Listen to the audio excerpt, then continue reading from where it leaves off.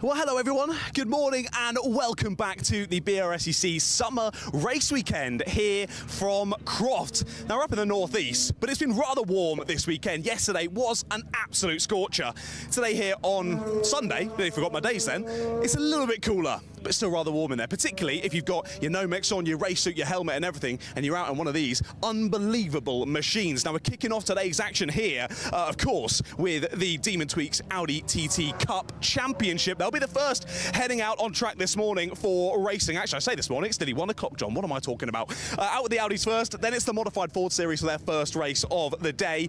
Then qualifying for our PBS Brakes Supersport Endurance Cup, as I'm about to get run over. Thank you, cameraman. And then we'll crack on once again with everything else once more. The TTs, then the Modified Fords, and then again for our 2-hour endurance race to finish off the day. Let's see if we can chat to a couple of drivers here in the Audi TTs. Let's head on down to this sort of side of the grid. A couple of drivers that we spoke to yesterday, of course, after race number 1, looking slightly less sweaty than they did when we spoke to them yesterday. Good morning, Mr. Stilp. How are you? Are you well rested after the evening? Yeah, you could say so. Yeah.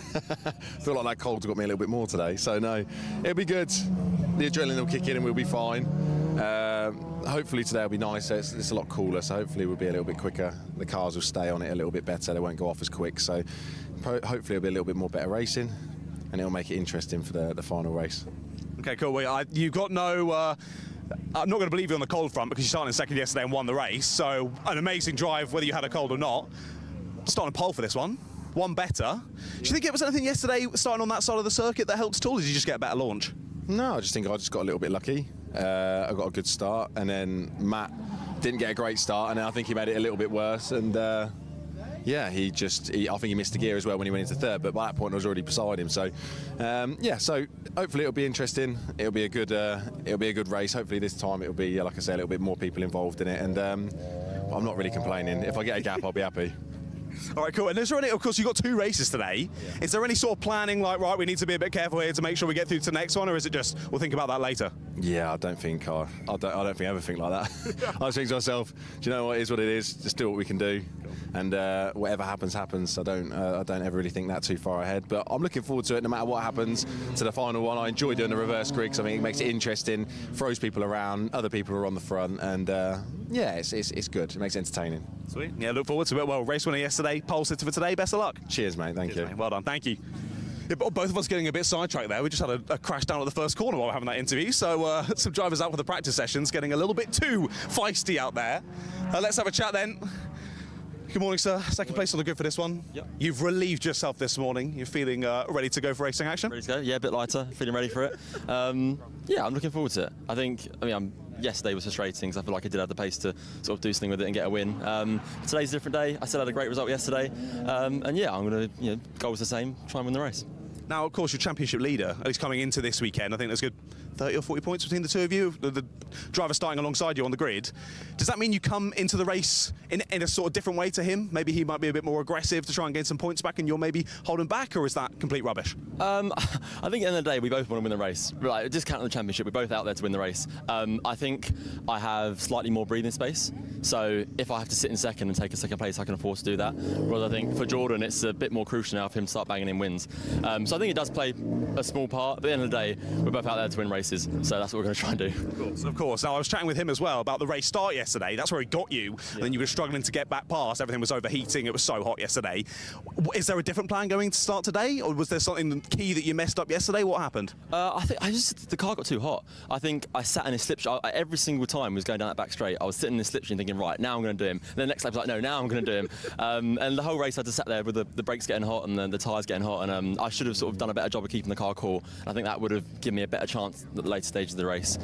So yeah, I think it's a lot cooler today. So hopefully don't run into those issues. But yeah, I think if I can keep the car cool and keep him under pressure, I'll stand a good chance. Okay, cool. Yeah, cooler, but still pretty toasty. How are you keeping yourself cool as well? Just drinking lots of water? Just lots of fluids, lots of water. Some of our mechanics got these, the blowing devices to keep the engine cool. So in between sessions, it comes in the face. Is that the official term for it? I think so. I think as a technicality, that's what it's actually called. But yeah, that's what we've been doing to keep cool. It's like you said, today's a little bit more milder. So yeah, no aircon on these things, no windows down. It's too slow with that. So yeah, no point in wasting power. No, not at all. Not especially when we're racing Jordan. Need all the power I can get. We look forward to seeing you two do battle again. Best of luck, mate. Cool, thank you very Cheers, much. thank you very much. Right, let's see if we can chat to Mr. Rogerson, third place on the grid. It was a good race yesterday. Did well. Moving that into today, same sort of thing. I've made a lot of changes overnight. Okay. To you or the machine? Both, really. I feel a lot better today. I was just heat-soaked yesterday. Yeah. That was just too hot. And I allowed it to get to me. I wasn't hydrating enough. Right. And to be honest, I don't think I drove enough. I looked at the lap times back and we just fell off a cliff, like massively. And they were just gone. And I was like, just sat in there and go, all right, I'll just sit here then, shall I? Yeah. So, like, you know, I've gone away tonight. I've got to think about a few things. We have made a few adjustments. Probably shouldn't have, but what have I got to lose? At the end of the day, you know, we're all, like Matt was just saying, we're all here to have a race and have a good time and have a win, basically. So, yeah, see what we can do in this one and get a good start and yeah, see what happens, eh? Sweet. Let's see what happens. It's a bit better, isn't it? A little bit cooler. Yeah, I mean, you got bloke on pole position has a bit of a cold. Bloke alongside, bloke on second place is feeling too hot. Oh, good. Maybe you could side through to the win. Yeah, happy days, yeah, good. Oh, bless George, bless Matt. Hope they're all right. It'll be fun, Cool. fun. Look forward to watching it. Good luck. Cheers, mate. Well done. Right, we'll see if we have time to chat to any other drivers. We'll talk to the gentleman on fourth place, Mr. Bud. Sorry, I'm going to have to force you to take your ears back out now to have a chat to me. Sorry, I'll make it nice and quick before you jump back in. How are you feeling ahead of this race? You feeling good? Talk us through the race from your perspective yesterday as well. The feedback was try harder. So yeah, we're going to take that on board today, mate, and give it a go. Get off the line and see what happens. It's very difficult to overtake around here in these cars, but yeah, I lost a few places off the start yesterday, and that wasn't ideal. So. Okay. All right, well, plan of attack then, have a bit of a better start today and then jump into it a bit quicker? Yeah, absolutely. I think it's just about, you know, trying to be consistent around here, and once you're in front, it's difficult to overtake. So if we can make those places up on the start, then we'll see what we can do. Okay, cool. So aggressive at the start then, we watch for you. Absolutely. Andy's my friend, but, you know, not on the track. So it's all right. Of course, no friends on the track. Best of luck, mate. Cheers. Thank you. Thank you very much.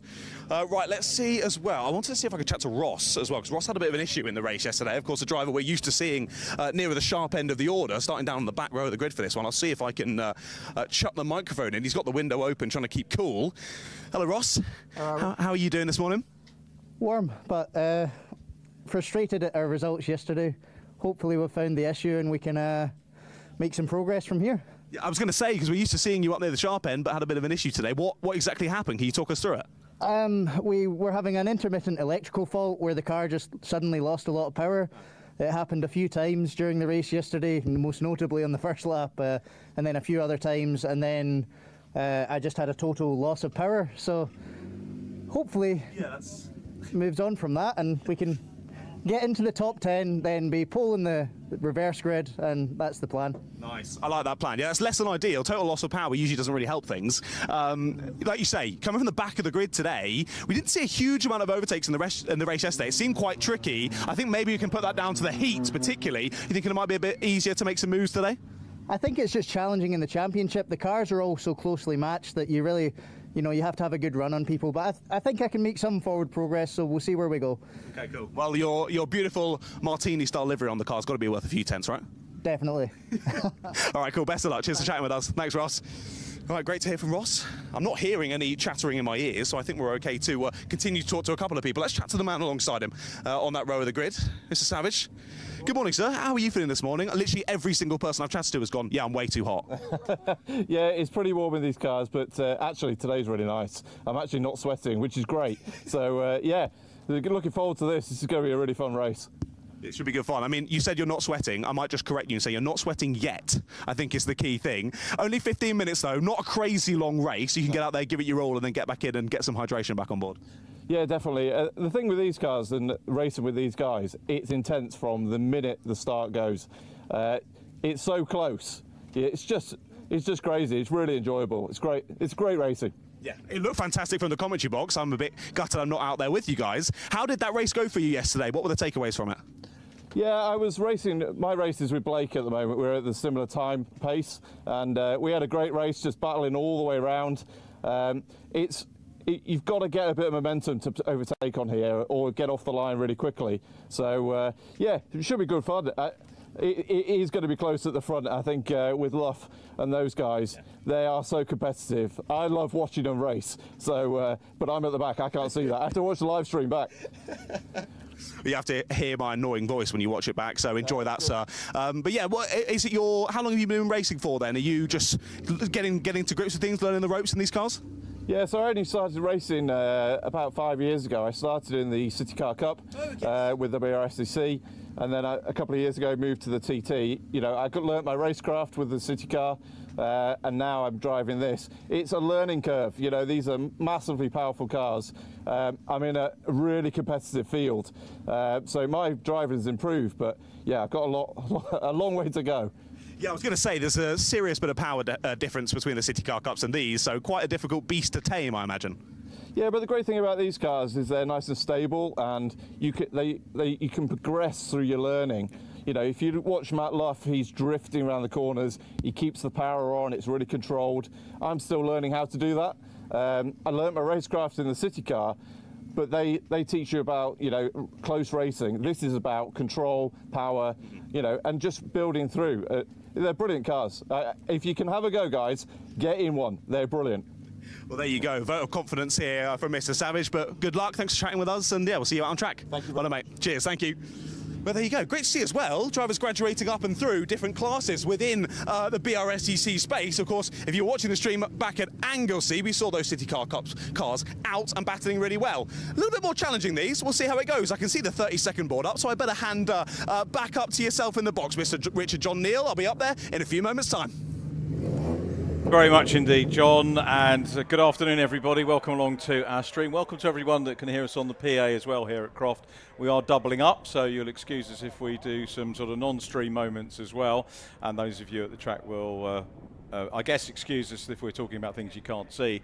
But it may fill you in on what's going on around on the circuit. But thanks to John Ratcliffe for opening up for us today and some good interviews. The second one, almost a carbon copy of one we did this morning, a pre-record, which you might see on the stream a little bit later on, when we have the PBS Endurance Championship.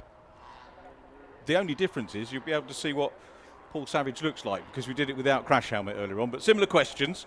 But obviously John wasn't to know that as the cars head out onto the track for the second of 3 races this weekend. Normally it is a triple header for the Audi TTs. Alton Park, by virtue of the way the race days are arranged, our race weekends are arranged, tends to be a one-day affair. So Alton Park was a 2-race meeting for them, and that was our second event of the season, which kicked off at Silverstone on the Grand Prix circuit and saw a brace of wins for the current championship leader, Matt Luff. Matt starts in P2 on this one, and you heard Paul Savage talking about Matt. We've got Jordan Stilp at the front end as well.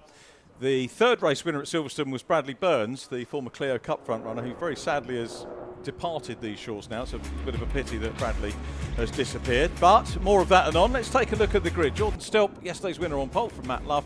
Andrew Rogerson completed yesterday's podium. He's next from Charlie Budd. Sam Meagher in 5th from Ryan Edgecombe. Then it's Paul Luty in 7th, and David Robb, fellow Scotsman there, completing row 4. Jonathan Williams, our Masters class winner yesterday. An interview with him hopefully coming up later on. He's 9th from Luke Jennings in 10th. Ian Dowler in 11th ahead of Patrick Booth. And then Sean Smith deputising for his daughter Ruby this weekend. James Blake, 14th on the grid from Paul Savage, the man we just heard from. Another driver we heard from as well is Ross Mackay. Ross having issues yesterday, which we heard about as well. Let's hope that those electrical gremlins are sorted for Ross Mackay. He was the top driver the first year. This is the 3rd season of Brscc Demon Tweak's Audi TT Cup racing. First year was a series, and Ross Mackay, had it been a championship, would have been the champion. He was the most prolific winner. Very modestly, when I spoke to him last year, said that, oh, I don't know about that, but take it from me, he was. There were other drivers that dipped in and out over the course of that particular year, but Ross Mackay was very, very quick indeed. And it'll be interesting to see, I'm guessing as well, for our spectators on the bank today, we'll be very keen to see how Ross does. He's in the 73 car lining up at the back, so issues yesterday, and it'll be worth following the progress of the Martini livery 73 car from the back of the field. We'll certainly try and do that for you on the course of the stream. We've got a number of the Martini livery cars actually on the circuit as well, but he'll be the one that will be trying to work his way through the order. 2 separate classes. We've got the class for the slightly more mature drivers, the Masters class, that, as I said, led by Jonathan Williams, who took, goodness knows how many wins he's had so far this year. I did try and count up yesterday. He's won at every event bar Snetterton. And he's 1, 2, 3, 4, 5, 6, 7, 8. So it was his 8th win yesterday, looking for win number 9 in the Masters class. And it was nice to catch up with him in the paddock a little bit earlier on. Green flag is there at the back of the field, and it is Jordan Stilp who is on the front row of the grid. Left of shot as we look at them. Matt Luff is alongside, slightly further back on the staggered grid. And we wait to see for lights to go out and see how they get away, whether it's going to be a good start for Jordan Stilp. It is a good start for Stilp, who comes right the way to the outside line. Andrew Rogerson makes a good start from third, and he's jockeying with the lead. Trying to look at the inside is Rogerson. Has he got the momentum to do it? Well, someone who has round the outside goes Matt Luff, who read the battle between 1 and 2 very well indeed. Off on the dirt goes Charlie Budd through the gravel at Clervaux. Will he keep it in? And, well, Charlie Budd probably waving goodbye to the chance of a podium. But it is, after all that, Jordan Stilp who comes through in lead position. Matt Luff did make a good start as they go up towards Tower for the first time. So already a couple of lead swaps. It won't show on the lap charts as they come into Tower for the first time.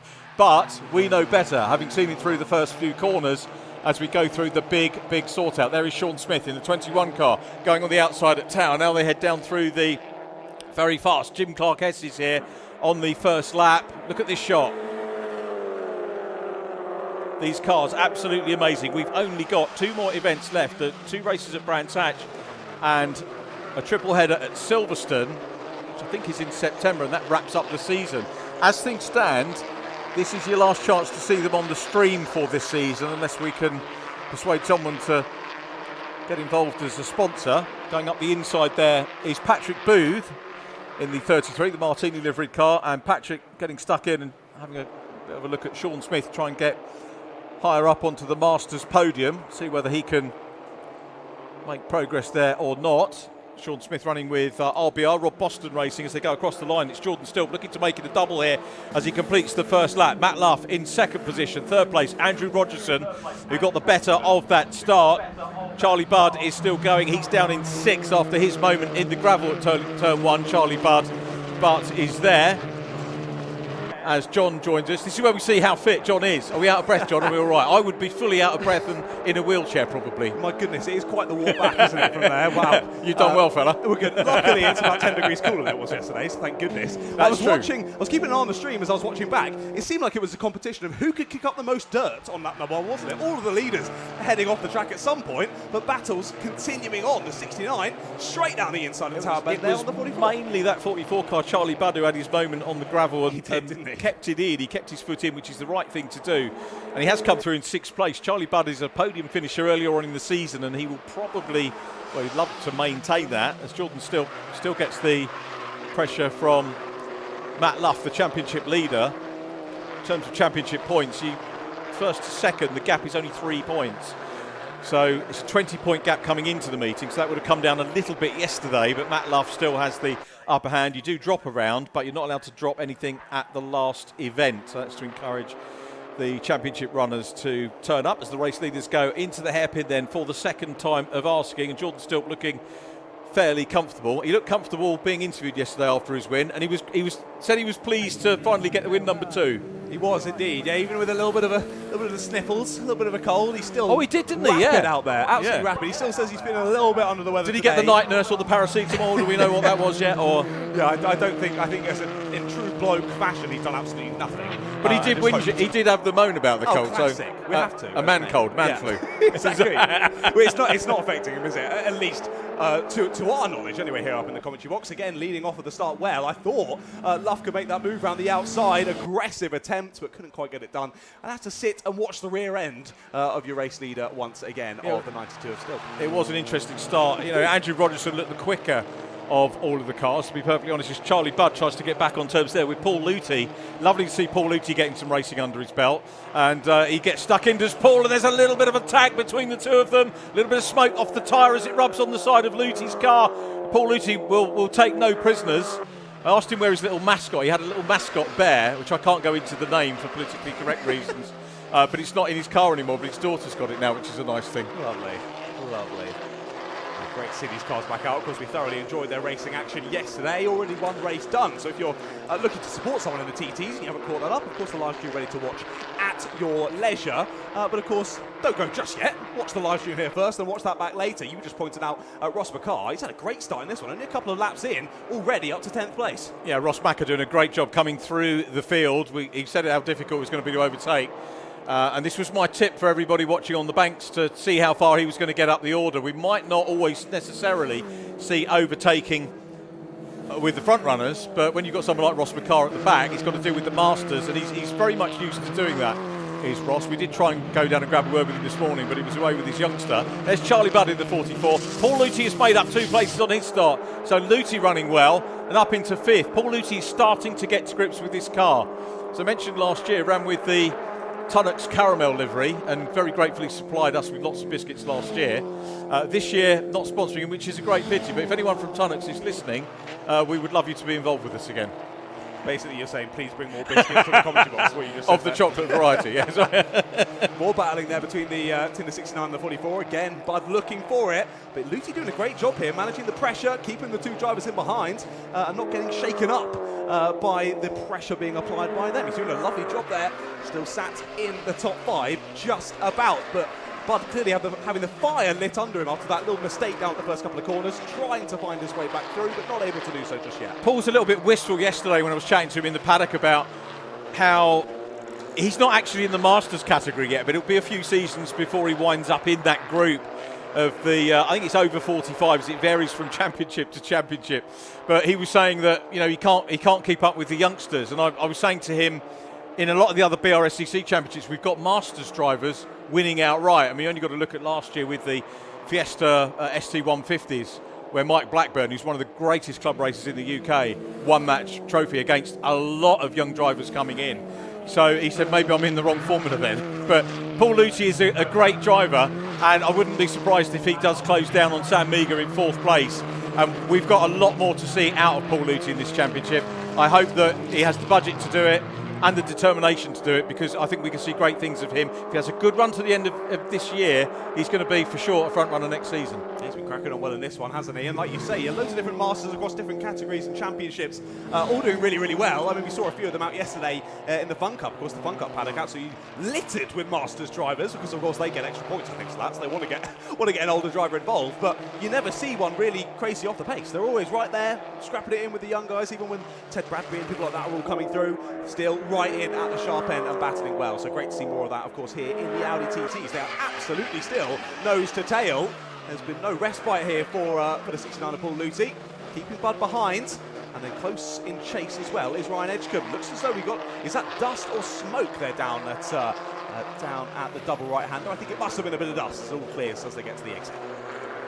Yeah, so Paul Luthi trying to get away from Charlie Budd at the moment. Charlie, of course, a very well-known mini racing family over the years, done a little bit of Legends cars recently. I think there's a young Bud coming up through karting as well, and I can't remember if that's Charlie or his brother's son. So need to have probably done my research correctly on that one. But the Budd family will be racing for a good few years to come. So by the time you're my age, they will have their sons as well, as we go side by side here. Look at this battle that we've got going on, very much on for the lead, as Matt Luff trying to deal with Jordan Stilp as they go down into Clervaux, now out through Hawthorns. Little mistake there for the 72 of Matt Luff, just kicks up a little bit of dirt, but Jordan Stilp under pressure here, and this is what we want to see.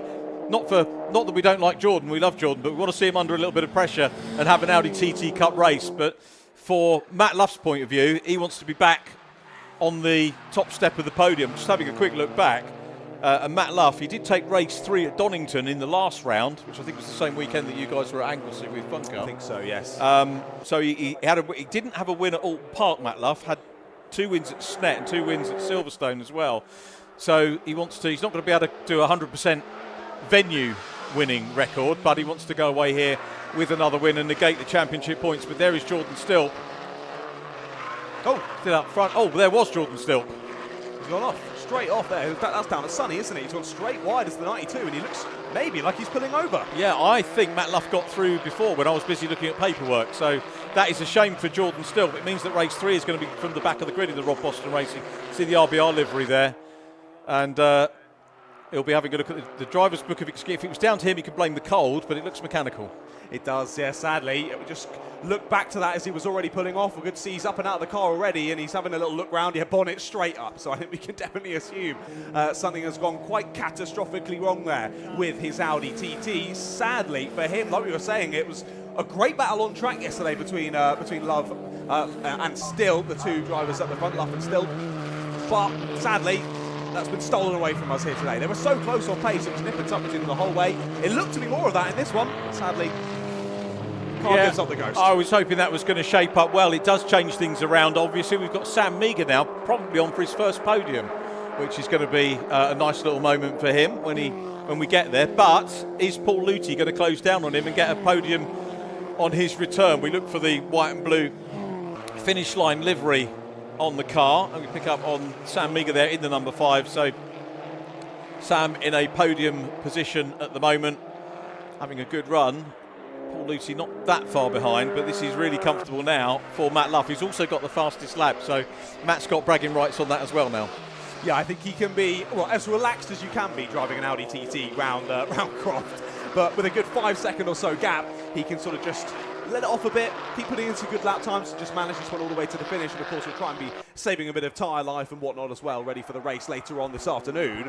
But a bit of a shame for Luthi, like you were saying, they're in 4th place now, only 1 position off of the podium. But they'd spent so long, Luthi has spent so long thinking about Bud and Edge coming behind, as Bud was continuously trying to re-attack him and retake the place, that now they've lost that bit of time to Meagher and Rogerton ahead.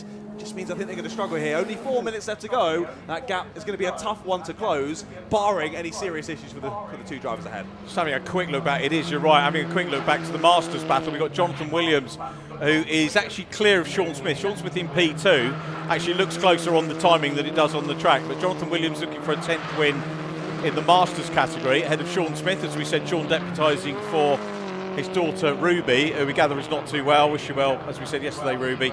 Look forward to seeing you back on track either at Brands or Silverstone for our last 2 rounds. The Masters podium at the moment, Jonathan Williams, Sean Smith second, and a little bit of a gap back to Patrick Booth. In between Sean Smith and Patrick Booth, we've got Luke Jennings and David Robb. Only other drivers I've not name-checked, James Blake and Ian Dowler. So we're giving everybody a little bit of a shout-out at some point now as Charlie Budd gets stuck in on the outside run, having a look at Paul Luthi, and this is going to preclude Paul from moving forward because he's got to use his mirrors now and be aware of where Charlie Budd is. And Charlie is a handy little racer. Look at this, side-by-side in the Audi TT Cup Championship Shield Trophy. Well, a position has changed, but sadly it's Bud losing a place. Through goes Edgecombe then. We tried that inside line down at Tower, it didn't work. He tried the outside line, it nearly worked there, but side by side through the S is always a challenging one. Bud was the one that lost the momentum, and up and under when Edgecombe stole that position. It's my Eddie Waring up and under again. You're going to have to Google Eddie Waring. I'll have to. Rob Lewis knows Eddie Waring, don't you? Yeah, he does, yeah, just about. He said, yeah, nobody's quite my age in here. But a big thank you for John to bring the up and under phrase back to me anyway. It goes back a long while. So Matt Luff, 2 minutes 25 to go. Matt Luff is the leader. Andrew Rogerson up on the podium again, as strong. With 7 seconds down though, he won't be pleased about that, but he'll be happy about P2. Sam Meagher third, Paul Luthi in fourth. Ryan Edgecombe now the driver trying to close down on him. And there is Charlie Budd, who went for that outside line. Faint heart never kissed a pig, did it? He had to have a go around the outside, but it left the door open for that man, Ryan Edgecombe, to go through in the 4-5-4 car. Just having a look, Ryan probably on for one of his best finishes of the season as well. Wasn't with us at Donington Park. Prior to that, a brace of 6 places, straddling the meetings at Alton Park and Snetterton. As Luthi comes under pressure from Ryan Edgecombe round the outside. Side by side they go. Who is going to come out in front? Edgecombe really doing what Charlie Budd did earlier on, and it could leave the door open for Budd, but Edgecombe has just got ahead and takes the place and achieves what Charlie Budd couldn't quite finish. So Edgecombe very definitely underlining his best result of the season, shy of the podium, which is a pity. Shame he's not in the Masters, because we could have grabbed a word with him. But he's Edgecombe up to 4th place. Paul Luthi will be a little bit disappointed, but again showing much better than he did last time. Remember, he had an engine failure after qualification last time. We saw him making the long journey down from Scotland to Snetterton, and at least getting 2 decent finishes, as it would look at the moment. There is Luthi in the 69, the former MG driver. And here he goes, Paul Luthi making a move back on Ryan Edgecombe. Dives down the inside as they go. Beautifully executed manoeuvre by Paul Luthi, but Ryan Edgecombe is hanging on to the outside line, and Ryan to the outside there, converts to the inside as they go down into Clervaux and gets the position back. Great bit of racing from the Audi TTs, and Edgecombe read that superbly. So did Paul Luthi going in, and Luthi's trying around the outside now to get the position back, and he might get the inside run out of Hawthorns and into the chicane. He's done it. Brilliant stuff for Paul Luthi. Charlie Budd has to straight line the chicane. He wanted a bit of that action as well. They might have to visit the clerk of the course to sort that out, particularly maybe as far as Charlie Budd's concerned. Nothing untoward necessarily about Charlie Budd. He wanted to take the straight line to avoid any unnecessary contact, but as the man starting behind, he might have to cede the place back, and that might happen in the results, but very good determined racing from him. He was reading that very well indeed. But it's Matt Luff still out front. The clock is down. We're on the last lap of the Audi TT Cup Championship race, the second race. And then we've got another one coming up a little bit later on. But we look out of the commentary box window. The battle continuing for Paul Luthi in fourth place. But here is our race leader, and it is Matt Luff, who is going to feel a little bit cheated that he didn't have a proper long race with Jordan Stilp, who started on pole. But he'll take any win that he can get, and the fact that he's got bragging rights with that fastest lap. Checkered flag ready, down across the line. It is the win for Matt Luff. Wins again in Audi TT Cup. Andrew Rogerson will take second position in the 13 car, a few seconds back. Sam Meager brings one of the Martini cars home in fifth place. Talking Martini, let's have a quick look. Ross Mackay got up into the top 10. That's as far as he could get. Paul Luthi confirmed in fourth, Charlie Budd fifth, and then Ryan Edgecombe sixth from Jonathan Williams. Sean Smith in eighth place. David Robb next up from Ross Mackay. Then it was Patrick Booth. Luke Jennings 12th from Ian Dowler. James Blake, Paul Savage, and sadly non-finish for Jordan Stilp.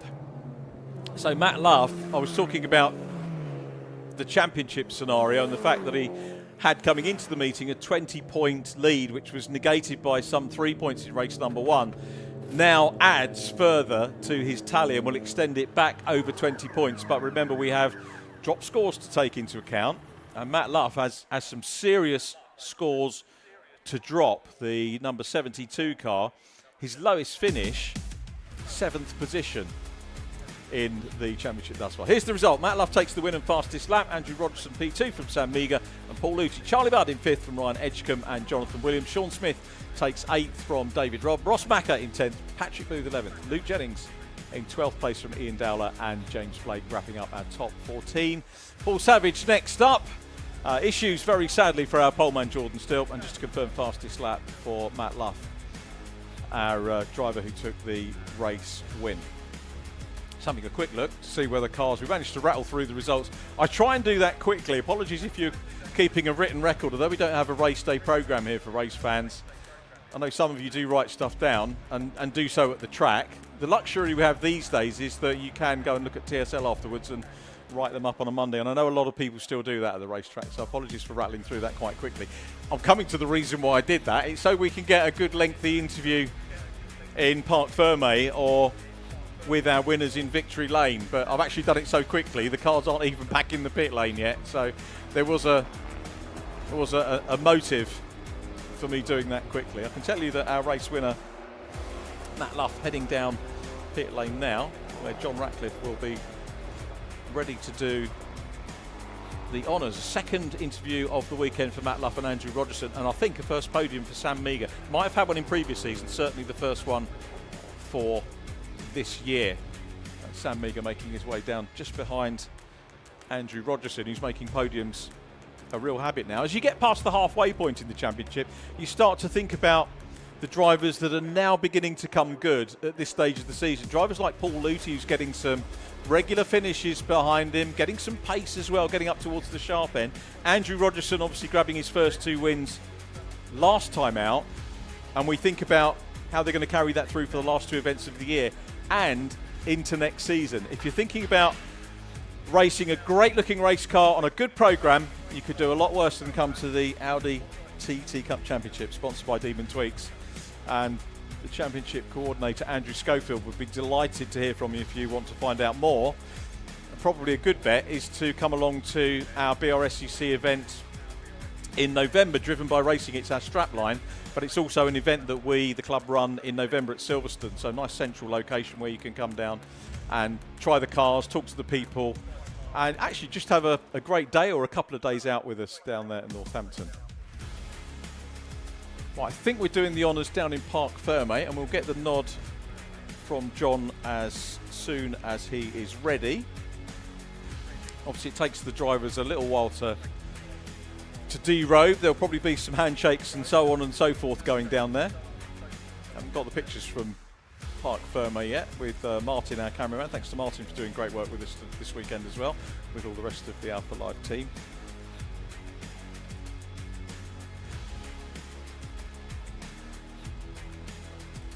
Right, I gather we're ready, so I'm going to hand over to John down there in Parc Ferme. Lovely, thank you very much, Richard. Yeah, you joined me down here in Parc Ferme. Car's rather warm. I think driver's rather warm as well. Let's see if we can have a chat to a few of them. I've seen your race winner headed over here to come and chat with his team and family members and whatnot. Let's come and grab him. Matt, I spoke to you before the race. Looks like everything went to plan. A win and a fastest lap. Doesn't go much better than that. Yeah, no, I'm really happy. I mean, it started very similar to yesterday's race, sort of in behind Jordan, just trying to work out where he was weak. But yeah, again, the car started getting a bit hot, but I think I was doing a better job this time of keeping it cool because I feel like I was a bit closer. I had a few more stabs at it. And then somewhere at the back, I think he just lost power and it's cut out. It's such a shame. But yeah, I mean, it's a nice finish, fastest lap. Like I said, I can't really complain. Yeah, I've just got on my notes, Stilp car go bang. Did you see anything untoward, or did it just stop? A bang. It was like a puff of smoke, and I saw it drop him back. At first, I thought it might be a misgear, but it kept going. I was like, okay, yeah, he's got a problem. So I just went around the outside, took the lead. Yeah, it's like I said, it's unfortunate for him. Would never want to win a race like that, but you know, yeah, it's the way it goes. So yeah, I'm happy with the result. Yeah, it's what it is. These things happen. My last question, first lap, you went a little bit wide down there. Everything was a bit aggressive. Everyone was everywhere. What happened? So I think I got the jump on Jordan into the first corner. And we side by side. I felt a tap. Then I was sort of level peggings with Rogerson going into the chicane. And I just thought it's best to sort of save the car and save the accident and just go straight on. So yeah, I mean, I don't know what the judicials will say, but yeah, I mean, I'm really happy that panned out. So yeah, nice. Well done, another win. Well done. Best of luck, Yater. There you go. Then you're winning race number 2. Had a good chat with him. I think this is my man for second place, Andrew. So, second place for this one better yet again. And sadly, one of the drivers ahead of you conking out, losing him, but seemed like a relatively simple race again from you. Yeah, gutted for Jordan, obviously. You know, the idea is to race people. I mean, we got an awesome start. We actually got to the inside of Matt through here, and he took to the escape. At the end of the day, it's lap 1. You do, but once we'd done that, I just fell back that little bit, and then there was oil all around the back. Right. And I had a massive moment. I must have hit the oil and them lot didn't. I don't really know. And I was nearly in the barrier, kept it out of it, and I just thought, do you know what, Matt's gone now. Just sit here and, yeah, obviously reverse grid now, so I'll start ahead of Matt, but behind a few other competitors. So let's just hope we can keep Matt at bay and get through the field. Unfortunately, I'm gutted for Jordan. I've just heard his cam belt snap, so that potentially that's game over for him. I love racing these boys. Like they're fast. They keep you on your toes. Yeah, just gutted. We had more pace today, a lot more pace. The car was so much better.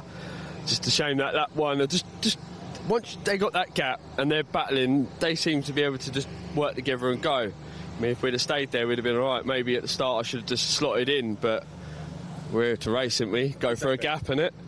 Exactly that. Now, it's great to see as well Great, Sam Meager, awesome third place, yeah. I was just going to say, it's lovely to see the camaraderie between all of you. Of course, some drivers might go, oh yes, one of my competitors is out, but you're like, no, I wanted to race him, come on. All day long, like, when I see the big crash at Donington the other week, it was like, oh, like, this is bad sort of thing.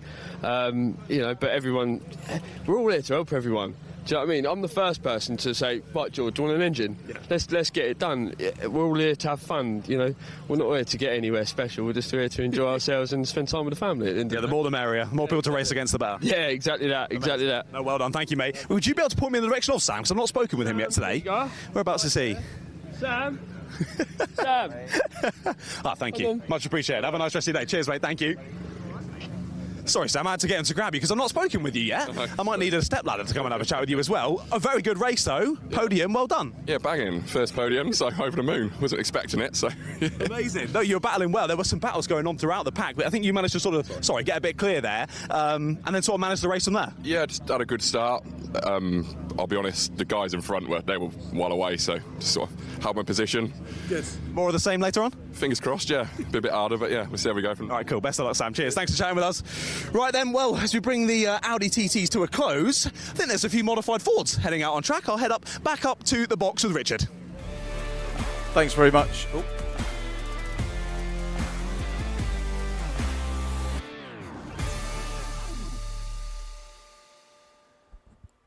Yeah, premature thanks very much, John, from me there. I forgot about the promo, which we have, but delight to be joined by Rob Lewis. Good to see you, Rob. How are we doing, Richard? I'm very well, thank you. Hot-footed over from duties at Alton Park yesterday. And I asked you earlier on, where's your car? Because you're part and parcel of modified Fords. But no, it's a bit much, isn't it, to be on duty, sort of preparing a car, doing one meeting, coming over here, and so on and so forth. It was a bit much, but I still wanted to show my hand for the modified Ford, so I've come up here today and finally been allowed to jump into the commentary box and tell everyone how great this series is. All sorts of cars going out on the circuit now, headed up by that beautiful AU Falcon of Andy Robinson. I can't wait for this one. You're a bit of a fan of those, aren't you? Just a bit. Here's the grid, here's how they line up. We'll talk about classes and everything else later on, but Andy Robinson on pole. James Allen lines up second from Kevin White and Paul Neville. David Guthrie next from Ian Blackley. Ben Purnell 7th, and Scott Tolland completing our top 8.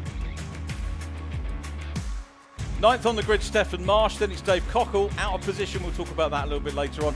Chris Harrison and Alistair McMillan next up from Lucas Dryden and Steve Primmett. Then it's Dave Barrett and Leslie Chapelhouse wrapping up our top 16. The grid completed by Piers Warwick in his Mark 1 Escort. Lots of different classes to mention. I think podium-wise, as you've seen, because we have quite a quick turnaround between races, we're not going to be able to interview the winners of, I think we've got 5 classes present, so we'll probably do top 3 down in Parc Ferme. But no, you're the guy that knows all about this. Few surprises, or at least one big surprise from qualifying. Dave Cockhill is not at the front where he usually is. I spoke to him this morning. He had a bulkhead fitting fail on his power steering going through the chicane on the first lap of qualifying, and unfortunately, when you've got power steering in these cars, they've got massive slicks on them, and that is James Allen he's got a rear wheel that's locked up. He's in the pit lane. That's our front row starter, James Allen. He's had a failure on the rear left. That's real hard lines, isn't it, for James? So much work goes into these. That is gutting. He was so looking forward to this. Is that a suspension collapse or something? But the rear left wheel was completely locked up as he came into the pit lane, like something had failed. Luckily enough, they're right below our commentary box. So unfortunately, we do lose James Allen from the front row. Such a shame. Yeah, that's a big pity. The car we were expecting James to run. Always grab an interview with him at some point, because he's always on the podium, but not today, sadly. Doesn't look that way, but there's always race 2 to come, so his team are frantically scrabbling down with the air bottle. They have got air jacks equipped on this car, so they can get it up into the air. Hopefully, if our cameraman can get down there quick enough as well, they can film what's going on. But as you can see on screen, it's Andy Robinson's front row on his own, with Paul Neville, who's got some clear air in front of him, and a really impressive qualifying as well from Kevin White in that. It's down on the list as a Fiesta ST 150. If it's Class A, it's turbocharged, so it's definitely at the top end of the power to weight on that.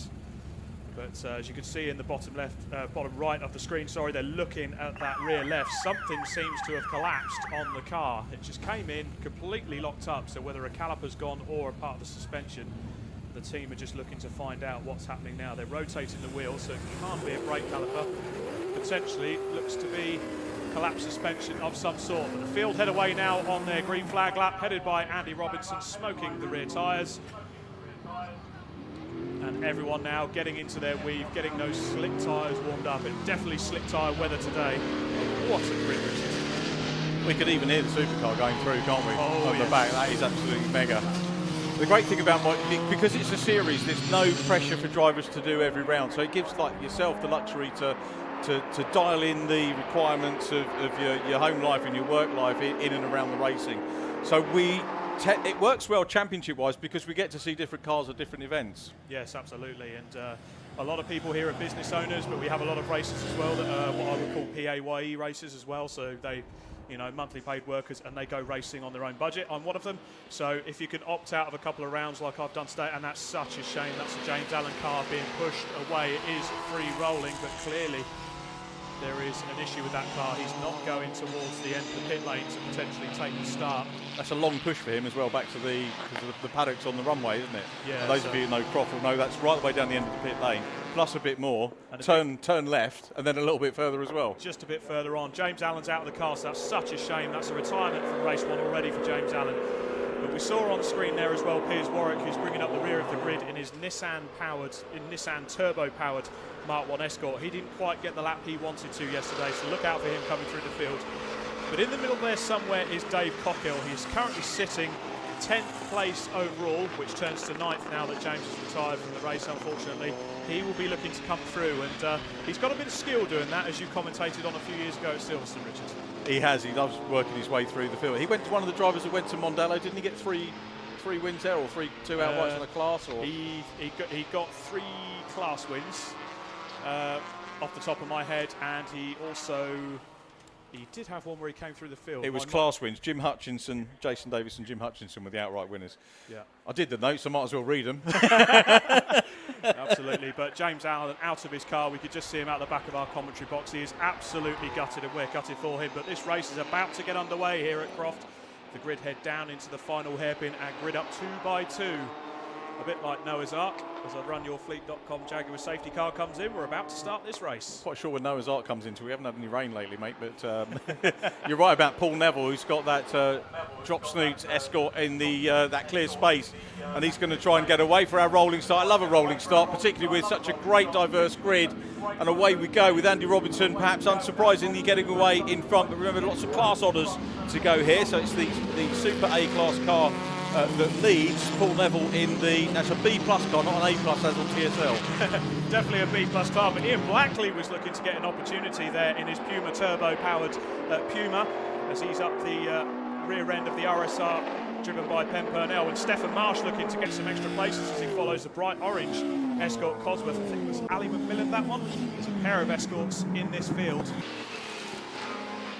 But lots of individual battle pats going on up and down the grid, and there is our man we're looking for, number 95, Dave Cockhill, as he looks to make a move through the grid, and he gets past his first victim, which is the Fiesta ST150. I think, is that Kevin White? I think it is, yeah. I was chatting to Dave Cockhill on Friday night, and he was saying that he was really not keen on doing too many events this year. Went out to Mondello, probably against his better judgment, and then had the 3 class wins, because he said what I was going to do was maybe look at doing a bit more development of the car over the course of the year. Yeah.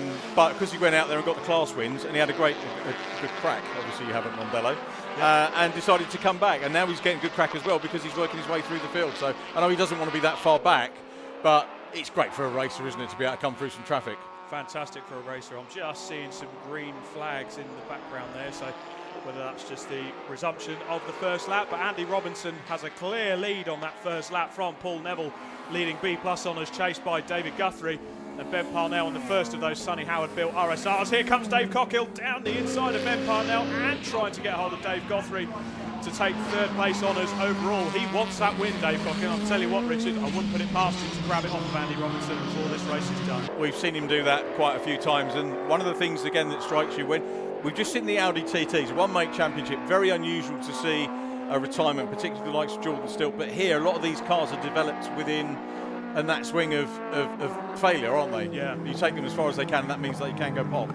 Unfortunately, talking of failures, it does look like one of the RSRs has dropped off. That's Ben Parnell, who saw going slow just down the back straight before Tower.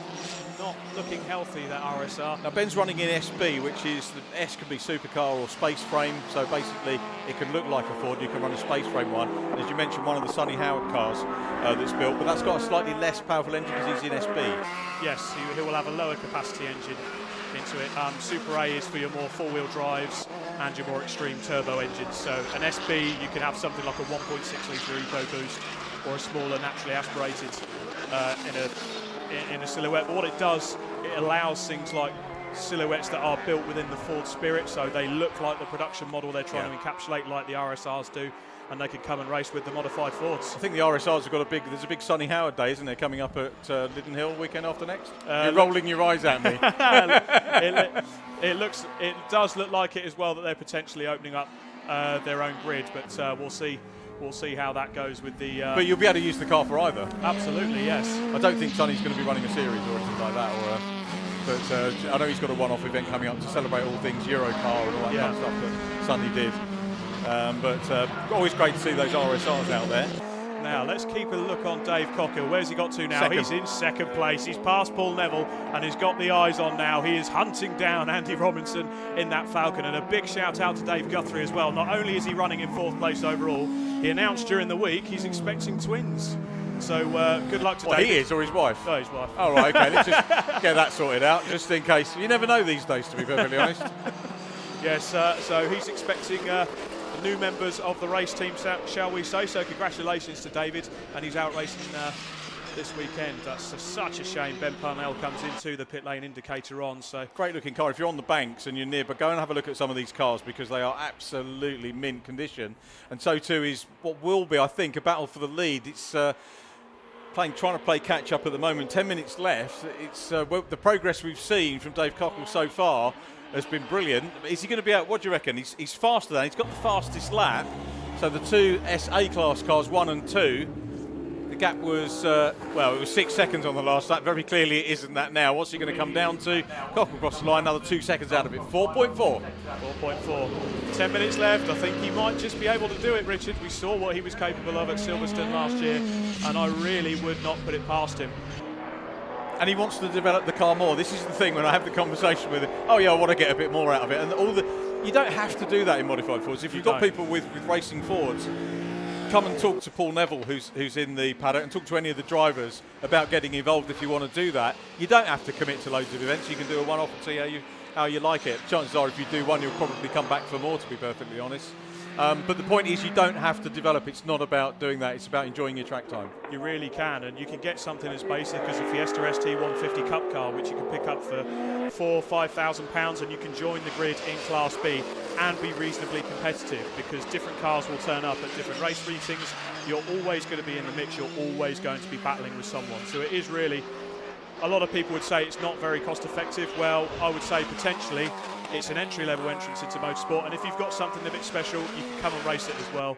And we give a bit of racing room. We race hard, but we race fair in the modified Fords. And I think hopefully we'll see racing fair in a few minutes. Now, where is the challenge going to come? Remember the gap on the last lap, 4.42 seconds. Again, it's coming down. And Dave Cockhill, if it comes down to 2, we could be battling at the end of the next lap. Across the line goes the supercar. Across the line goes Dave Cockhill. And let's have a look as the timing screen updates. Or does it? No, it doesn't quick enough for me. Signal's dropping a little bit, which is not too good. But the gap is coming down and closing up now as they go through Hawthorne, the race leaders. There is Dave Cockhill, the chaser, on screen. 1.7 now we've updated with TSL, so the gap has come down a little bit more. I said maybe by the end of this lap. It's going to be before the end of this lap we get the challenge. They go up towards Tower. I think so. Look at the gap he's pushed on Andy Robinson down into Tower. Dave Cockhill is on it. I think the move is going to come into the final hairpin on the end of this lap. I'm counting on it. And this is where I, as the commentator, get to start making excuses for the supercar, which is going to be more of a handful. Definitely, with about 600-700 horsepower under the foot of Andy Robinson. That car is incidentally an ex-Paul wheel car. No way. That races in the Dick Johnson colours. He's got several of them. He's got another car, similar AU spec Falcon, that he brought over from Australia. That's in the Craig Lowndes green-eyed monster colours as well. He really is a purist. He loves these V8 supercars. Has he let you have a test for your podcast yet? No, not yet. Here we go.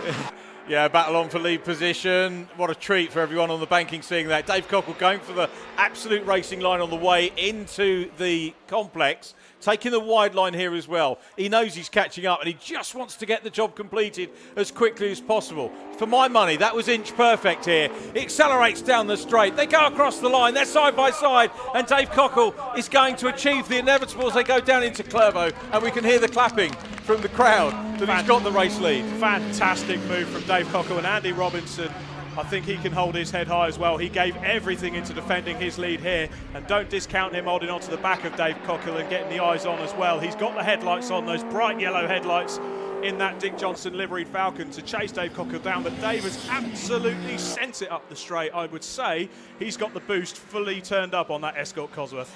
He has. That is running so well, and isn't it great to put the problems of qualifying behind you and get out there and have a race. We could probably have a chance to catch up with some of the other class leaders at the moment. Paul Neville is leading a B+, I only said A+, but class B+. Then we have Kevin White leading his class as well. Stefan Marsh is the next class leader. Managed to grab a quick chat with Steph on camera. Hopefully we'll get a chance to see that in one of our breaks a little bit later on. But Steph is there in 8th place, leading Class A. And doing very well, considering the fact he has never raced at Croft before. And he was saying that, yeah. Yeah, and his compadre Nick, it's his birthday today, so unfortunately he's not up here upholding the Club Racing UK honours. He's hiking on a mountain somewhere. Why would you want to do that and not come to a beautiful race day at Croft? But well, you always say about mountains, you do it because they're there, and you can. Yeah, exactly. But Steph trying to hold on to the back of the beautiful orange Escort Cosworth. Let's have a check in on the lead for Dave Cockhill. Comes across the line. The other class leader, if I can just drop in there, is Steve Primmett, who looks like he's on his way to another Class C win. He's only got Dave Barrett for company, but I say only. Dave Barrett's been a prolific driver in this series as well and taking class wins too. A prolific winner, and I would say one of the most successful class winners in Class C with that car.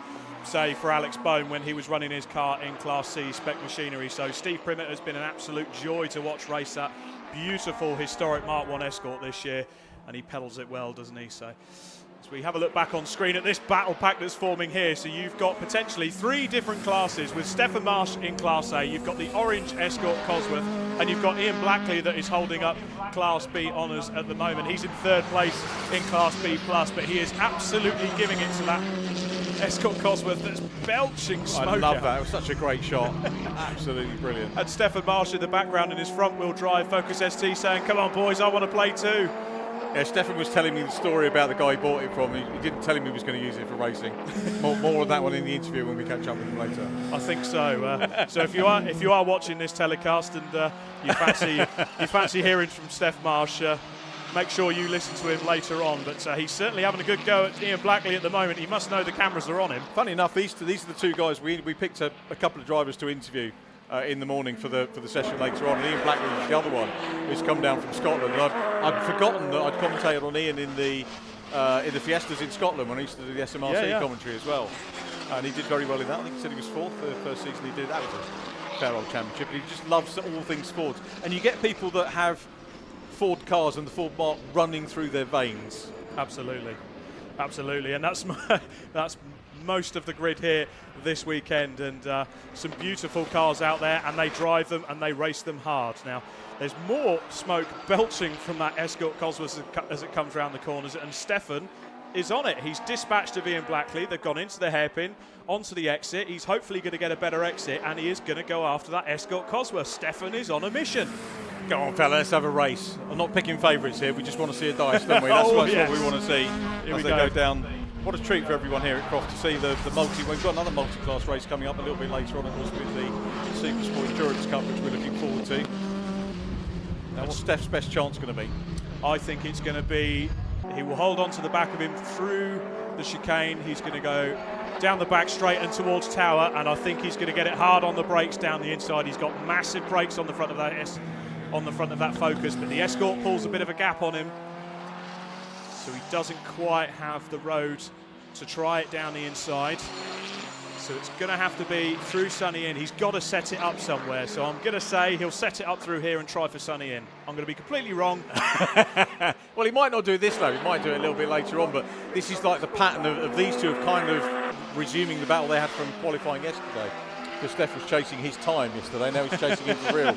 Now he really is chasing it for real. And the smoke's still belching from that Escort Cosworth. I'm kind of wondering if the turbo's got an issue on it or it's not picking up the power in some places. But Stefan nearly into the rear seats of that Escort Cosworth as they went through Sunny in and through Sunny out. We did have to get Stefan to tidy up the awning though, and you probably know. If you have a look at Club Racing UK socials, you may find out. But if you have a look at Club Racing UK socials, you may find out. But amusing when I first saw that appear on Friday, I must say. But he's still keeping on going. He's on the back. He's not going to give up the fight here, is Stefan. Scott Tolan is holding him off, but how long can he hold him off for? And now we've got traffic coming into the occasion as well. Can Steph use this to his advantage? Nice driving by the car. There's a Chapel House, is it, in the Mark 6 Fiesta? Yeah. Yeah, good driving. He's enjoying his race. With a familiar tiger stripes on it, you'll see adorns of many Ford race cars. Yep. How are we doing on the time? Well, we've got a minute to go. So where are the race leaders? Trying to clock whether we're on the last lap or not, or whether we are going to get another one. I think we might squeeze another one out of this because Dave Cockle's heading up towards Sunny at the moment, so he's going to cross the line before the clock ticks down. So this is the penultimate lap of the race. And you know he's only pulled a 4.5 second gap to Andy Robinson. So Andy Robinson has kept him honest. Third place overall is Paul Neville and leading Class B+. White in fourth place in the B class car. Once again, I think TSL has let us down in the qualifying times there, so that is a Class B Ford Fiesta ST150. David Guthrie in fifth place in his EcoBoost powered car. Scott Tolan in the orange Escort, you can see on screen there, and Stefan Marsh hotly pursuing him in the Class A car on the way to a win. And Ian Blackley in the Ford Puma just hiding in the background to round out our top 8. Yeah, with the gap, as you say, 4.5 seconds, I'm wondering whether there's an element of Dave just sort of backing off, and you don't want to be a car breaker in race 1, you want to enjoy race 2. There's a race to come later on. There's quite a short turnaround, and he's going to be conserving the temperatures. The one thing we haven't mentioned so far today is the heat. A lot of these higher turbo-powered cars will be looking at the charge temperatures. They'll be looking at the coolant and oil temperatures and just managing it as best as they can. And the worst thing you want to do is follow another car nice and closely like Stefan Marsh is on the back of Scott Tolan. I think he's doing Morse code on the back of the bumper. Yeah, still having a good battle, those two. And that is for 6th, 7th position on track. Dave Cockle carries on his last tour. Again, a little puff of brake smoke out of Scott Tolan's car as he comes down into the complex once again. And Steph not quite close enough, and you can see he's nearly close enough. Yeah, I think he locked a bit of a break there, did Steph?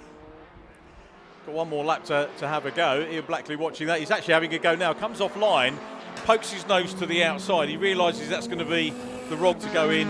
He's going to make a move, dive down the inside at Clervaux. Can't quite do that, but he's certainly worrying him, isn't he? He's there, and if a driver knows you there, that's half the problem. Meanwhile, about 2/3 of a lap ahead, coming round the hairpin for the last time, it is Dave Cockle. You said he was going to be the one to watch you. We're right. He's a champion, absolute champion's drive from Dave Cockle. Our hats off to you, sir, as Dave Cockle crosses the line and takes the first race of the modified Fords this weekend. But don't take any credit off of Andy Robinson. He's driven a superb race as well. He just couldn't quite hold off Dave Cockle in the end. He takes second. And Paul Neville, I think, when he comes round eventually, is going to round out our top 3, albeit such dominance are these cars. I think there is about a 30-second gap the last time we checked to Paul Neville as he comes round into the complex. A brilliant multi-class race, a good old-fashioned classic modified Ford race, that. Fantastic. I think the podium will be top 3. We're not going to have a chance to go through... actually, we might have a chance to go through a few more drivers, so I'm not sure if John can pick up what we're saying, but he's got the opportunity because we're going into the PBS Brakes Supersport Endurance Cup qualifying, which we're not going to cover because it's not a race per se. We're going to cover their race a little bit later on. It might give us a chance to talk to a few more people in the winner's circle, as it were. So, John, if you are listening, take as much time as you'd like to chat to some of the drivers and find out a little bit more about the machinery. Now let's check across the line as Scott Tolan just holds off Stefan Marsh as well. That was a fantastic race there, boys. Yes, Richard, it would be great stories up and down the grid, especially. It'd be good to hear from Scott and from Stefan, because I think Scott will be a lot more sweaty and hot than Stefan is, that's for sure, having to hold him off. Here's the result. Dave Cockle takes the win from Andy Robinson and Paul Neville. Kevin White in 4th from Dave Guthrie. Scott Tolan just getting the better of Stefan Marsh from Ian Blackley. Chris Harrison is in 9th from Lucas Stryden. Steve Primmett is next up, and following Steve Primmett, it was the, losing it on the screen, it was the 84 car next up. That is Alistair McMillan. Following them, it was Dave Barrett. Following Dave in the 49 car, Piers Warwick. And then the 362 car, Leslie Chapelhow, we saw him being passed earlier on. A couple of incidents there, very sadly, during the race. Mechanical failure for Ben Purnell and also James Allen, who didn't make it off the start. But we've got more action from the Modified Ford Series a little bit later on, so looking forward to it. Yeah, always good fun, isn't it? So thanks very much, mate, for joining us there. I'm hoping we'll get the correct tee for John down in Parc Fermé as soon as the cars make it round. And again, and I guess the thing, the plot that I lost on the first one is that it's a long slowing down lap. Snetterton always catches me out because the drivers go around halfway, don't they, and then come back in. So you think they're going to do a full 3 miles, and then they don't. They actually come back in quite quickly. That's why I was rattling through the result. Dave Cockrell looks pretty cool actually in the car. He doesn't look like he's been in a workout at all, does he? I don't think he does, but it's been a brilliant multi-class race. I thoroughly enjoyed doing that with you, Richard, and I'm looking forward to coming back a bit later for a bit more of the same. Before we get to John, quick question. If I wrote you a check out and said you can have any one of the cars on this grid today, which one would you have? You know exactly what one I would have. It was the one that finished it. It'd be the Falcon every day on the week. They say there's no such thing as a silly question, but that wasn't it? All right, apart from that one. Apart from that one, you would have to settle for that beautiful Dave Cockrell Escort Cosworth. That has got pedigree, that has raced on the British circuits for 20 plus years, and Dave pedals it so well. He is a brilliant driver, as we saw last year at Silverstone, as we have seen in race 1 here today. Let's see if any more surprises can spring up later on in the day. Can James Allen do the same in race 2 if they get that car repaired and back out, go from the back to the front? One thing we know is that if necessary, all the other teams are going to pitch in and try and get that sorted out. Well, the news 100%. is that we have got... Thanks again, mate. The good news is we've got John down in pit lane, or victory lane, so he'll have a chat with their winners. Down to John Ratcliffe.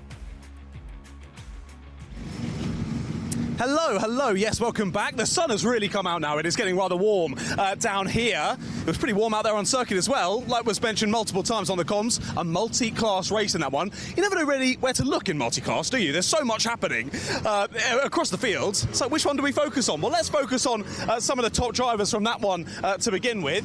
We'll talk to your race winner, the number 95. Dave, what a race. You started on a P10 in that one, all the way through to victory. You were flying out there. Yeah, well, brilliant race. Rescued yesterday's disaster. Well, you got the 95 Lightning McQueen on the side of the car, so you were really channeling your inner Lightning. We'll call everyone else Thunder, because Thunder always comes after Lightning, right? Yeah, that's right. I used to race in Classic Thunder, so it's quite ironic. Yeah. Also, I mean, like I say, you were a few seconds back from the race leader at the time, chased him down, and it just seemed inevitable. The pace on your car was just rapid. I was trying my best, yeah. No, really well done. I expected to get to third. I don't know what happened to James. Did he go off? I think he was out before the race started. Yeah. I thought he'd left Port Ferme, but yeah, assembly area. But yeah, no, I think he then pulled into the pitch just before you guys went for the green flag. So a shame, but hopefully he's back later. Hope so. Oh, cool. Yeah, same again later. Yeah, big shout out to the modified Fords though. Great bunch of lads. Yeah. And I've got to apologise to one of the Blue Fiestas. I had a little love tap with him, so I'm going to go and find him now and make peace. Just a little loving kiss, I'm sure. Only a loving kiss. Yeah. All right, well done. Victory. Thank you. Cheers, well done. Right then, let's continue on. The number 18 we're looking for next. I think, well, I can't even see the 18. We'll head on round to the 33, Paul Neville, who was in third place. Now, my issue here is this is the first race of the weekend here in the modified Ford, so I don't actually know what anyone looks like. We'll see if we can find Paul. Excuse me, chaps, are either of you Paul? Yes. Hello, Paul. Sorry, I've not met any of you yet, so I'm just trying to work out who's who. It's a good race through there, third place. Yeah, it was a bit lonely. It's a bit lonely, but I just kept pushing because, you know, anything can happen and you can soon be snuck up on, can't you? So I just kept it there. You can. I mean, it's awesome to watch. All the different cars out there. There's racing up and down the pack. It looked pretty fun. Sadly, like you said, though, you're a bit out on your own, that one. Yeah, normally we have sort of pretty packed grids. I don't know whether it's being up in the northeast, but, you know, there's always another time where we fill the grids up. Exactly. Well, the sunshine certainly arrived now. I imagine it was quite warm out there. It was very warm out there. I'll be soon glad to get out of these, that's for sure. Of course, get the ring down ready for the race later. Yeah, indeed. My only last question was for you. Out the final corner, you seem to really be struggling to get the power down, really slide out there. What was that due to? I don't know whether it's a setup, but it just seems to be lifting wheels and it just keeps throwing the car around, so I'll just take it really slow. So, yeah. Still came home on the podium? Yeah, indeed. It's nice to be up there. Nice. Well done. Just chatting with me. Thank you. Do you happen to know where our second place finisher is? Again, I don't know what he looks like. So it was, Andy Robinson. Yeah, go in there. Probably somebody relax. By the gate, by the fence. Yeah, the one you're sitting in the car. Oh, he's sitting in the car. Well, that's much easier. Thank you very much. Let's have another chat with him then. The 18. What a beautiful livery. Sorry, sir. I'm going to just dive in and have a little chat with Andy. Hi there. Hello, Andy. Yeah. You're looking a bit tired after that one. It looked like a tough race. Well, it's just a bit hot, that's all, isn't it? So I've got a bit of a sore back, so I'm just sitting in here. So I'm quite comfortable here now. So fair enough. I knew Dave would come through. I can't believe how quick he come through the field and past us. So there you go. It was ridiculous. You had a huge gap. I think after lap 1, it was like 4 or 5 seconds, and he just chased you down. It was amazing. Yeah, by the time I saw him coming, it was too late. There was nothing I could do. Yeah, he's got one quick car there. Very well done to him. Well, your car is an amazing-looking machine, very fast out there as well. Yeah. Can you talk us through what it's like to drive one of these things? It's an acquired taste. You can't just jump in and drive one. It takes a bit of getting used to. I've had this 16 year now, so yeah, I've driven it quite a bit. I've got another one as well, in a similar car from the same place. So, is there any reason why you raced this one and not that one? This one any faster? This one's got a better engine in it, but the other one I raced that loads, so I raced them both loads over the last 15 years. So yeah, and yes, this car's raced at Bathurst before. So no, awesome. Of course, one race still left to go. Think there's still a potential for the win in that one? It's going to be second place and something there, unless something bad happens to Dave, I'm afraid. So, but I'll do my best. Okay. I'm not going to roll over, but you know, his car's just amazing. So there you go. You were fantastic as well, mate. Well done, second place. Yes, thanks a lot. Yes. Cheers. Thank you. Right then. Of course, we've got a qualifying session out at the moment, and my struggle is I don't know what any of the drivers look like. Of course, we've got 6 different classes here in the modified Ford, so a bit of a challenging one. Hopefully, back for race 2, we'll chat to a few more of them. Out at the moment, though, is a qualifying course for our one endurance race here on the Sunday. I'll hand it back up to the commentary box. Oh, of course, I'm hearing through my ear. Not back to the commentary box, over to some interviews, sorry. I'm with Paul Savage. Paul, we haven't caught up since your Masters class win last year at Silverstone, so how's things been going since then? I think it's been an interesting year. I've definitely improved my driving, but been a few incidents this year, maybe some of it my fault, but also a bit of close racing.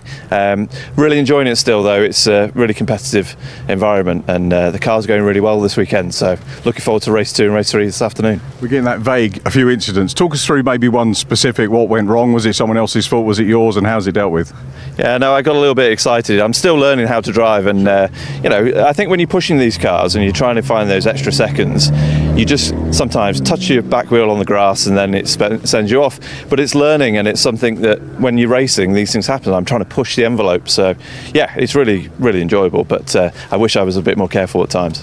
The Audi TT Cup, you're obviously saying that you're a newcomer to racing. There are some serious names in here, and you know, how daunting does that make this as a learning experience? Yeah, I think when I first came into it, I was about 15 seconds a lap off the front runners. It was really bad. But as I've been racing with these guys, I've really started to improve, because I know that to have a race, I've got to keep up with them. So it really motivates you to go faster. But sometimes, you know, it can be a bit lonely at the back. But this year, I'm as close as I've ever been. So yeah, I'm really enjoying it. And thoughts of, you know, you're going to carry on with it and see where it takes you? Yeah, I love the car. You can't beat these TTs. It's and the paddock this year, whilst it's maybe a little bit smaller, it is really nice, and you know, it's a welcoming environment. I think the key thing for racing next year is to get more sponsors, and that's always something. And big thanks to ParkSafe Group for sponsoring me this year. What's their background? What are they in? So they're a vehicle manufacturer looking at putting cameras and safety systems. Fantastic company. You know, they do a lot of work. It's surprising how many people actually use their equipment. They're both commercial and domestic. So yeah, really helpful for me this year, and they've really got behind me on social media as well. So I really appreciate that. Well, we appreciate them helping to get you on the grid with us here at the Brscc in the TT Cup. It is a great little paddock, and I noticed you've got awnings close. Are you working with, you've got Sam Meagher next door? Do you all kind of work together over the weekend? Yeah, I've been racing with the 4G racing team now for ever since I started in C1s. So we do share conversations. Ross Mackay gives me the tips. He's given me a few tips for this weekend. But yeah, Adam from the TT Centre keeps my car in top condition. The 4G guys give me a bit of racing coaching as well. So, but that's what I mean about it being a really welcoming paddock. Yeah. Everybody wants you to be on the grid, and that's really nice. C1s are a good entry as well, aren't they? And again, part of sort of almost a Brscc ladder, isn't it? You can come in and race City Car Cup or the C1 Endurance and then move up and onwards into other things. Yeah, I did the City Car Cup for 3 seasons, and it was the best entry into racing ever. And the Brscc did a fantastic job bringing that championship into life. I really enjoyed it. I'm a graduate of that now, and I still watch it live stream. I've got a lot of people who are driving there. My friend Andrew Dyer with the student motorsport team. It's a great job driving at the moment. But yeah, it's a really great entry. If you want to join and come racing, that's the championship. And thoughts on Croft? How many races have you done here? Oh, I've been here since the start of my season. I love the history of Croft. I love the circuit. It's technical. It's exciting. You know, it's great for the spectators, but also it's fast. You know, going down the Jim Clark S's. You know, you've got to be brave. And when it's wet, yeah, it's a slippy place, but yeah, no, I love it here. And it's such a nice environment as well. But yeah, a lot of the tracks that we go to, you know, we've got Silverstone coming up, and it's the history, and you're racing on tracks where your heroes have been, you know, and I love that emotional side of it as well. It's not just about the car, it's about the history, the environment, and keeping businesses like Croft and all these race circuits going. So that win for you at Silverstone, which was the point we came in on the interview, that must have been very, very special for you. It was one of the most special points in my racing career. So yeah, it was really special. I didn't anticipate it, I didn't know, and it just made it all the more special when I came through. That's great. Thanks for chatting to us, Paul. Good luck this weekend. Thank you. Cheers, mate. Thank you. Thanks for that. Nice.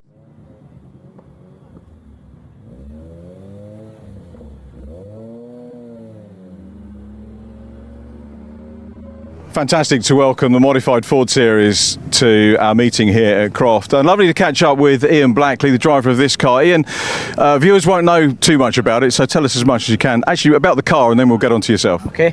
Well, the car itself is it's a Ford Puma 1.7. I've turbocharged it. So Mark Hadfield, he built the bottom end of the engine. I've done the top end. So yeah, it's running about 240 brake horsepower. That's at the flywheel, 200 at the wheels. It's got a gripper dip in it, decent brakes, just gas suspension. So it's good. It goes pretty well for what it is effectively. Yep. This is one of the things about Modified Fords is we've got sort of engineers that get involved. You say you turbocharge this yourself, so you've got probably more than some formulae that we see on the circuit. It's a real involvement and investment in the car yourself. Absolutely, yeah, that's it. I've got my own garage myself, but this is just something that was a project that I wanted to do, and it's totally different to, I mean, some people do turbo these, but I top mounted mine because I knew it was going to be a race car. You wanted the turbo up at the top where you kind of wanted to be able to work on it, so it's a bit different, so it's totally unique. Bespoke parts, I suppose, if you like, as well. So yeah, it's good, but it's good fun to drive as well. It's really good. So that's good. Yeah. Seemed to qualify well yesterday, which is good. Tell us a bit about yourself. What's your history in sport, and maybe before you came into motor racing? Well, I mean, I've not done that much, to be quite honest with you. I stopped smoking years ago. I actually bought a Puma, a road car. Okay. I done a track day, and then it kind of evolved from there. So my first racing really was I joined the Fiesta ST Championship at Knockhill, the 150s. Done that for a year, came fourth in the championship. I then jumped back into the Puma because that's where I always wanted to kind of race that. It wasn't a race car at that point, it was just a track car. So then put the fire extinguisher in it, roll cage, got it kind of ready to race, and then I done the modified, the Mod Sports Championship up at Knockhill. So I've done that for 2 years, finished third in class last year, and then we decided to come and join the Modified Fords. It's a great grid, obviously, the guys are all really friendly, it's really good. So yeah, we're just doing all the different tracks. So now we're just trying to do all the tracks in Britain, hopefully, with these guys, and it's been great. The racing's brilliant as well, so really close racing. Knockhill racing's good. I had the pleasure of commentating on the STs for quite a few. You might have been in some of the races that I commentated on back in the year as well. And that, of course, goes back to the old XR2 Championship, which is a real good roots and continuation. Yeah. And you have that continuation with the Blue Oval with Ford. What is it about the Ford brand that draws you in? I don't know. My dad was a Ford man, really, so it kind of rubbed off on us. I've had Mark II Escorts, Capris. My brother drives a Capri. We're just Ford fans, really, eh? So that's it. So I had to be a Ford. That's why I'd done the Fiesta Championship, because I wanted to initially do something that it's the same car as everybody else, to check my own driving to see whether I can do this or not, and loved it, and that's it. So never stopped since. So yeah, that's it. Going back to the Capri, a proper one, not the new one. No, Derek's got a proper Capri. Yes, that's it. Yeah, it's a Mark II Capri, and he's got an ST 170 engine in it as well. So that's a bit different as well. So it's good, nice car.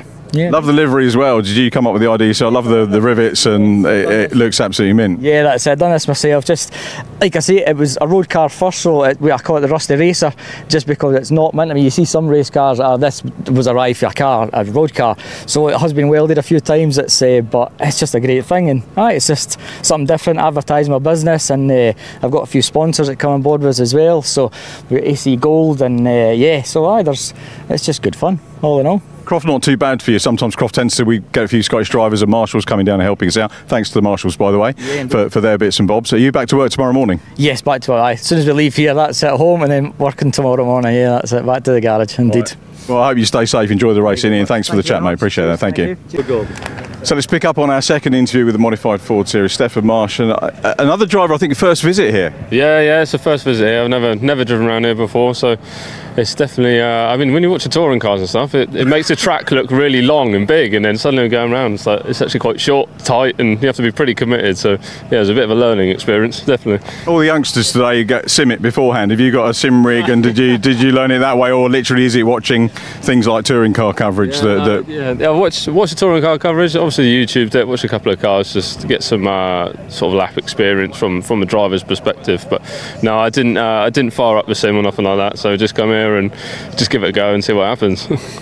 You're, I'd say regular. I think we say regular class winner in the series, and you've had A-class winners. Was that Alton Park class win? Yeah, that was at Alton Park. We're regularly on the podium. Luckily, with my car, I haven't gone super crazy, and obviously in the modified Fords you can go absolutely mental with modifications and power and all the rest of it. But I've kept it relatively low key, if you like, which has given me more reliability rather than going for the big power. So, you know, we generally finish every race, which gives us the sort of the podiums and the class wins, where the big boys obviously make them a bit more temperamental, but they're very, very fast. So that's how we would get our wins anyway. There are a lot of self-built and self-prepared cars here. Is that the case with yours? Yeah, definitely. Yeah. So I bought the car a couple of years ago for a guy that absolutely cherished it, lived in a garage. So when I was purchasing it, I did not mention what I was doing to it, and said, yeah, I'll definitely look after it. But 2 weeks later, we were there, gutting the interior out and welding a roll cage. So yeah, I've never had another phone call from him. So I don't think he'd be too proud of me right now. But yeah, it's home built it from the ground up, from at home, and you know, it's one of those things with the modified Fords, you can do so much to them, so it's just a progressive modification and building and just slowly making it better and better and getting more weight out and adding bits and bobs to make it go faster, so it's good fun. You cherish the car in a different way to the original owner. Yeah, exactly, yeah. I cherish it to go speed and go faster on circuits, where he kept it in the garage and polished it a lot. I mean, I do keep it as clean as we can, but unfortunately when we're racing, you know, the gravel traps and stones flicking up here and there, it's a bit hard to keep it as pristine as he kept it, but we do our best because it's got to look nice at the end of the day. The Mod Fords is a great grid with some spectacular cars that look lovely, so yeah, we try to maintain that as best we can. Development's an interesting thing. A lot of the drivers we talk to will say, yeah, we develop over the winter or during the season, but there's actually nothing wrong with having the equipment you've got and staying still. I'm guessing that's not where you want to be. No, so we try. I mean, over the winter we managed to get another 85 kilo out the car, so you know, we're always trying to progress it. It's just that the next step, I've maxed out with my turbo how much power I can make, so I'd have to go up to the next one, which would then mean spending a lot of money on the engine, so I'm a bit reluctant to do that in a minute, and then we go into reliability issues. So it's still progressing in suspension setup and taking more weight out and stuff like that, so we're always doing it throughout the year, but again, it all comes down to cost and things like that. At the end of the day, we're going to go racing, have fun, just get out on circuit, so it's not always about where we're finishing, it's just enjoying it, being with your mates at the track and just having some fun. So that's how we go racing. I hope you enjoy the rest of the day. We will try our best. Thank you very much. Wanted to try and get a little bit into the various classes that we've got racing in the PBS Championship, and we have Chris Murphy, who's leading Class A, very strong position overall in the Championship.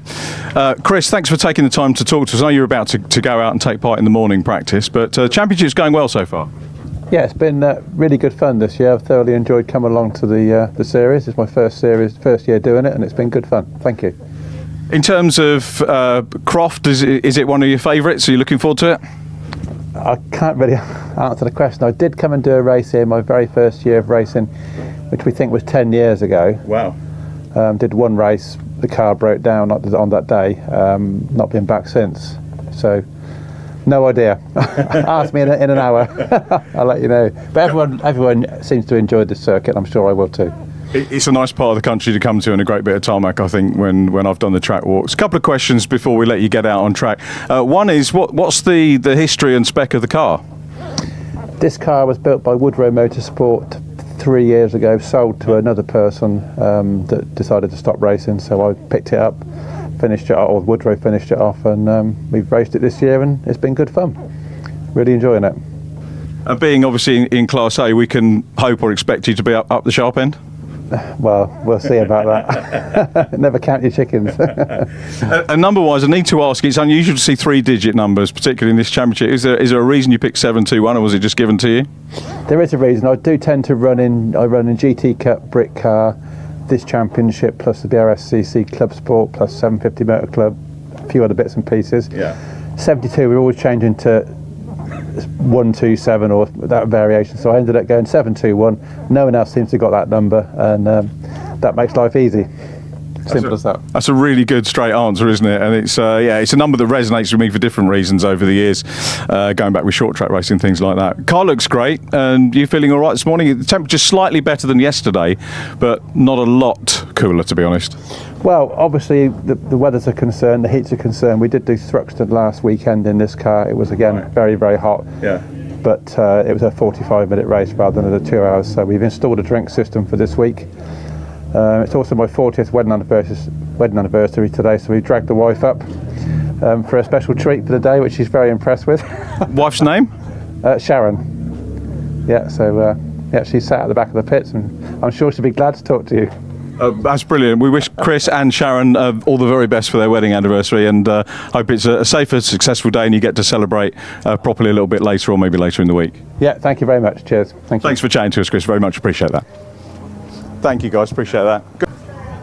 So a chance to catch up with a driver making his racing debut, would you believe? So it's a real good story here. Mark Curran, let's get you in. Mark, first of all, a very warm welcome to the championship and to the club. Thank you very much. It's good to be here. It's nerve-wracking, no doubt about that. But yeah, it's a lovely day. A bit of cloud in the sky, but it's not as hot as yesterday. So yeah, hopefully it'll be a good day for it today. What's your journey into the race team?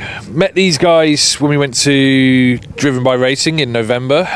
And we got talking to them, got ideas about it. We did my ARDS test in March to get everything sorted, and then yeah, here we are. We decided Croft would be a good first place to go, and yeah, we're doing this. We're doing Brands next month, and we're hopefully doing the Race of Remembrance in November as well. So, bit of a journey, a lot of hard work early on, but yeah, it's we're here now. That's the important thing, isn't it? That answer would probably satisfy most people. I'm very nosy. I want to go a bit further back. Yeah. What got you to the Driven by Racing event in November? Honestly, it was just a whim. Like, me and my mum, we're both massive racing fans. We've loved racing basically since I was a kid. I actually got her into motorsport basically. She wasn't necessarily a big fan, and then we've been watching it together, and she's a big fan. I'd say she's a bigger fan of me now, honestly. And yeah, it was always one of those things, you know, like I always wanted to try it, like even if it was a case of just getting my race license, but it just never really cropped up. And then went to Driven by Racing literally on a whim because we saw it was a free event to go to. We didn't expect much from it. Ended up meeting some lovely people, not just the pure track guys, the guys at the motorsport school who run the ARDS test up in like Mallory Park, and they were all so helpful and just lovely. And we went and did the ARDS test up in Mallory Park, up in Leicestershire, well, down from Leicestershire from here, and yeah, it's all come from there. But I've been a fan of motorsport basically since I was a kid, and it's just sort of all evolved from there. And it's just crazy that something like this can happen to me. So, who's your hero, motorsport hero? Ooh, motorsport hero. Got a few of them. Just Sarah saying her, I think. She's up there, definitely. Got a few of them. I always used to love Kimi Räikkönen, you know, just old chatterbox, as you call him, the Iceman, you know. I just love how he go, you know, the car was good, it was fine. I don't know, something, but then you could hear him on the radio, like, steering wheel, gloves and steering wheel here. Just, I don't know. I've also, you know, a lot of people probably expect to say Lewis Hamilton. That was actually a time I really didn't care for Lewis Hamilton. I've mellowed on him a lot more now. Don't worry, fans, I promise, it's all right.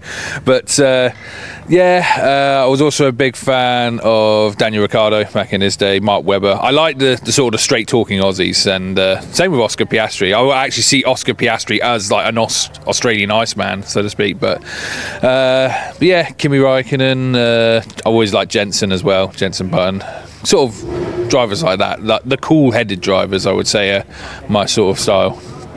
And you've got your mum was instrumental in getting some help to get you here. Yeah, just a little bit. Basically, she works for a company called Restore Data Shred, which recently actually took over the company she worked for, and we basically had a discussion with them, sort of discussing what we could do for sponsorship and all that.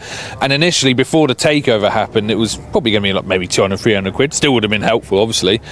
And then obviously she was really worried, like once the takeover happened, that it might not happen. But they came to us, and basically, they asked how much it was going to cost. Mum went back, got an invoice from Sarah, she handed it to them.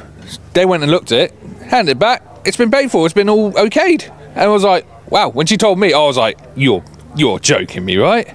It can't be. But no, they paid for the whole thing for Croft, and it's just mind blowing. Like, I don't think it's a stretch to say if it wasn't for these guys, I might not be doing this right now. So fair play to them. Thank you very much to everyone from Restored Data Shred for that. That's great news. And how's the welcome been for your first event? It's been wonderful, honestly. You know, everyone from Pure Track has been, we basically spent the day yesterday sort of schmoozing and, relaxing and getting to know each other. Everyone has been really friendly so far. I haven't had any complaints really at all. So, yeah, everyone's been fantastic. The marshals are doing their jobs and, we thank them all for the hard work they do. And, I'm sure when I eventually get out there, it's going to be fun. It's going to be nerve-wracking, I can tell you that. But, yeah, it's been fantastic. Really good. Great to get that perspective of first-time racer. Welcome to the paddock and have a long and happy racing career. Well, thank you very much for having me. And, thank you guys. Everyone that's watching, I know a few who might be watching from back home. Love you guys. And I'll do my best for you. Yeah! Staying with Audi TT Cup, and yesterday we didn't manage to get an interview with our Masters winner, so I'm pleased to put that right now with Jonathan Williams. Congratulations on another win, prolific winner in the Masters this year. The season's going great. Yeah, we're having a good year. We've tried to get the car back to what we are used to having, and it seems to be going well. So delighted to be sort of mid-pack but winning the Masters. So. Are you running yourself? I mean, there are a lot of teams and a lot of sort of warnings that come together, but at the moment it kind of looks like you're on your own here. What's the setup? We are this meeting. We're normally with Misty Racing, Steve Kite, who's been running me for the last 2 years. Right. He's over at Alton with all the MX-5s this time. So we're doing it ourselves and just about doing a decent job, I think. So results will dictate how the weekend goes, but so far so good. That's good. I was talking to Steve. Obviously, the Alton's finished. We had a couple of people made it over. Is he going to come and cheer you on? I think he's gone back down. I think he had problems with his car yesterday. Right. So he's back down to the workshop, I think. So, but we're in touch. He's texted me, and we're going to obviously contact him if we need him. But so far we haven't. So, yeah. Off camera, we were talking about you used to race Rovers. What is it brings you to the Audi paddock? Well, I did 2 years in the Compact Cup, which got me back into racing after a 25-year layoff, which obviously got the bug back. And my previous saloon experience was front-wheel drive in the Rover GTIs and then the Tomcats back in the 90s. So, it just appealed to me. The front-wheel drive is basically what I sort of grew up doing. The rear-wheel drive was something I had to learn how to do, but I've jumped straight back into this and felt like I've a bit more competitive. So, I really enjoyed it. The cars are quick. The engines are reliable, the tyres are great, and so far so good. Hopefully we won't be spending too much money on repairs. I was looking at the numbers on the Masters. There's actually more Masters this year, so those class wins are hard earned. They are, yes. Yeah, there's some good drivers actually, lots of experienced drivers out there. We've had our fair share of wins this year, but there's other guys that will win anytime soon. So we've got to keep an eye in our mirrors and hopefully stay in front and looking to try and win the championship if we can in that subcategory. So the overall championship I think is a bit too far away for us now, and there's some very quick guys up the front there, which I think when you get to my age you've got to accept the fact that you're not going to be up there. But we're knocking on the door of the top 10 regularly and certainly hoping to win the Masters this year. That's the plan. So.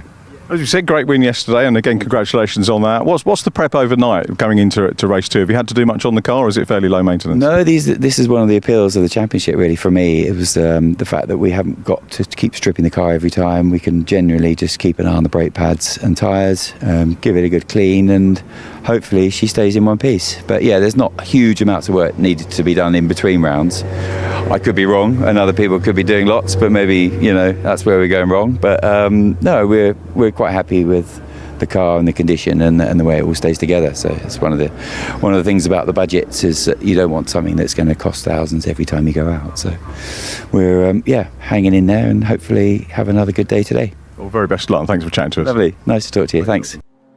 I definitely didn't like the interviewer on that one. I preferred the guy we have doing the races, to be perfectly honest with you. He's much better looking, much more energy, and I think a lot more knowledgeable. But interesting to hear from our man there. Oh, you're back. Hello, John. None of what you just said was correct, mate. Absolutely zero of it was correct there. No, it was lovely to hear from all the guys. Great for you to have a little chat with them before they all went racing today.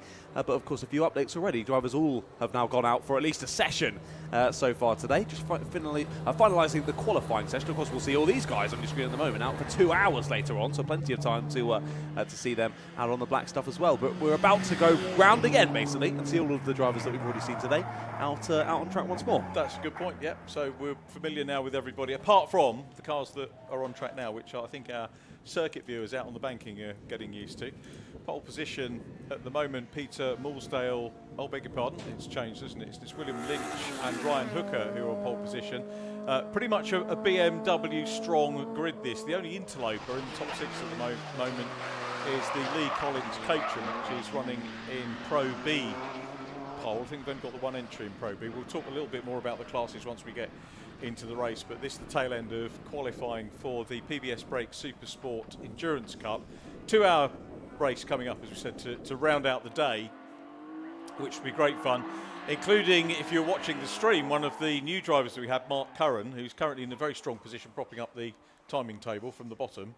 But it's his first go, and I just love the fact that there was so much personality coming through with his shout.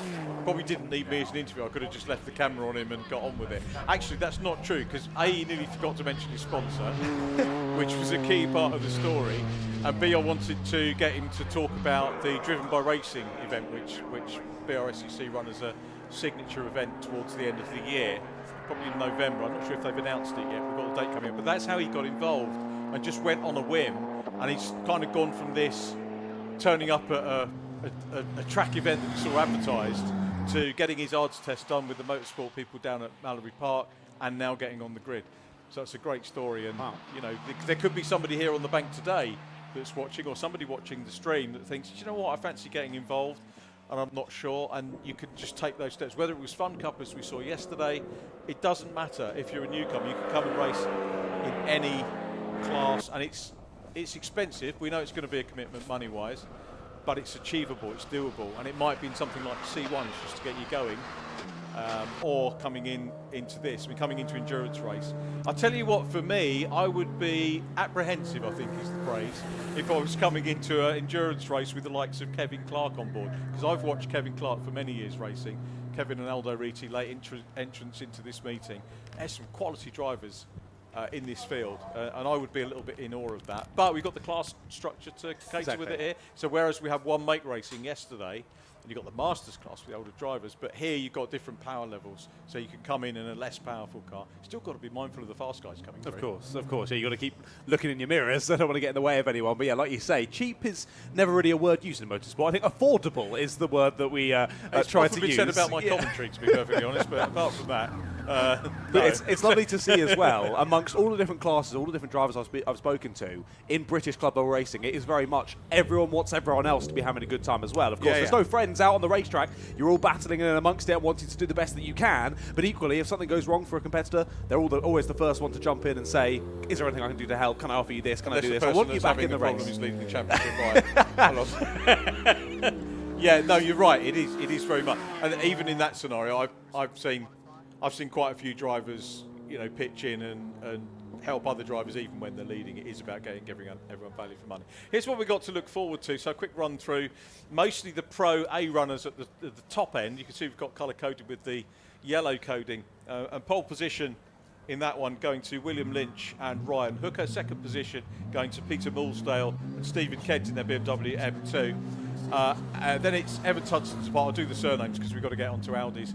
Rita Clark in fourth place. Chris Murphy in fifth from Lee Collins. Alessandro Ballesteros in seventh from the Evans and Hart Honda Civic Type R. The Mazda RX-8, probably the smallest engine car here. He's in ninth, class leader, actually only car in class. And then the Robinson and Sheard Mazda MX-5 ahead of David Drinkwater and Adam Reed, with James Miller and Mark Curran, our newcomer, propping things up, running second in class Club C, which is the sixth class on the Power Outfit. And we'll talk more about that and give you more of an explainer as we'll have time to breathe as we go into the 2-hour BBS. Of course. Race. Just before we do jump into those TTs, top 2 times they're separated by 200ths of a second. It was a 30-minute qualifying session. If that's anything to go by, that 2-hour race is going to be very, very exciting later on. The stops are going to be key, aren't they? There, and it's not quite as frenetic as we saw yesterday with Fun Cup, where we saw drivers being manhandled out of car, thrown out of the car.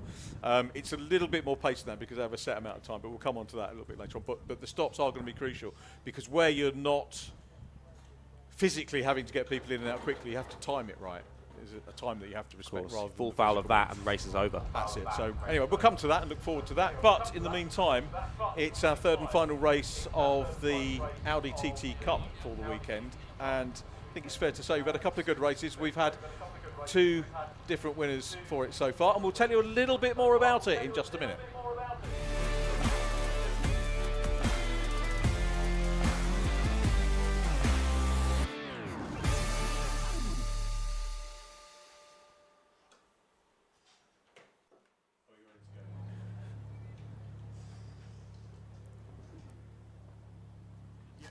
So we're really probably looking at a decider this one, aren't we? I'm guessing that is Jordan Stilp going to get out? That's the key question. We haven't heard from the paddock as of yet whether Jordan's going to get out, but it was quite funny up because Rob Lewis was watching with us, and then he said, well, couldn't you hear the engine sounding rough? We've got these big, nice, chunky headphones on which pretty much block out the noises of the cars go by. The only thing we could hear was the supercar with the headphones on. But yeah, engine problem, possibly terminal for Jordan. Yeah, I think drivers were thinking it might have been a cam belt when I was chatting with them down there, so it could have been quite serious. I mean, he was straight out the car, bonnet straight out, wasn't having a little look to see, but hopefully we do see him out. But it's always a cam belt when you go to the garage, isn't it? Have you had that? Have you been to the garage? It's yeah, your cam belt, mate. Short intake of breath. Last time I went, they were like, yeah, you should probably get that changed soon. But then it just depends who you're talking to. Some of them say one number, some of them say another number, so I just decide to ignore it. Well, I hope Jordan's going to be out. We're not going to see him battling wheel to wheel with Matt Luff because they're going to be on separate parts of the grid. So in some ways, we kind of denied a little bit of a settler there, but it's going to be very interesting to see how the other drivers play out. So it was Andrew Rogerson, P2. He'll be interested to see if he could keep pace with Matt Luff. But one of the points I was whittering on about while you were making your way down to the podium interviews was this stage of the season is quite interesting. You've got 2 more meetings to go, and we're starting to see, and you always see this every year, the drivers that are beginning to emerge and have a little bit of a run, and also their thoughts will be turning to next year as they get that momentum and as they carry on. Yeah, exactly that. There's still plenty to play for, but we've certainly reshuffled the championship a little bit here today with drivers having issues. Of course, mechanical failure is always out of your control. But let's have a look at the grid then. Let's see if we can have a look at our starting order for this next Audi TT race. And of course, like you mentioned, the last time that we see them out on circuit here this weekend at Croft, which is a shame. It's been fantastic. It is. Let's see if we can have a look. We're ready to go now. We've got vision back on screen. We're having a little bit of a flicker here from time to time. If you hear a hesitation, that's what it is. But the guys at Alpha busy sorting it out for us, so thanks to them for doing that. So here is our partial reverse grid with Ryan Edgecombe on pole position from Jonathan Williams. David Robb next up from Sean Smith. Ross Mackay and Paul Luthi 5th and 6th from Charlie Budd and Sam Meager in 8th position. 9th is Andrew Rogerson and our race 2 winner Matt Luff, so top 10 reversed for this one. Patrick Booth will line up 11th from Luke Jennings. Then it is Ian Dowler and James Blake, Paul Savage and Jordan Stilp bringing up the rear in P16. And Jordan, of course, by virtue of the reverse, puts him a few places within the reach of Matt Luff, who starts 10th. So he's going to be very keen to get a decent start and try and get within arm's length of Matt. We've seen how crucial the starts have been over the course of this weekend for the TTs, haven't we? So drivers need to be quick out the blocks in this one. And then it's been sort of a case of the battle of pace between the drivers throughout the field and a couple of gaps opening up between a sort of 3rd, 4th, 5th place we've seen in both of the races so far. But with this one being reversed, maybe we might see a few more squabbles out there as they head on to the Blackstoff for the last time this weekend for 15 more minutes of racing action. And like you mentioned, after this one, only 2 more events to go for the championship. So there'll be a lot that the drivers are thinking thinking about, both in immediate effects of what they're doing out on circuit, but of course looking further down the line this season, what's going on, like you said, even looking further afield than that, onto 2026 and all the plans of that and how they move through into next year's racing action as well. Like you were saying for this one, top 10 reversed, so let's see how this one plays out. Do you think it's going to be causing any sort of chaos out there? You think the drivers are going to be nice and relaxed as they have been in the previous 2 races? I think there's a possibility of it. Fingers are firmly crossed that with the drivers we've got, they want to take their cars out for the next events. They want to go to work tomorrow morning as well, most of them as well. So I'm hoping that they're going to be neat and tidy. It's going to be interesting though. Ryan Edgecombe, remember, was involved in that battle that we had in the closing stages, that threesome, having a really good battle, and he's on pole. So he's got a great opportunity here to get ahead of Paul Luty. And was it Charlie Budd, the other driver that was involved in that Yes, it was, race yeah. a little bit earlier on? Yeah, we saw Budd trying the outside, the inside, everything, but couldn't quite get it done. He couldn't. So Ryan, probably feeling a little bit shortchanged after that race, but finds himself here on that provisional pole. Jonathan Williams, our double Masters winner this weekend and multi-Masters winner over the course of the season, lines up alongside David Robb. He's come all the way down from Northern Scotland. He's in the 37 car, lines up 3rd, and Sean Smith in 4th position. Lovely to see Sean back with us in TT car. Don't know if he's going to do any more rounds if Ruby's not fit well enough to do it. But will remain. There was a 2-car team last year for Sean and Ruby, and Sean retiring after winning the Masters Championship last year. Great that he's here. He's keeping the car on the grid, which is good. Always welcome to have another car come out on track and do the business. I'm not sure. I was trying to get plans for him and see what he wanted to do next year, Sean Smith, but as ever, a lot of drivers stay relatively tight-lipped because they know that going to go in the box and tell everybody in the world what they're up to next year. Exactly that. But I think, to be fair, as a racing dad, he's probably more interested in what Ruby will do next year. And I know there's a lot of things that he would like to help Ruby get onto, and there might be some interesting news coming up regarding Ruby's plans for next year. I sincerely hope so, and look forward to possibly working on the championship next year that she may aspire to. So we'll see how that plays out. But fingers crossed for Ruby. And as ever, anyone here, if I can help with anything, give us a shout. More than pleased to get involved with promotions or anything else to try and help your way up the ladder. But that's Sean who lines up in P4. Ross Mackay did well, didn't he, getting that electrical fault sorted out. And again, it's kind of worked out like a touring car weekend for him. Race 1, an issue, that puts him at the back for race 2. And then all of a sudden, he's Ash Sutton and he's up in P5 on the grid. Is he going to do an Ash Sutton here? Maybe, we'll wait and see. I don't want to commentate to curse anyone, so I'm just going to keep my mouth shut in terms of that. But yeah, he's done a great job. I think that's the nice thing about having that reverse grid final race, or at least reverse top 10, is even if something does go wrong at the start of the weekend, it's not weekend over. You can battle your way back through to get some positive result on the Sunday. So we'll see if Ross can do just that in this one. But I find it interesting you were saying about as well, chatting with people and trying to get the insights and then coming up to the commentary box and telling everyone in the grid. It's the same when I do the pre-race interviews, because I ask people questions like, well, I'm not going to tell you, mate, because everyone's listening.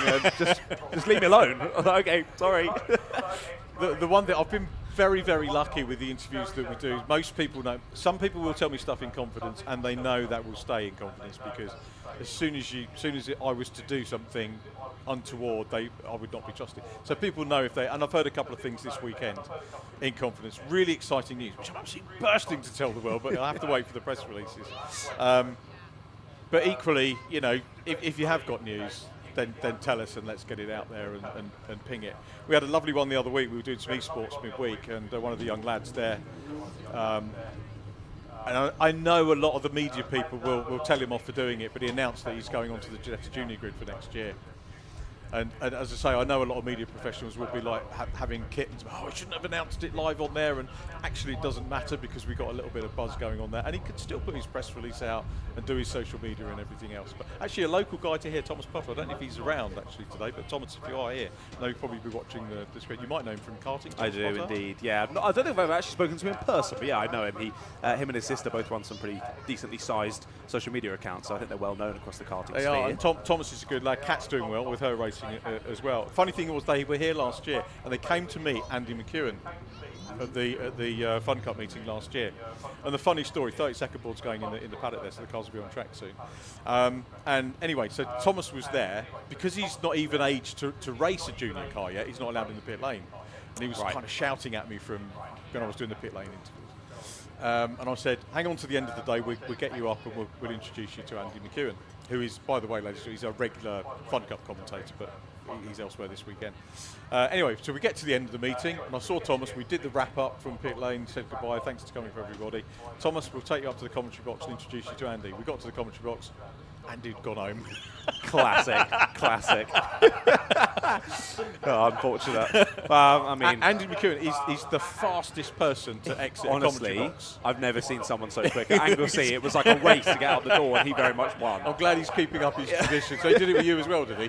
I wondered if it was me. I'm checking my armpits and all that kind of stuff. But, he's like yeah, no, he was scampering off. So I'm sure wherever he is today, we're doing exactly the same. So big shout out to Andy. But yeah, like you say, we're about ready to see the TTs head out on circuit. Then I'll be heading around for the first of their green flag laps, and we'll see how this one plays out with the reverse top 10. I think another driver to highlight as well, who hopefully I can highlight at the end of the session as well. I've been dying to talk to Jonathan Williams on the number 9. Of course, has won the Masters category, both race 1 and race number 2. He's starting up in second place. What's going to happen now? He's not going to win the Masters.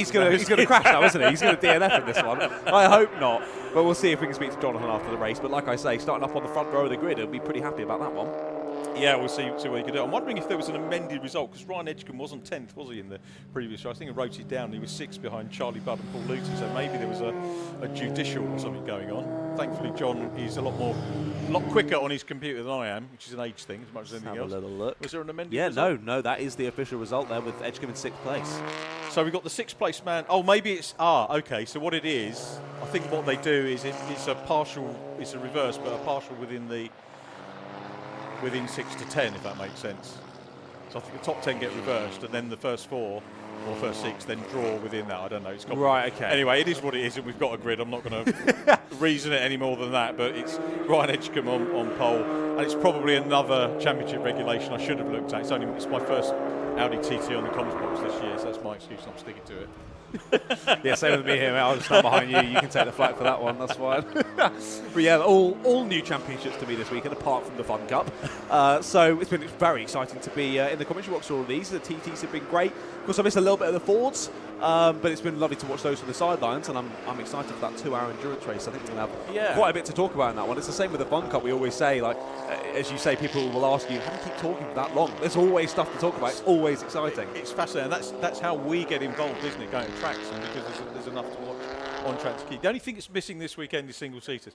Brscc run the Super Classic Formula Fords, but they were at Alton Park this weekend. That would have, for me, completed a weekend of the ultimate variety, but you can't have everything because, as I say, they were at Alton. But they will be here, I think, later in the year, very possibly, because we've got the Mazda meeting with the Genetic Juniors. That'll be a mega one as well. Yeah, that'd be awesome. And that's why you've got to make sure you're coming to lots of different events throughout the year and see all different types of cars, all different types of races, all getting out there on the black stuff and having the most fun they can. Hopefully everyone walking away with a smile on their face from this weekend and all enjoying themselves. But cars heading round to the grid now, and we can confirm the grid is correct. The 454 is indeed on pole positions. That's good. Yeah, was I looking worried looking at my phone? Both just making sure that we're at least sounding a little bit like we're in the know about things. But Charlie Budd doing a little bit of a practice start there, ahead of Andrew Rogerson. So just trying to get a little bit of heat in the tyres before the start of the. This is a big one, isn't it, though, for Matt Luff and Jordan Stilp. So Matt Luff, the championship leader, is on the grid and starting in the. I'm thinking about my audience here because the people on the banks won't be able to see it because you've got the comms box in the way. But he's P10 and Jordan at the back. No Jordan Stilp. No Jordan Stilp. There. Okay, thank you, mate. Thank you for spotting that. So sadly, your two championship leaders not going to be batting in this one, but red lights are on and they go out. We're racing here in the Audi TTs. Down to the first couple of corners we go, and it's already getting a bit scrappy, Richard. It is David Robb looking from third place to try and jink up on the inside, but it's Ryan Edgecombe left of shot. Jonathan Williams to the outside, and Williams, the master, is going to take the lead in the number 9 car. Up into third place goes Sean Smith. Sean challenging for second now and up the inside. So it's Williams being chased by Smith, the two master runners. But I tell you what, Williams has checked out. Great start from Williams. Yeah, Edgecombe was off there. Edgecombe out of the race, I think already. He pulled to the side there out of the first couple of corners. I think he might be gone out of this one. We'll double check that. We're 4 wide down the back straight towards Tower. That's all going to get a bit close as they head down towards the apex. Who's going to be the boldest one to try and make a few moves? We're still 2 by 2 by 2 as we come through to the exit, but somehow they all remain on the circuit. They will remain facing the right direction for now anyway. David Robb was looking around the outside. I'll tell you what, Jonathan Williams here is really making the most of this start. He knows that he's got some quick drivers behind him, but we know he's a quick driver as well. And very often, given this reverse or partial reverse, that you can make that stick, as Paul Luthi looks down the inside line of David Robb, the two Scotsmen together. What do you call it when two Scotsmen are going together?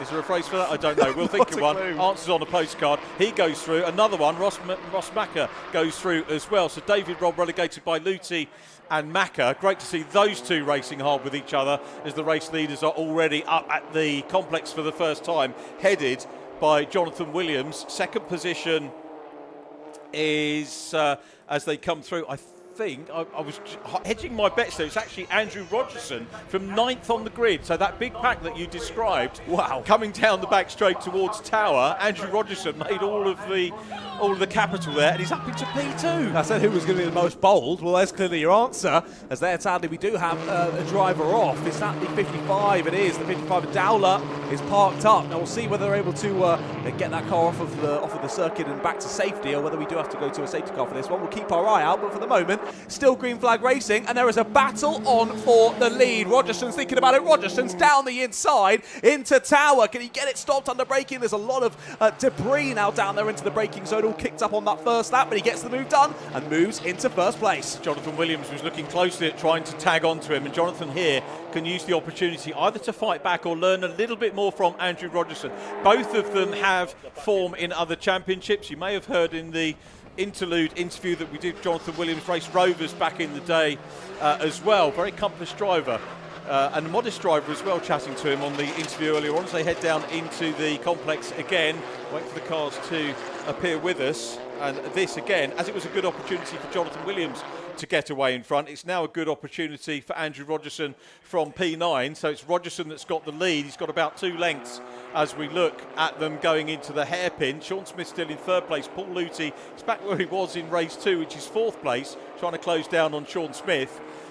From where we are at the moment, I would say that the folk are going to have a job closing in on Andrew Rogerson out front. He's in a good place. Yeah, I think they're going to struggle for that. He's got some brilliant pace, hasn't he, underneath him. He's really gone for it in this one and taken to the front pretty early. I've noticed as well, there's quite a bit of damage on the front of Charles Budd's car. You can see it there as they headed into the first couple of corners. The front left almost all entirely hanging off there of Charles Budd. We spoke to him before their second race of the weekend earlier on, and he said his feedback was basically to pull his finger out. Well, he's clearly tried to in this one. Who told him to do that? I think some team members of his, probably family, was the response. But he's tried it in this one, but clearly it's gone a bit awry. He's nursing a bit of damage there on the front left-hand side, or front right, sorry, of the car. Another move down the inside there. That was the 72 Matt Luff making it fourth through. So yeah, Matt's been scything through the field very nicely. Not quite as well as Rogerson though, but he's still up to 4th place, as you say. I love the fact when you see a driver like Matt Luff, how assured is that, coming from 10th on the grid, picking people off one by one, lap by lap, not doing anything rash. Whether he did before or not, I don't know. Charlie Budd very clearly has had a little bit. It doesn't make me laugh, but isn't there an irony with the word pristine on the side of the car? That is so true. Yeah, it's not looking so pristine now, is it? It isn't. It's a shame. Charlie, I apologise for that. He's a great racer, Charlie Budd, and given the brakes, very capable of being a race winner in this formula. Sean Smith comes under pressure now from Matt Luff. So Masters champion under pressure from this year's championship leader, and Sean Smith knows that. I think he knew that was Matt Luff coming through. Lovely, clean manoeuvre. Great racing between the pair of them, and Sean knows that that's quicker. I think Sean's the one with the automatic gearbox in the car, which is very hard on the brakes in these. It's the only one left now. There were a few of them last year. Is it DSG box they call it? Yeah, I think that would make the most sense, yeah, being a DSG. I'm surprised to hear that anyone's not in a full manual. Yeah, and I think Ruby Smith was using it because she doesn't drive on the road. Right, okay. So that was helping her, and she's had some really good results with it. Sean, I think, did the manual one last year. But Matt Luff, this is a super drive from Matt Luff. It's always interesting to see a driver go off pole position and go away and do all that, but it's even more interesting to see a reverse grid race and for how people do it. Rogerson, obviously, with that, must have had that urgency in the first lap. I couldn't pick out where he was in that group, but very clearly in that, and picked, and maybe the heavens opened for him. The seas parted, and he managed to make his way through as they headed up to Tower the first time.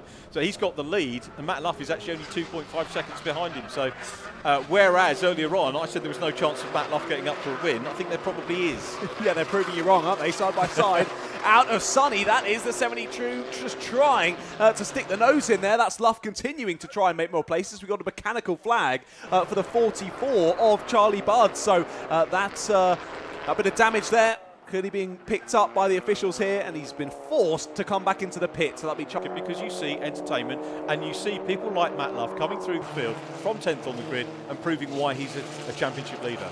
Exactly that. No, I'm definitely in the latter. I'm a big fan of the reverse grid races, and it means, especially when you're in short races like these, only 15 minutes long, you've got to get your elbows out if you want a good result. That's exactly what we saw on the first couple of laps of this one, and like you say, sadly, some cars having some damage from those first couple of laps, but either way, it made for a great show for us up here in the commentary box, and I hope for you all as well out on the banking. Also, we have still got 7.5 minutes left to go in this one. We keep our eyes firmly locked here on the 21 of Smith, still looking to, is he looking to chase down Williams, or has he found a way through now? Nope, still there behind him. There's just a couple of cars chasing him down, of course, Luthi and Miga as well. Luthi, we were impressed with his performance in race number 2 earlier on, weren't we? He's doing another stellar job in this one. He is a really well. Here comes Paul, jinks down the inside pretty much like Matt Luff did on Sean a couple of laps ago. Not quite as neat and tidy, because I don't think Sean was expecting him to do it as much as anything else, but Luthi pulling off a great move as ever, and I really hope that Paul's run continues, because I really want to see him back in this championship next year and gunning for the overall honours. Looks back down the inside as the 21 door just closed. Then it was almost like Paul Luthi could hear me saying how well he was doing, and then he sent it down the inside. But like you mentioned, that was properly late to the apex there. I don't think Smith will have known that he was alongside until they were there at the apex. But either way, great racing between the two of them, and it did work out in the end. He got the place, up to 4th place he goes. Sadly, it does seem as though top 3 have scampered off just a little bit now. I think, what's that gap now? About a second between Williams and Luthi now. And Luthi's probably still in the mindset of just checking those mirrors to make sure the overtake he just made sticks, as we have one car back into the pits then. Who is that? I'm trying to eyeball that. It's always difficult. Oh, it's the 44. It's the 44 who's into the pits. Yeah, so Charlie Budd getting it all fixed. Yeah, indeed. He might not have seen the meatball first time around, but he saw it second time, head straight into the pits, and sadly that's basically game over in this one, sadly, for Charlie. Sean Smith giving chase, trying to get the position back if he can off of Paul Luthi. I think Sean's first race of anything so far this year, which is nice to see. Matt Luff busy closing in on Andrew Rogerson out front. Jonathan Williams still fairly lonely and safe at the moment in 3rd place, with a lock up there from Sean Smith. Sean now defending from Sam Miga.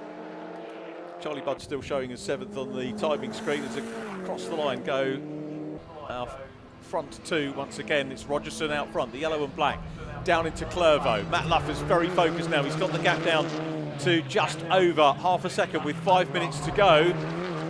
Sean Smith been in the wars as well with that inside wing mirror hanging off due to a little bit of rubbing earlier on, such as he's throwing that car around, Sean Smith, trying to close in on 69. All of his experience.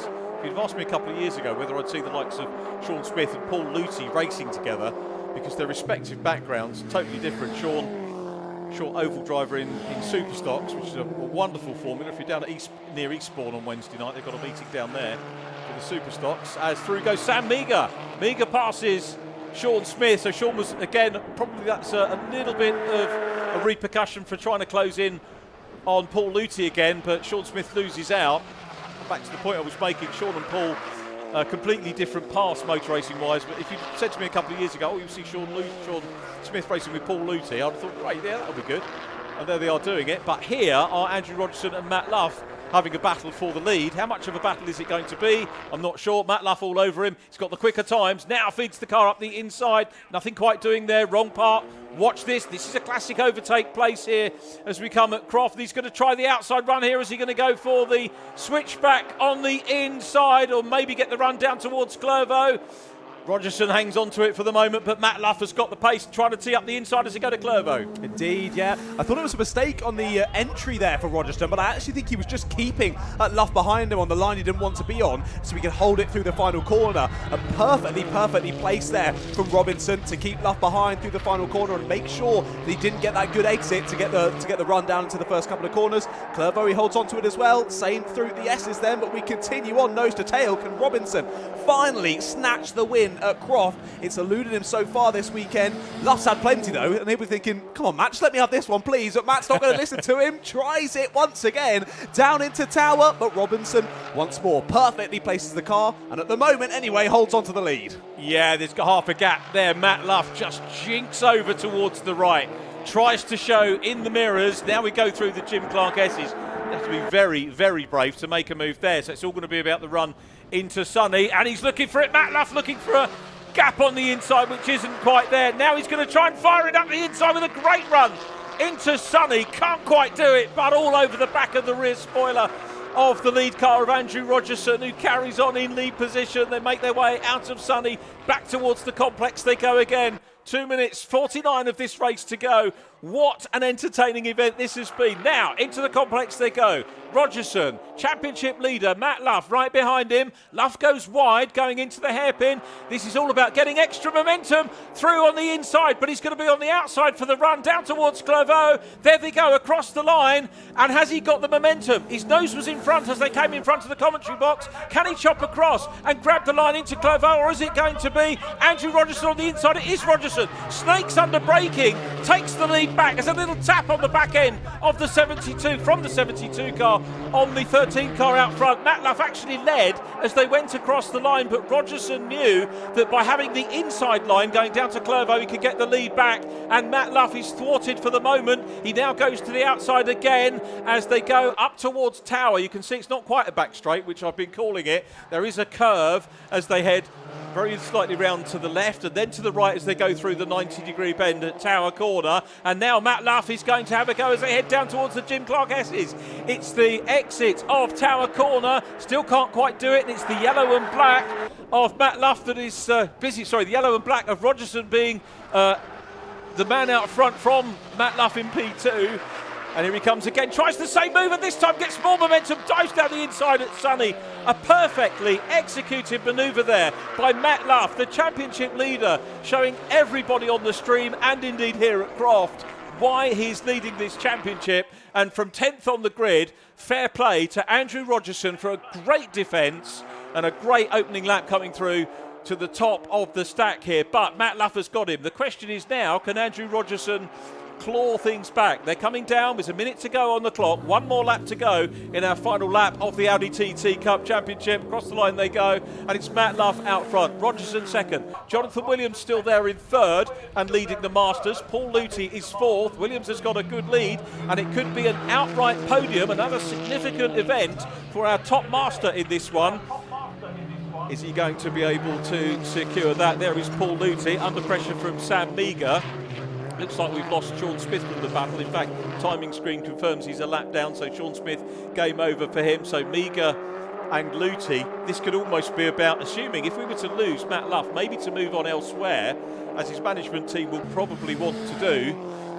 I'd be really chuffed if he came back to defend his crown, but potentially what you're looking at here, these two drivers getting momentum, these two guys could be championship leaders next year. So when Audi TT Cup Championship comes back to Croft next year, see if that is correct in terms of a prediction. But great racing between the pair of them, and Paul Luthi in P4 hanging on from Sam Meagher. But that was a cracking move of the weekend for me from Matt Luff to take that. One of the things I love about Croft, so many corners where you can effect passes if you think about it, if the driver you're racing with is clean and fair, as indeed Andrew Rogerson was. Back to our race leader, clock's ticked down, and it is Matt Luff who leads down into the hairpin for the last time. He can almost be breathing a sigh of relief now after a huge workout, and I can't wait to hear the interview with John at the end of this, because across the line goes Matt Luff, our championship leader, 2 wins from the weekend. A clap for him, a clap for Andrew Rogerson in second place. And also, let's have a massive shout out for Jonathan Williams, the man who started on the front row, takes the Masters win and an overall podium for the Master. He was in his interview earlier on today saying that he couldn't play with the faster front runners. Well, he's just proved that he can, and indeed he does with third place. Paul Luthi in fourth from Sam Meagher, and David Robb completing our top six. What a fantastic way to end the Demon Tweaks Audi TT Cup racing here. 3 very good races from this formula. It is very accessible, it's cost effective for the machinery that you see, plenty of cars out there if you fancy having a go, moving on from another championship, and you would be most welcome to join us on the grid either later in the season or indeed for the 2026 campaign. Hats off to everyone involved. Andrew Schofield, the championship coordinator, all of the teams and drivers with some great racing this weekend. Our commiserations to Jordan Stilp on his non-finish and retirement from the meeting. We look forward to seeing him back in the next round, which is at Brands Hatch. And we wrap up at Silverstone in September, so very much looking forward to that. Wow, need a little bit of a breather after that. Quite a few people on the banks today here at Croft. Thanks for you for joining us. We'll talk a little bit more about, for those of you that are here at the circuit, about what events are coming up over the next few weeks, which you might like to join us at. But let's have a look at the official result of the third race of the weekend. Matt Luff takes the win, and just checking fastest lap as well. Well done, Matt. Andrew Rogerson P2 from Masters winner and overall podium setter Jonathan Williams. Paul Luty fourth from Sam Meagher and David Robb. Patrick Booth in seventh from Luke Jennings. Paul Savage in ninth ahead of James Blake. Charlie Budd recovers for 11th from Sean Smith. Ross Mackay, very sadly a retirement. So too was Ryan Edgecombe in 14th. The other driver very much out of luck was the final run of the 55 car, the final start of it, which was Ian Dowler. So commiserations to Ian as our lead drivers make their way down already. Matt Luff's actually well clear. I tell you what, I think Andrew Rogerson enjoyed his slowing down lap of honour, call it what you will, and probably doing a wave and a clap for the marshals and spectators that were here over the course of the weekend. For those of you on the banks, before we get a chance to go to the results, our next big meeting here is the 2nd and 3rd of August, the British Touring Car Championship weekend. I think they'll be testing on the Friday. If you fancy getting a look at the cars, probably free to get in on the Friday. And tickets well worth it for 2 days of great racing on the 2nd and 3rd. The Darlington District Motor Club are with us again on the 23rd and 24th of August. And then our friends at Brscc back with us on the 6th and 7th of September with the Ginetta Juniors City Car Cup, BMW Championship, and the trio of Mazdas. I'm sure this thing sounds like a trio of ice creams, but we'll talk about ice cream at a later date because we've got John Ratcliffe down in the winner's circle. Over to you, John. Lovely. Well, what a race that was. I think race of the weekend. I think we saw what you referred to, sir, in the commentary box as the move of the weekend as well. It was a shame that we didn't have Mr. Stilp in that one. I mean, you can actually see his car is literally right over there on the back of the low loader. It definitely wasn't going anywhere anytime soon, but a few of the drivers in that one certainly were. Let's go and have a chat with him then. I wasn't able to talk to Jonathan Williams earlier on today, so I'm going to jump straight through to him. He was 3rd place overall and the top master in this one. Sir, would you prefer to sit in or do you want to hop straight out? I'd stay here if I may. Going to stay in here? No worries at all. No worries. Do the rest. I was looking forward to speaking to you, as I was hoping you were going to win the Masters, but you were 3rd overall. No, unbelievable. That's the best result we've had in the 2 years we've been doing it. So 7th earlier on today was the best, and now I've just beaten it with the 3rd. So, I mean, the front row draw helped, obviously, because they were all fighting behind me, but just holding on and letting these guys through without losing time was the plan, and just then hoping the gap would stay the same to Paul Luty behind me. So, yeah, well done to the guys in front. As I say, no chance of keeping up with them, but I thought with everyone else behind me fighting, there may be a chance for a double podium here. So we did it. Happy days, thank you. Well done. You broke away on that first lap. You scampered off massively, but just got chased down. Yeah, chased down, made a mistake. Never been there, but well, I haven't been there for 25 years last time I led a race, so forgotten what it's like. But anyway, I've done it now, and hopefully I'll be able to do it again. So congratulations. Was there anything else you wanted to say? Anyone else you want to thank? No, just a big thanks to my sponsors, Eagle, Maid Training, and a big shout out to the Myeloma UK charity that we support, which is helping people with blood cancer. So we did it, guys. Thanks a lot. Amazing. Thanks for chatting on us, mate. Well done. Well done to Jonathan. 3rd place overall, and of course your top master as well. Let's tell him. I'll actually grab P2 first, because he's literally right here. I'd like to say P2. And I know, I'm so sorry. What a race from you. You chased him down, got him, and then Matt was just all over you. Your defence was fantastic, but he just managed to find a way through. I wasn't watching at the time. Was it down at Sunny? Yes, it was. Mate, I'll be honest with you, from lap 2 or lap 3, I think that lap 1 and 2, I just went balls out and just had it. We literally just, my teammate, I just changed the gearbox in his car before we went out. So I was a little, thanks, Paul. So I was a little bit, what can I say, tired already. Yeah. So I thought, right, let's get this done early. And it just unfolded down the back. I ended up on the grass at one point, just to avoid any contact. But, yeah, we got the lead.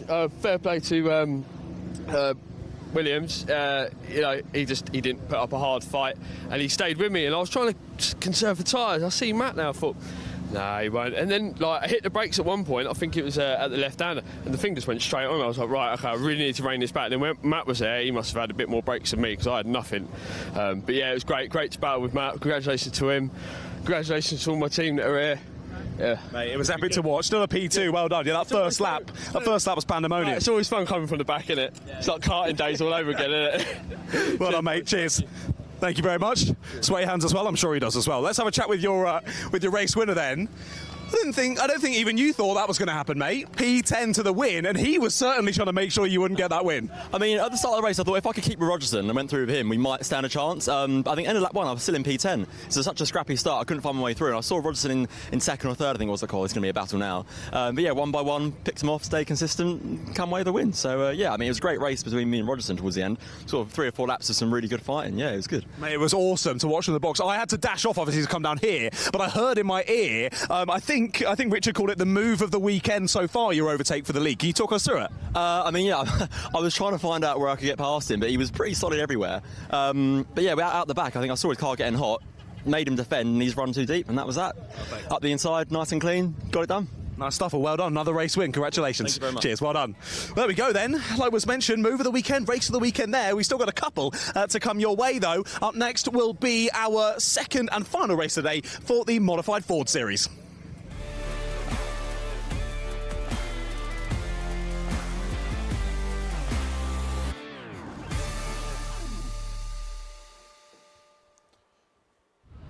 I actually remembered that we had the Sting then coming into it, because it's been so long since I've worked on an event with Alpha Live. I've suddenly remembered, you know, one race before the end of the day.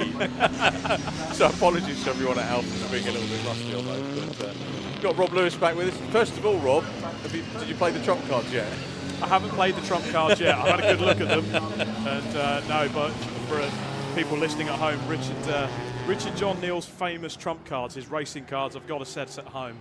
I think you need to do another round of those. And yeah, all for charity, mate. We do it for charity. No, 100% all for charity. I think months. We've got a grid for this Modified Ford Series, so let's take a look. I think you're right. Dave Cocker starts on front.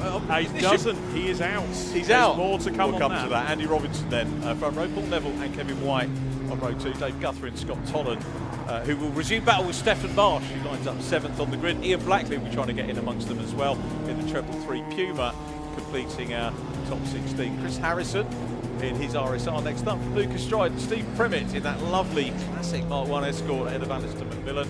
Dave Barrett in his Fiesta Mark 5. Piers Warwick in the next up of the Mark 1s. Leslie Chapelhow in his Ford Fiesta Mark 6. Ben Purnell, hopefully sorted out with his RSR. Nod from Rob. He's out there. He's out, that's good news. Is 16th on the grid. And James Allen? James Allen is sorted out. Now, some news from race 1. Dave Cockhill is out.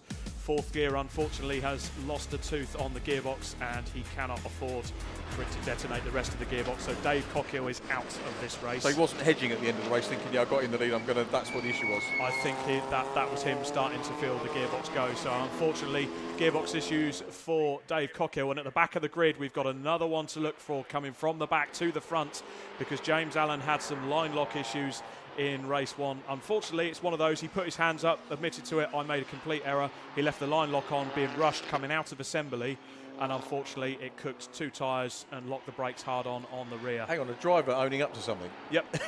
He was absolutely devastated. I really felt for him, because we saw the anguish around the back of the car, but I tell you what he is going to do. The anger he felt, he is going to channel that, and I'm telling you now, it wouldn't surprise me if he goes from the back to the front in this race, Richard. I'm looking forward to this. It's a big ask, isn't it? Look forward to seeing what he can do. So we've got certainly something to watch there.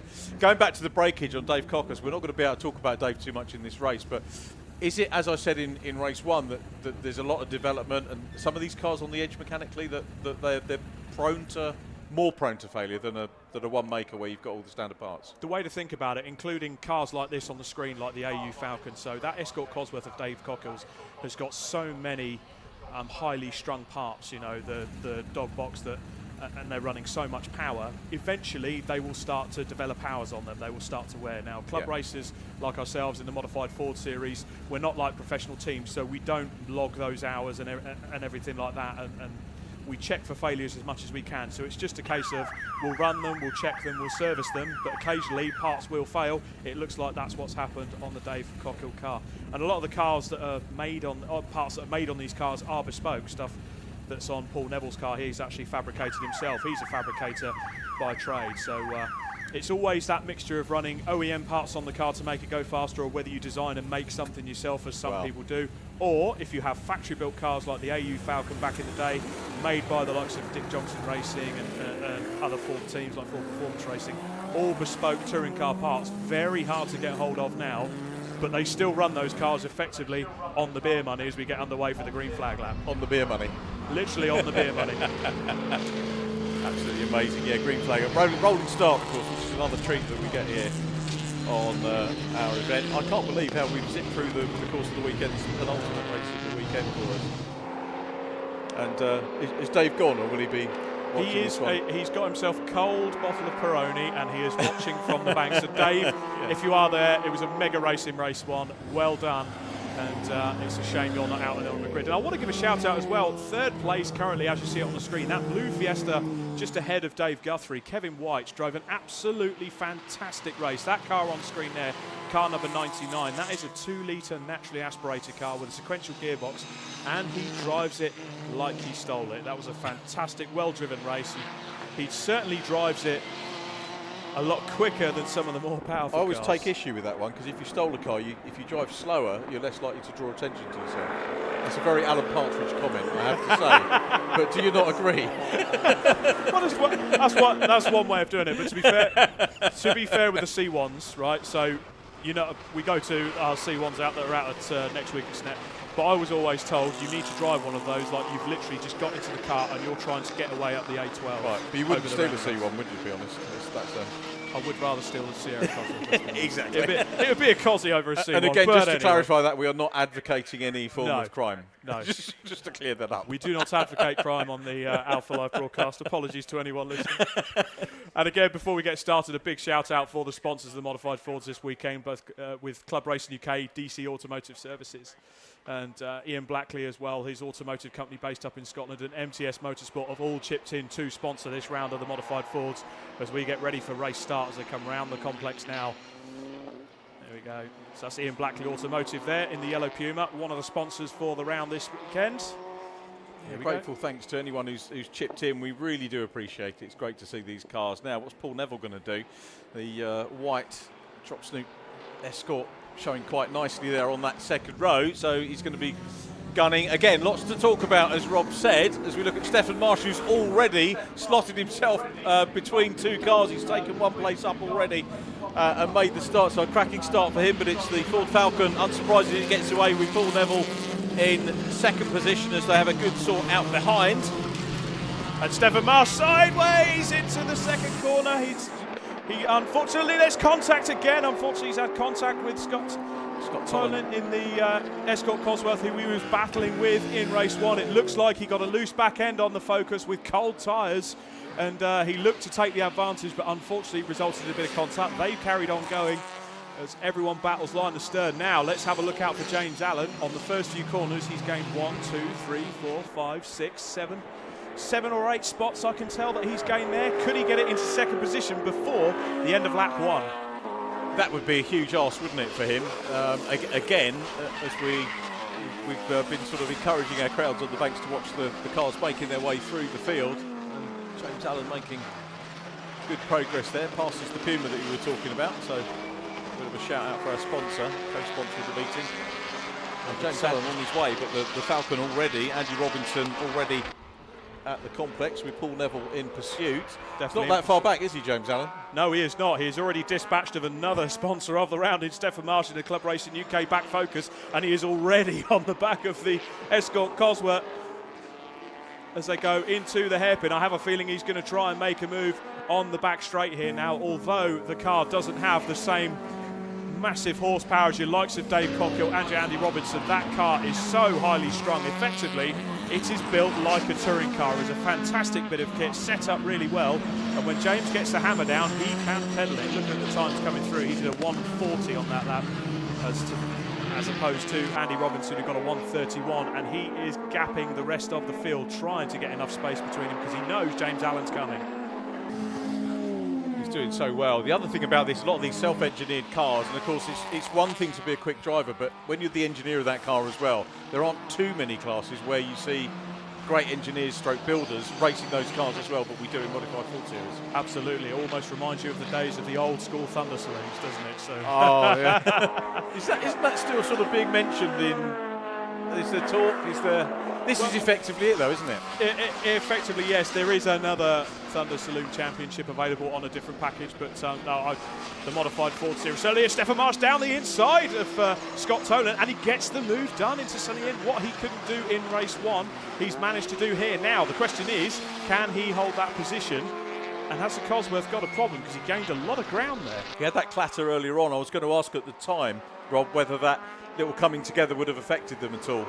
It could have done, especially if they've clashed wheels. It can knock geometry out. It can damage components. At the moment, he looks like it's going well. Now, keeping up with James Allen, he's dispatched Ben Purnell in the Escort, who had gear shifter problems in race 1, and he is now on the back of David Guthrie, having also dispatched of Kevin White in the Fiesta. So we are on to lap 2. Andy Robinson leading with Paul Neville second, and it looks like James Allen is about to get into the top 3 for the first time. Stefan's been repassed by Scott Toland. They've really entertained us over the last 2 races, and is that orange or yellow car? It's a bit weird on the screen. It's a bit tangerine. It's tangerine. A bit of tango, couldn't you? Yeah, the tangerine machine, as it looks like outside our window. Oh, we can see it now. Yeah, it's a proper orange, isn't it? That man on screen, James Allen, he's already dispatched of David Guthrie now, and the next man up the road is indeed second place man Paul Neville. Qualified P2. Do you reckon he'll make it all the way to the front? Was there a quicker lap than the Falcon in there? I think it was a big gap in qualifying. It was a big gap in qualifying, but I think if James keeps his head down, channels that anger that he had from race 1, he can do this. But Andy Robinson is no slouch in the Falcon as he makes his way through the complex. And that man on screen there is still holding his own, Kevin White, as he goes down the inside of David Guthrie there. Now, has David Guthrie got a boost issue again? In race 1, he had a temperature-related boost issue where, unfortunately, the hotter the coolant gets, it drops the boost off, and it looks like that could potentially have happened to David this time around as they come out of the hairpin. That's Dave Barrett off the road. Oh, that's a shame for Dave. Oh, it's a shame for Dave. He comes all the way up here. He shows the enthusiasm. He loves his motor racing, and unfortunately, it looks like he is off the road at turn 2. So, do we know? Does that mean your trump card's better than his this year? Pass. How many DNFs you had? 2. Oh, right, okay. Less said about that, the better. Back on screen, we've still got this battle raging between Scott Toland and Stefan Marsh. Stefan's still got his eyes full of tangerine. Second place battle about to happen with Paul Neville just exiting tower for our director, being closed in on by James Allen. So P2 about to be challenged for and possibly got closing up now. Here we go. Those two. Here we go into Sunny. The fascinating thing for me here is the ages of and a lock up from Paul Neville leaves the door open. Can't quite see it in this shot, but when they were coming towards us, how cars have got bigger. Because I was used to think the Escort was quite a bigger car, and the Focus is, for me, the equivalent of the Escort these days. But it's that much bigger. It is a very wide track car. A very wide track car, that Focus, and you kind of get the size difference there. I mean, wasn't the Escort seen as a family car back in the day? As Paul Neville works it down the inside, has James Allen got a problem? I hope not. Has James Allen got a problem? He pulled away at that point. No, it's cutting out. That's a shame. James Allen enters the pit lane. Unfortunately, he's got more problems. That's devastating. Absolutely devastating for him. It looked like it lost power there while he was fighting with Paul Neville. That is gutting for James Allen and his team. Now I'm wondering, it's reset itself, so he's going back out. Yeah, now there's 2 things you can do there, isn't there? One is go back through Park Firm and go back to the paddock, or go back out. But I'm wondering, I think he did the right thing, because if he's not sure, the last thing he wants to do is get stranded and have to do a whole lap or park up. I'm wondering if he's hit the reset switch on his panel. Something maybe tripped in his car and said, I don't like this, and it's put the fail-safe in. He's managed to put a reset on it, and he is right behind Stefan Marsh and the Tangerine machine of Scott Tollan. We get to see that battle again. There we go. Okay, we wanted to see him try and have a little dice with Paul, which was great that was there, and a super drive from James, so we get to see him do the battling again, so he's closing up on Stefan Marsh. He just likes the TV time, doesn't he? He's making up for it. I think he does, and what you've got there is two very similar shaped cars, and what you have is a picture of the modified Fords, how far you can modify these cars to suit your budget. So James has put so much time and effort in his car over the years. Stefan does exactly the same. Stefan, you know, they won't mind me saying this, Stefan doesn't quite have the budget to put as much into his car as he can. He does what he can with what he's got. So you've got two contrasting values between two very similar shaped cars, but James Allen's already dispatched of Stefan Marsh, and he's round the outside of Scott Tollan into the complex. And whatever problems he have seems to have potentially reset themselves. On his best lap, 2 seconds a lap quicker than Paul Neville, so are we going to see him up and scrapping possibly? I think so. For second position again. Paul has got a massive lead on him though at the moment. He has, but you know, that lap time by James Allen, you cannot discount that, a 1:29.0. And our race leader, Mr. Andy Robinson, his best lap time was a 1:28.8. That is rapid. Great stuff from the modified Fords. We've only got 6 minutes to go after a long journey for many of them, and we appreciate them coming up. But here's our glorious race leader, the Ford Falcon Supercar. As soon as I saw this on the entry, I thought we're in for a treat. Oh yes, you're always in for a treat when there's a V8 supercar on the bill. There's a few down at Goodwood this weekend causing some I think Jake Hill's in one going up the hill. Is he? He's in a Holden Commodore of sorts, but this is a beautiful car, originally built by Paul Wheel Racing. I believe it raced at Bathurst in 2000, 2001. I could be wrong. That could be the car. I do know it's a Paul Wheel chassis, and Andy brought into the country, I'd like to say 2009. And that's not an easy thing to do, is it? No, Import it's these not. cars. I mean, you talk about maintaining them and running, but getting them in the first place.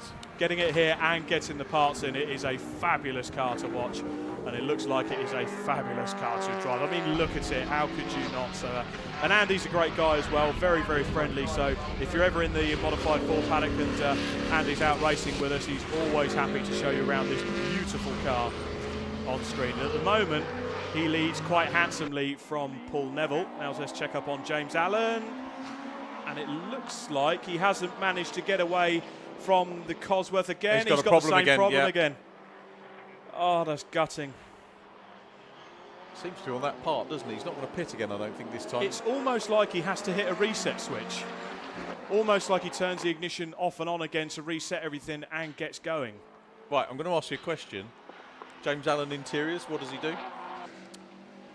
I'd like to say commercial interiors, shop fittings and everything like that. Cool. That's what it looks like. I'll have to ask him properly. Yeah, I wasn't sure whether you know. Apologies for putting you on the spot. Yeah, we did see Ben Parnell on the screen there, unfortunately, looking like he had some issues. He did start moving again, so I'm wondering if he's had a bit of a Was that Ben spin. or was that Chris Harrison? I couldn't quite tell because of the screen in front of us, but okay, well, one of the two as James Allen carries on.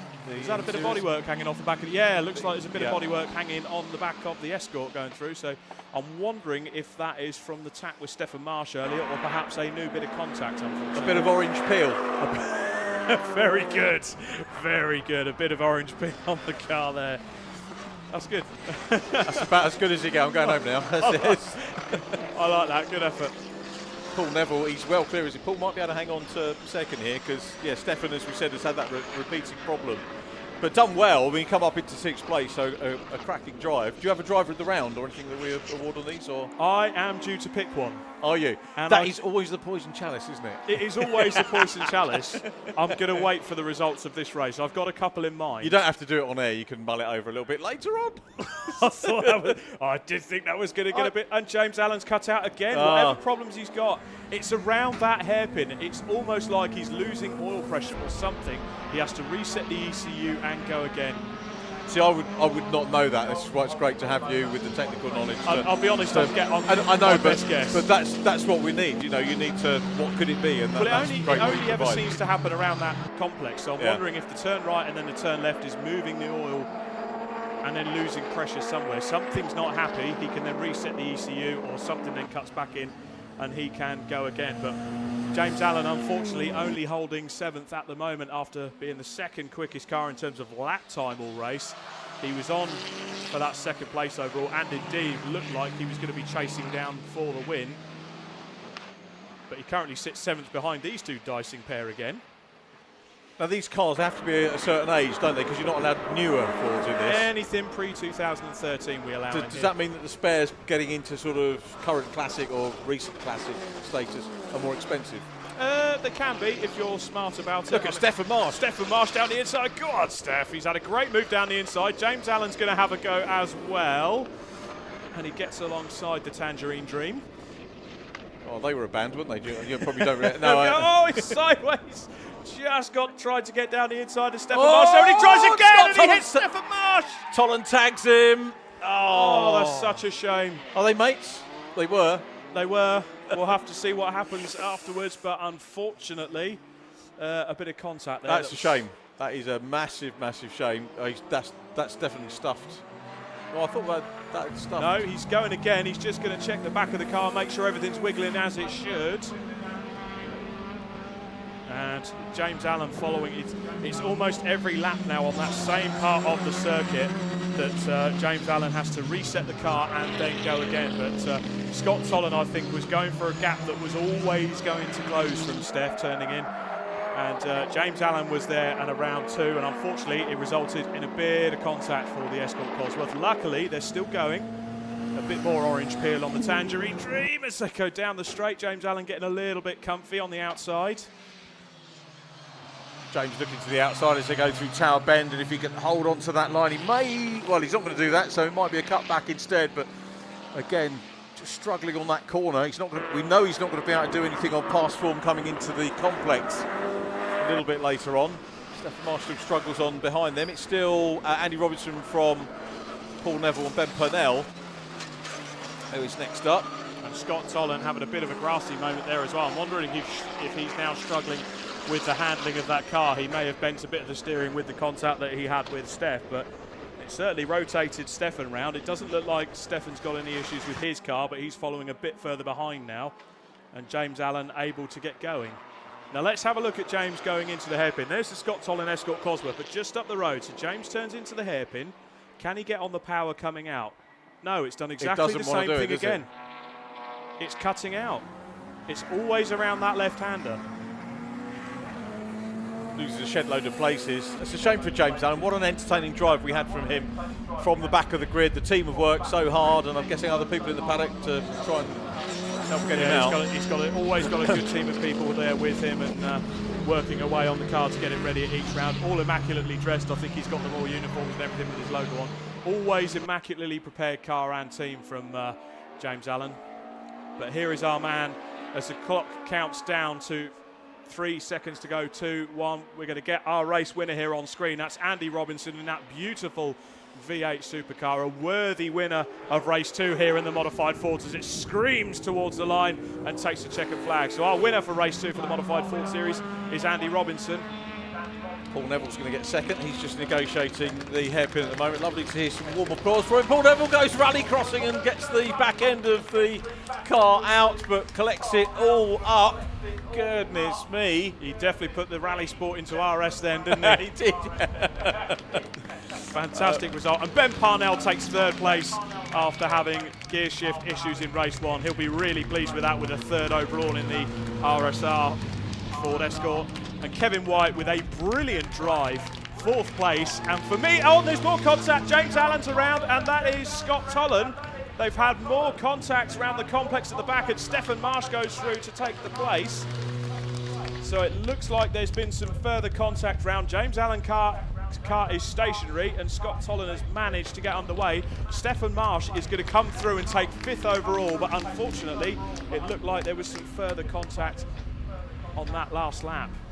I'll go back to the driver of the day quickly. For me, it's Kevin White. I think in that Fiesta, he's driven that car superbly, punched well above his weight all weekend. It's a good shout. It's a very good shout. And a superb effort from him. The Driver of the Day award sponsored by Ski Electric, of course.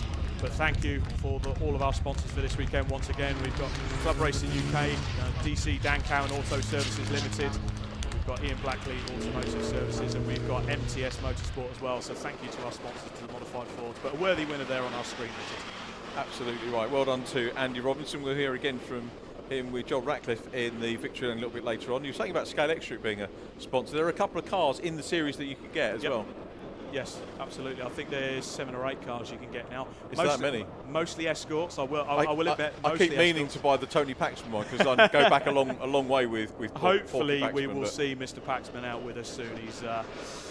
He's a character, is old Tony. The other P, one I was it's a hoping to pleasure see this race with weekend him. was Graham Waite, and I thought being near Scotland we might see Graham. I don't know if he's got problems with the car or otherwise. It wasn't on song when we were last out at Mondello, so hopefully we'll see Graham and indeed Gary out soon as well with us. Always welcome in the Modified Ford Series. That'd be good to see, but yeah, what a treat to see the fan. It's run well, isn't it, as well? I mean, it looks beautiful. It's run superbly. Run by an enthusiast that puts a lot of love and care and attention into those cars, so beautiful.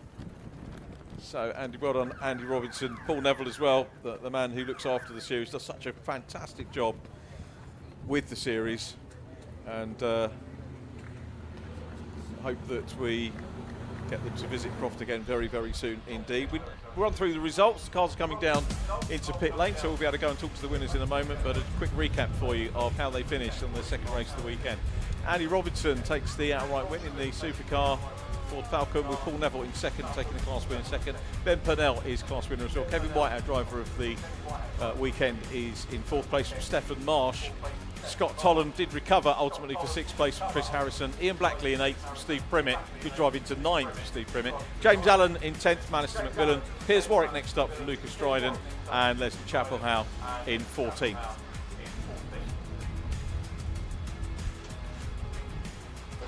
'15th was David Guthrie and 16th Dave Barrett. Obviously those drivers having issues, which was a shame, but we wish them well for a safe trip home and a better luck next time out. Cars down into Park Fair. Rob Lewis, thank you ever so much for joining us on the mic. Always a pleasure. Great to see you. Even better to get a chance to work with you on the mic.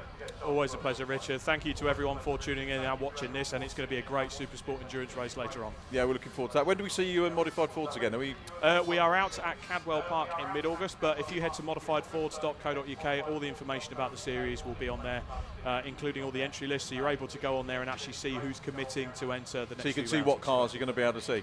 Yeah. Great stuff. I think we just had the message to say that John is down in victory lane and ready. If not, I will talk a little bit more. Let's see if we've got John for you.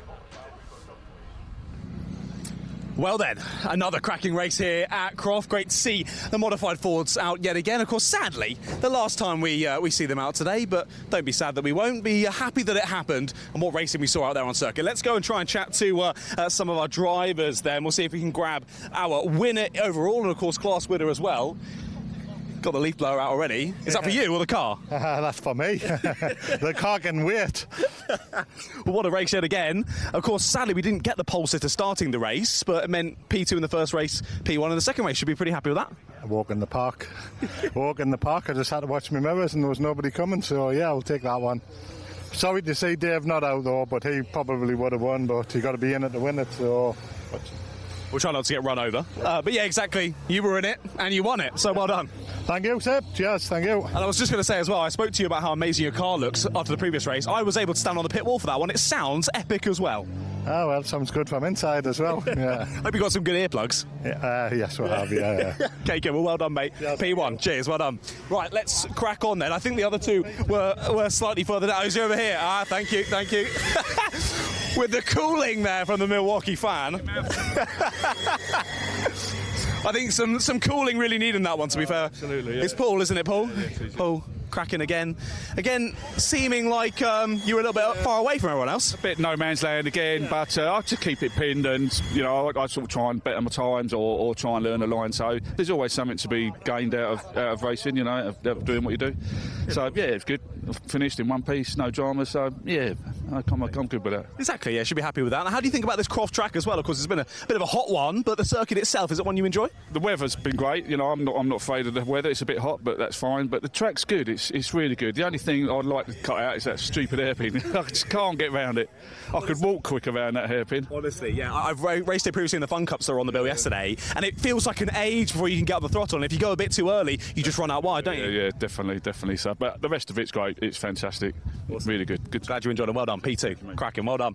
Right, let's continue on. I'll see if I can find Ben Purnell, if Ben is around here. Anyway, he might actually be sat on the bonnet, so he might actually be helping me a little bit down here. Is it Ben? Hello, Ben. Good to chat with you. Your car looks bent. Yeah. P3 on the roads. You must be pretty happy with that one.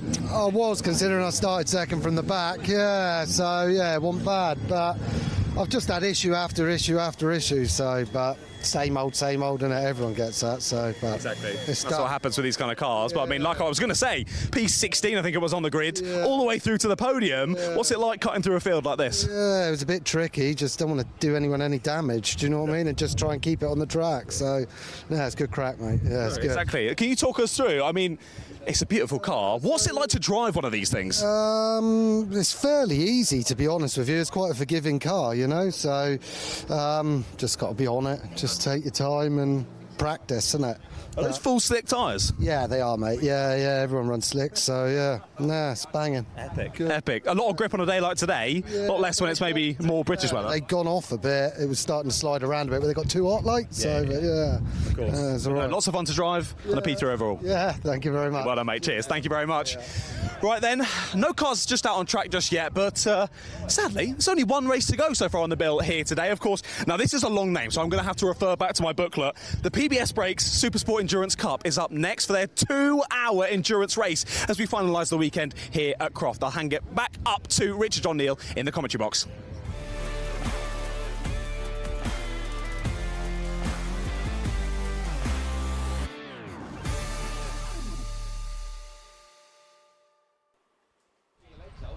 Thank you very much indeed, John. Great to hear from those guys with the Modified Ford Series. We wish them a safe journey home and look forward to seeing them. I think they're on with us at the Brscc, one of the Silverstones in September, if you want to follow us, Brscc, and also catch a little bit of Modified Ford action. More modified cars coming up, predominantly BMWs, as we saw in the qualifying session earlier on in the afternoon. And that was quite interesting in this championship, as John rightly called it, PBS Brakes Supersport Endurance Cup. Thanks to PBS Brakes for supporting that. Multi-class championship. We've got basically 6 different levels of power to weight ratio, starting off with Pro A. We've got 3 Pro classes and then 3 Club classes. The difference really is only that we call the Pro the most powerful 3 classes, and then the Club classes are the least powerful ones, which kind of works. It's a nice setup for the championship. Just to let you know in terms of what those power outputs are, we've got the Pro A category, which is very well subscribed this weekend, with the cars running from 311 to 350 brake horsepower. Immediately beneath that, Pro B running from 271 to 310. Pro C, anything up to 270 from 231. And then the club classes, Club A, 191 brake horsepower per tonne up to 230, and then Club B 151 to 190, and anybody under 150 brake horsepower per tonne in Club C. Now, in terms of the entries that we've got for you as the cars come onto the circuit, we've got predominantly, just having a quick look, it's all BMW in Pro A, a mixture of M2s and M3s, one M2 and a batch of M3s. Pro B is solely Caterham, Lee Collins, so he's just got to finish to get the winning points. We were talking about horsepower a little bit earlier on, weren't we? And we'll come to that in a minute, and we'll come back to the classes because here's the grid. Litch and Hooker will start from P1 with Morrisdale and Kent next up of P2, Evans, Hudson, Parks, BMW M3 next up, Aldo Riti, Kevin Clark ahead of Chris Murphy with Lee Collins in his Caterham 6, Alessandro Ballesteros is next up in the Evans and Hart Honda Civic Type R. 9th on the grid, the Mazda RX-8, the smallest engine, the rotary engine with Payne Cresswell and Herndon. Then it is Bruce Robinson and Paul Shared in their Mazda MX-5 Mark III, 10th on the grid. David Drinkwater and Adam Reed, the championship leaders, back on 11th on the grid. And then the 1-2-3 car completing things, which is James Miller and Mark Curran.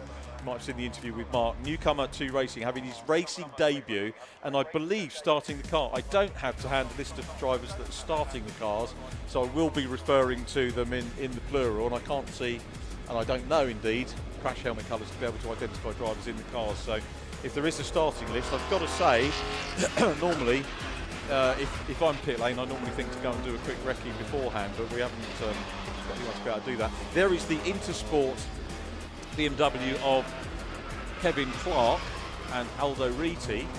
Kevin, a long-term driver, multi-champion on the circuits, long circuits and short overs, a very adaptable and quick driver in whatever he races. It was interesting. I'll come to an interesting point about Kevin Clark a little bit later on and talk to you a little bit more about the run through the classes. I think where would I got to? Pro B. We did have one Pro C entry, which is James Alford in his Audi TT, but that was scratched before the start of the meeting. So very sadly, James not with us. Did I hear correctly that he is surfing somewhere this weekend? And I don't mean on the internet, by the sea. I think James is taking a little bit of a break. Club A, which is the 191 to 230 brake horsepower per tonne, is headed by Alessandro Ballesteros, third overall in the championship and second in class in Club A. So he's going to be dicing with the Bruce Robinson Paul Sheard car, which is first in class, and that Mazda had Colin Turkington at the wheel very early on in the championship. There is a limit to the number of drivers that you can put in the car over the course of the season, but the battle between those two, Ballesteros in the Audi TT and the Mazda MX-5, is going to be an interesting battle to watch as well. Who else have we got in that class? The man I've not spoken about is Honda Civic Type R of Jeremy Evans, and he's fifth in the class in terms of this year's championship so far. On to Club B, which is this weekend featuring Alistair Lindsay, the club class leader. Not sure if Alistair is on the grid. Let's have a quick look. He might have scratched his entry as well, and that will leave the Wes Payne, Darryl Cresswell and Paul Herndon Mazda RX-8, 1.3 litres, so by far the smallest engine car on the grid. And then Club C, just the two entries, but two good entries and two interesting ones. We've got David Drinkwater and Adam Reed in their BMW compacts. We go back to BMWs for Club C, and the pure track Renault Clio of James Miller and Mark Curran with newcomer. I don't know if you saw the interview earlier on, John, with newcomer Mark Curran having his racing debut, and him and his mum Shelley, who are here this weekend, both a little bit nervous, and Mark was telling me he can't quite get the balance of fluidity right when he's out in a race car. He's been out in a race car and dehydrated. Next time he went out, took too much water on, it made him a little bit queasy. Just one of the things you never think about as a driver, and I'm guessing that probably affects you guys in hot weather. Exactly the same, yeah, exactly the same. And that's, again, all those little things that just come with that extra experience. It's all things that you have to learn on the job, sort of thing. You can ask around and find out a bit, but again, it's going to be slightly different for each driver, all those sorts of things. So finding out what works for you takes that time, takes a few races, takes you to get into it. But he's got a lot of time to work things out in this one, 2 hours ahead of us. And I gather he's starting the car. He's going to be doing around about 20-minute stint. We need to talk about the race format that we've got for you, and the race format is 2 mandatory stops over the 2 hours. That obviously will cater for 3 drivers where we've got that. Most cars only having the 2 drivers, but they'll have to fight out amongst themselves. So we will see varying times. The pit window opens after 20 minutes, and then all the stops can be done. You can do them quickly and get them out of the way if you want to do that. But then the pit window closes 15 minutes before the end. So we will get, irrespective of the pit stops, a picture 15 minutes from the end of the 2 hours as to who is where in the respective classes. The stops are timed stops, so from pit in to pit out they have to be 3 minutes, so that gives you time to come into the pit lane and do a fairly leisurely unbelt and rebelt, or do whatever you're going to do. They can take a stop under yellows, so we can do a pit stop under yellows, as in Fun Cup yesterday, but here there is a penalty if you do it under yellows, in that you have to make the stop 6 minutes. So if there is a stop, any pit crew that you've got or any timing on your dashboard, you're going to have to adjust to make sure that pit entry to pit out is 6 minutes. So quite a lot of work for people to do in terms of that. And is that under safety car, not just general yellows? 6 minutes under safety car, cool. as opposed to general yellows. Yeah. Lovely. Also, yeah, it's slightly different to the pit stops I'm used to in the Fun Cup, where obviously there is literally no timer to think about. I think the best times that drivers can sort of do is around 10 seconds for a pit stop of the getting in and out of the car. Slightly longer in this one, but means it's nice and safe as well, so that's always good. It is. It's a narrow pit lane for the guys to have to do that. So it's the William Lynch Ryan Hooker M3 on pole position, with Peter Mulsdale, Stephen Kent's M2 alongside the 167 car on pole position. The orange car there. Great looking field. I'll tell you what, it's going to be nervous at the back. Spare a thought for Mark Curran, who is in the Clio at the back of the field, having his first start. First time to race in anger for him off the back. Plenty of stories to look at as we get going, and the cars do get going. And it is Peter Maltsdale who gets away well. It's the Intersport car up into third place, we can expect. Now, I don't know who's going to be the quicker out of Kevin Clark and Aldo Riti, and who is in the car now. If I have a quick look to see whether I can see Kevin Clark on the pit lane or not. No, I can't. And I can't see Kevin waving at me to try and work out who's in the cars. We haven't had a list of starting drivers. If anyone from the championship has got that, that would be useful. As I say, normally I would use a lunch break to go around and get that, but unfortunately we didn't get time to do it today. As we see the number 19, Alessandro Ballesteros, Audi TT, one of the front runners in class Club A. The difference between Club and Pro, just effectively a division on power. There isn't any difference, I think, in terms of tyres or anything like that, but 6 classes, top 3 class Pro, bottom 3 power output classes known as Club. Good mix of cars, all underway. The coach is getting a little bit slidey and sideways already. And that's Lee Collins. And we've got a fantastic mix here, John, of cars. Always Kevin Clark. Is it Kevin Clark or Aldo Riti? I'm going to hazard a guess and say it's Kevin Clark because I can't see him on the pit wall. Goes up into second position. Late entry, for those of you that maybe look at the Brscc website as opposed to race programmes. I quite like the internet. Now, I know a lot of commentators rue the day that we don't get programmes anymore since COVID. I'll be honest, mine used to end up in the recycling anyway. David Addison will be shaking at me now, shaking his fist at me. He loves the programme. When we're away, actually, with Addison, what meeting should we go to on Saturday night in Scotland? Stockholm meeting. And he says, the one where I can get a programme. What a character, though. It is a shame. I used to really enjoy it when I was a kid, coming to race events, and it gave you a little bit more of an insight as to who was out there and what was out there. It's nice. It really is nice. But it's gone now, that kind of thing. Big meetings like touring cars, you can get them. But just coming to say here, this is going to be unusual for you watching a different endurance race as opposed to Fun Cup. And Kevin Clark's going to have a go here at the race leader. The Mulsdale Kent car coming under pressure from Kevin Clark. Multi-champion on the circuits, won the Eurocar V8 Championship back in the day. The same year as the pickup truck racing championship, Kevin Clark. Double champion on a single day. That is mightily impressive. Yeah. That's certainly one to tick off the bucket list as a racing driver. Impressive stuff. Well, pressure already being applied and potentially an opportunity here down at Sunny Bend. Gets the inside line and just about grabs the lead away. That was very opportunistic, that one, wasn't it? It was, yeah. Kevin Clark won't muck about. Started his career on the short circuits. That double championship win that year, I mean, that puts him up with the likes of, in modern day terms, how many drivers are getting around to doing that?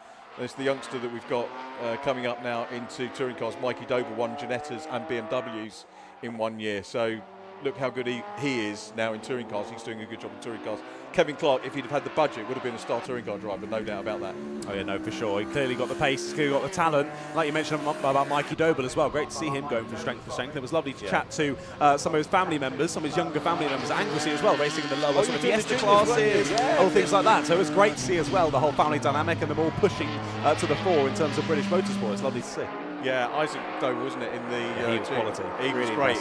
We did a paddock show, track walk or paddock walk at Anglesey a couple of years ago. We were interviewing Mike and we interviewed Mikey, and then Isaac was there. They made the mistake of telling me he was entering the scholarship, the Fiesta scholarship, so I went and interviewed him, and he was no qualms at all. Great little interview. And he's a great peddler. And watch him in the coming rounds, because he was up on the podium again, wasn't he, when you were there? He was, and that is going to convert to win very, very soon. Yeah, no, he was. It was very impressive. But in that championship, Thomas Merritt was just the standout amongst that weekend. I think he won every single race, so he is certainly a driver to watch as well. Plenty of them coming through the Thomas is a very serious young man, isn't he? He's fantastic. He's great, isn't he? he did a co-commentary with us on eSports, and then jumped off, and he's now doing it for another company. Yeah. He was great. He was serious when he needed to be, but also a good fun and happy to have a joke. Yeah, when he 100%. didn't. Great ambassador, really good kid, very professional, and but that's the line that comes from him. Very serious young man, and he'd be a real asset for anyone who wants to get involved in his career. I'm going to give a quick shout out while we are BRSCing, and if you're watching this and you've got a youngster and you want to get him a Christmas present, an early Christmas present, get them an entry to the Brscc Fiesta Junior Scholarships up at Blighton Park. All the details are on the Brscc website. It's money very well spent. It might be a little bit more than you're thinking of spending. I don't know. Have a look at it. It's a fantastic day. The club really do give you great value for money at it.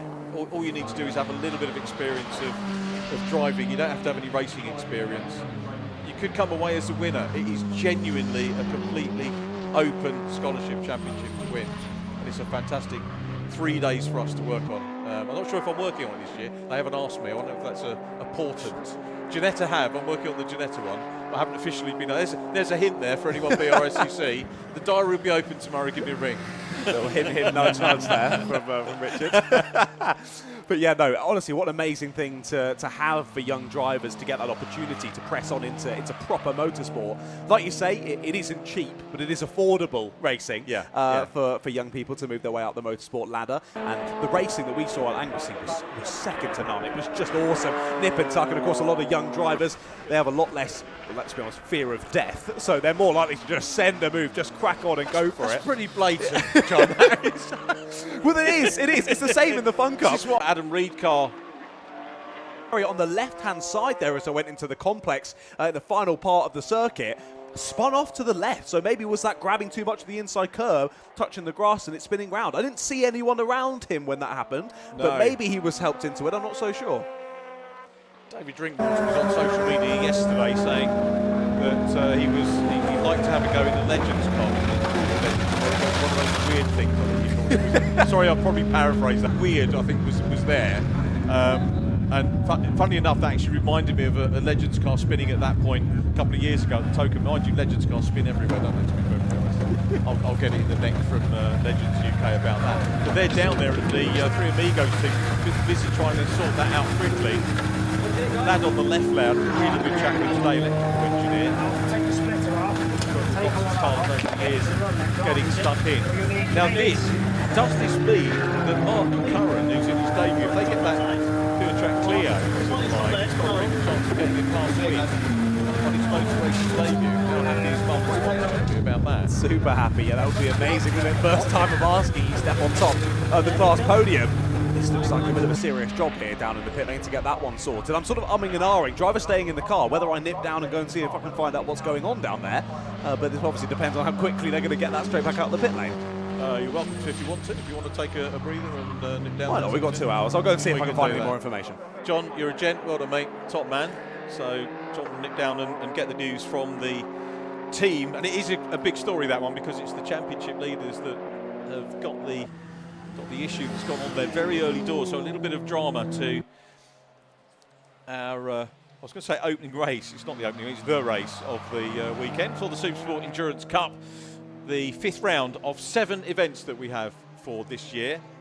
Nice to see that Audi TT running well. Alessandro Ballesteros has put Chris Murphy between himself and the 27 car of Jeremy Evans and Phil Hart, so he's made a little bit of progress to get away there. The overall wins in this championship so far this year, and it's a mixed grid again, a little bit like we were saying in the Modified Ford Series. You get different drivers that will appear at different stages of the season, and we've had different outright winners. The prolific winner over the course of the season thus far has been Julian McBride in his BMW M3, not with us this weekend, as Ballesteros is actually closing in now on the Tom Evans, Ben Hudson and Matt Parks BMW M3. And that's a big scalp if he can get that. The Audi TT running in Clubman A and Pro A 104 car. Now, it is obviously, we talk about power to rate ratios. What that doesn't respect is necessarily whether we've got experienced drivers in the car, and you can see from the back of the BMW that it's got the yellow square with the black cross indicating that one of the 3 drivers is a newcomer to racing. So although the TT is effectively punching above weight, it may be doing so because we've got a lesser experienced driver in the BMW, but by all accounts at the moment doing a good job coming down into Tower. What was I talking about? I was talking about the winners that we've had. Yeah, Julian McBride has had 2 outright wins. Chris Murphy took the outright win at Snetterton, and he is running at the moment down in 7th place. So Chris a little bit off the pace to what we're used to seeing for him. Other class winners, as we look at the William Lynch, Ryan Hooker car. These 2 cars were 1st and 2nd on the grid. So Kevin Clark, Aldo Risi have got clear at the moment and have opened up a big gap. We'll see what that is. It's 11 seconds to go across the line. And the Northdale Kent BMW dicing with the Lynch Hooker orange car. But the orange car doesn't suffer the same fate as the orange car from Modified Fords earlier on. Second place car also in Class Pro A. We've got Pro A first, second and third overall. The Caterham running in fourth place. Pro A race wins, as we mentioned, Chris Murphy. Chris Murphy's actually taken 2 class wins over the course of the year. Dave Griffin has won the other ones. And then Pro B, there wasn't any entries at Snetterton. Gadsby Jones won the class there. Pro C won by Jason McAnulty in the Lotus of Leeds. We've got no Lotus represented this weekend, but Jason won there. Pretty sure we had another front-running Mazda as well. Anyway, we'll come back to that in a minute, but Johnny's down in the pits with some information, so let's hear from John. Lovely, yes, we are down in the pit lane. Some serious work going on here with your championship leader, number 1. I'll see if I can just have a quick chat to Adam. Hello, Adam. I know it's mid-race. I'm sorry to jump onto you while you're still in the middle of this race, but what happened there down in the final sector? Back end just snapped on me, and I was a passenger after that. It was like we couldn't quite see. We cut to it just as the incident happened. I wasn't sure if anyone helped you into it. It was all on your own, was it? All by myself. Just me it was. So pushing too hard, and back end just snapped it dead. These things happen. Now, do you know what's broken on the front of it, or are you just waiting to have the go-ahead to go back? I got a clue. Just sit and wait and hope it's a quick one. So I don't know what. So I know the front bumper's like, is knackered. So I'm guessing it's duct tape and cable ties. The old classic motorsport fix. Well, unlucky, mate. Good luck for the rest of this one. Nice one. Thank you. Cheers, mate. Well done. Let's see how they continue on. Your championship leaders already with a bit of an issue. Back to you in the commentary box. Yeah, top work, John. Thanks ever so much for that. It's a huge story, so good journalism from John going down there and getting that. Not only the championship leaders going out, but also the drivers. I was going through club class wins, and David Drinkwater and Adam Reed, the man we just heard from, have won every single race so far this year in class, but looking like it's not going to be the case in this one, unless the Clio has problems. You haven't had a look at the Clio yet, as we're still focusing on the battle for P2. And it's the Lynch Hooker car trying to put the pressure on and get back into second place at the moment. So a bit of squabbling for class honours here. The great thing about this, it is a championship, and we do get a varying amount of cars, and also a good selection, a good variety of different manufacturers represented as well. And a bit like Modified Fords, you get drivers dipping in and out at different times, but there are, a core of regular championship runners, which we've got here this weekend, which is always great to see. The 167 car still giving chase, William Lynch and Ryan Hooker. The Hooker name, one I remember from Porsche 19 going back. I can't remember if that was Ryan or not, to be perfectly honest, but pretty sure most of the Porsche 94 drivers came from this neck of the woods, if memory serves, but we're going back quite a way. And when I think of Brscc Porsches now, the other link I make is with the Porsche Boxsters, which that morphed into. Actually the 94s ran with the Boxsters later on as the Brscc bought the newer cars in. And one of the drivers in the Boxster Championship was David Behrman, of course, whose son Oliver now racing in Formula 1, and his younger son racing with us in FIA British F4 this year. So really good, strong connection with the area, and also Brscc production sports races via the Porsches back in the day. That championship long gone. I think the 924s are still going, very much in a classic capacity. Can't remember the name of the championship now, the 924 Porsche Championship. I'm sure someone will correct me and probably put something into the stream, which incidentally I don't get to read. So if you do that comment, I won't be able to do that. The race leader is closing up on the shared Robinson Championship class leading Mazda, and has already cleared them, in fact, as they go down to Clervaux. We've still got the battle on for second position coming out. Length of a straight behind the race leaders at the moment. And the Hooker Lynch car has to go on the grass in its attempt to try and go through. Was work looking optimistic?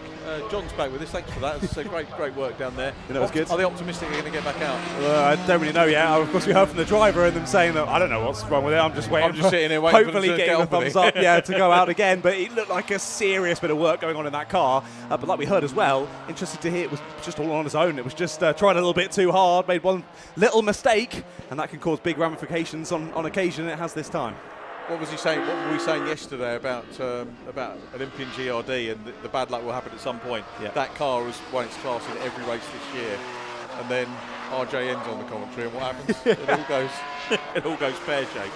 Yeah, it's got to happen at some point, hasn't it? Your luck's got to turn at some point, and sadly, today's the day for number one. Still there in the pit lane. Hopefully they can get back out and get at least some laps in and find their feet here at Croft, but sadly it doesn't look like they're going to be in contention for the class win today, unless something crazy continues on, but we have got plenty of time for that to happen. We have. How are we doing on time? 1 minute 43, so we've already had a quarter of an hour, and eighth of the race already gone. So time passes quickly. There's the nice Intersport Racing logo on the side of Kevin Clark's always immaculate car. Kevin's racing.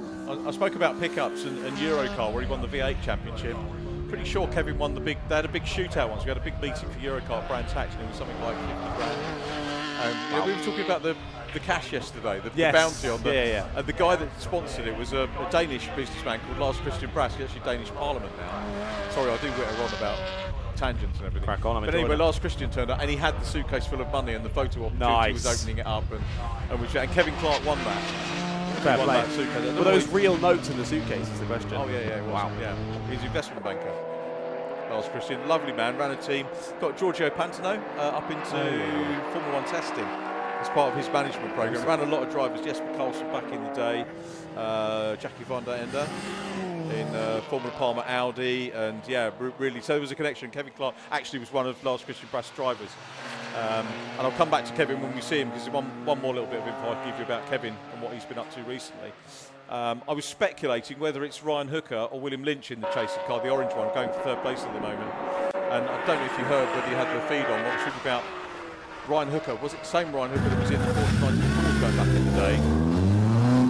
Which team that is out? That's great news, isn't it? Great to see the number one heading back out on circuit then. I mean, I'm impressed with how relatively quick that was, seeing all the damage on the front of the car. They've not decided to reattach any of the front of the car that isn't absolutely necessary, so not going to be the most aerodynamic machine for the next hour and 40 minutes, but at least they're back out on circuit and circulating. We'll see how the pace continues on for Reed. Despite the slight mistake, he still seemed pretty chipper behind the wheel. Was looking forward to getting back out there. Let's see how he does.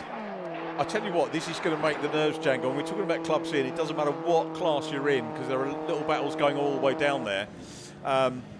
Now, the Pure Track Clio of James Miller and Mark Curran, which we'll pick up at some point, is now the class leader with the two cars in the class.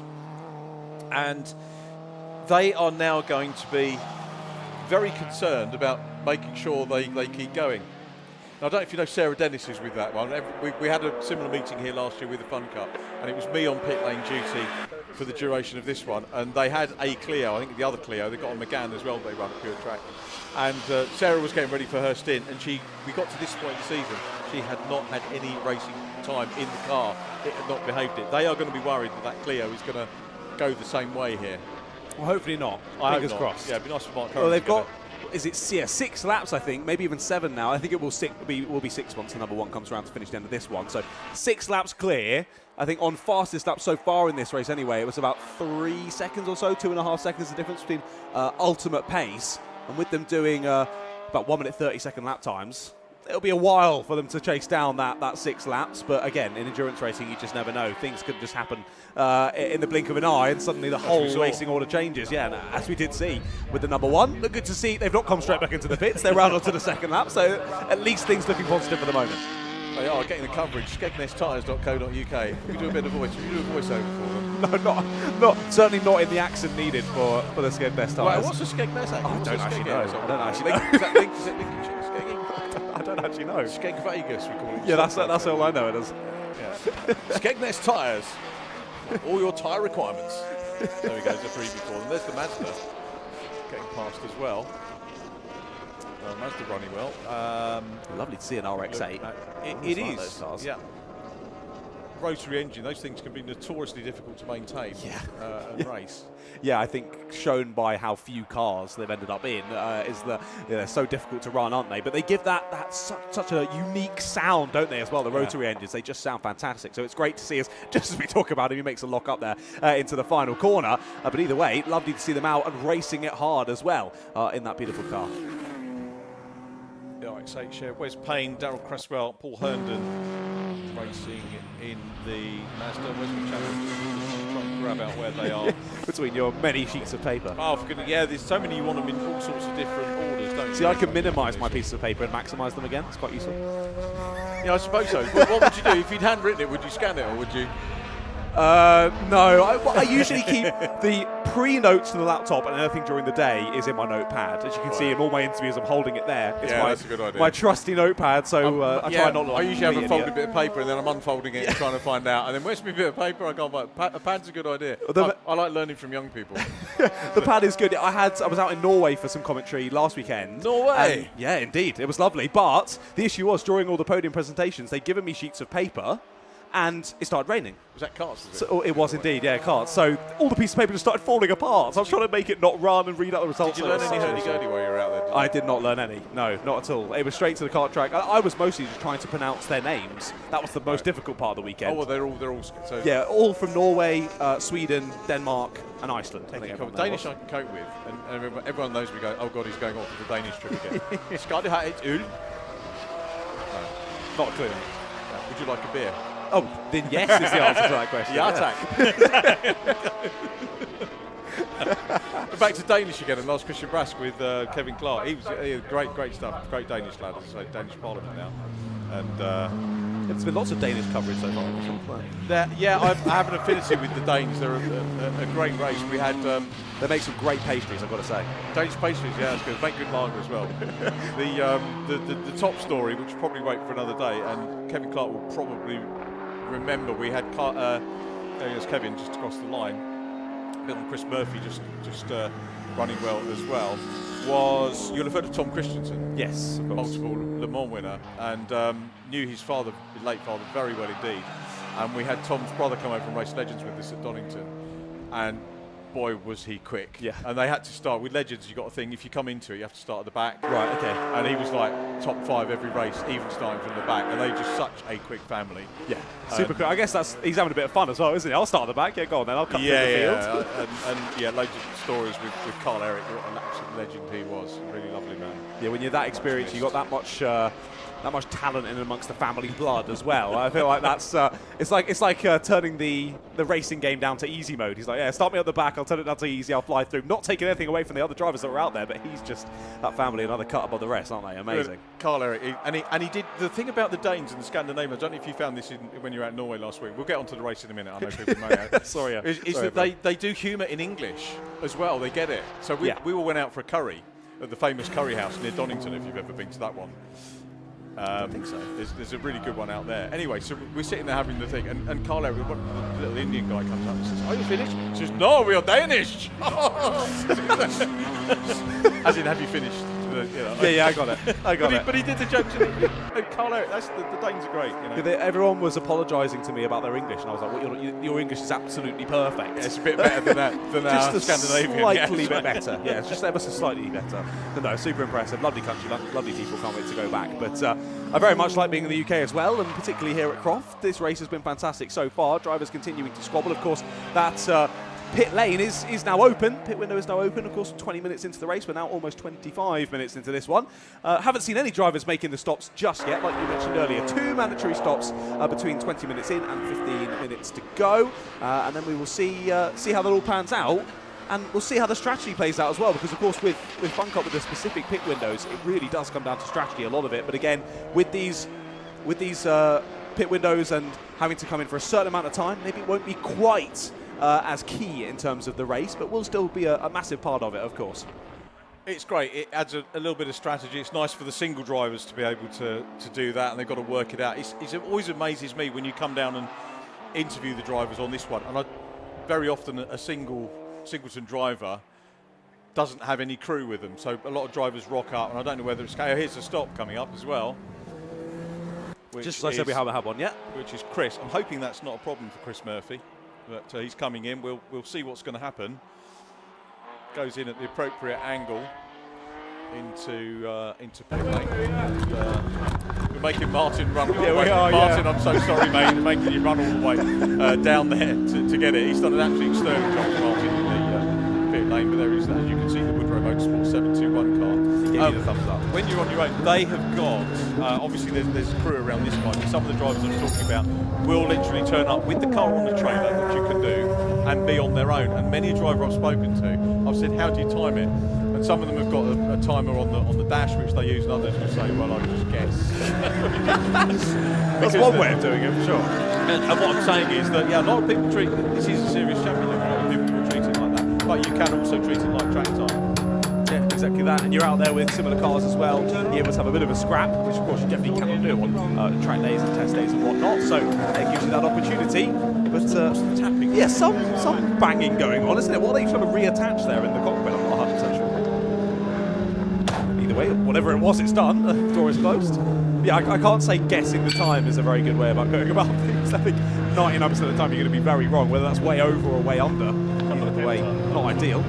But yeah, I can't imagine that. The racing such as these for 2 hours as well, doing it all on your own is pretty impressive. And that's seriously going to take it out of the driver, particularly on hot days such as this. Up at Croft, another driver heading in just behind Martin there. The number 90 also dives in for their pit stop. So Robinson and Sheard there heading in the MX-5 Mark III from the Club A class. They're also in for their 3-minute stop. And you always think 3 minutes doesn't feel that long, but when you're waiting in the pit to head back out on circuit, it feels like an absolute age. The driver say it's the worst thing. We just switch away from the 721 car. Just to reiterate, if you didn't hear on the interview, it's Chris Murphy and his wife's 40th wedding anniversary today.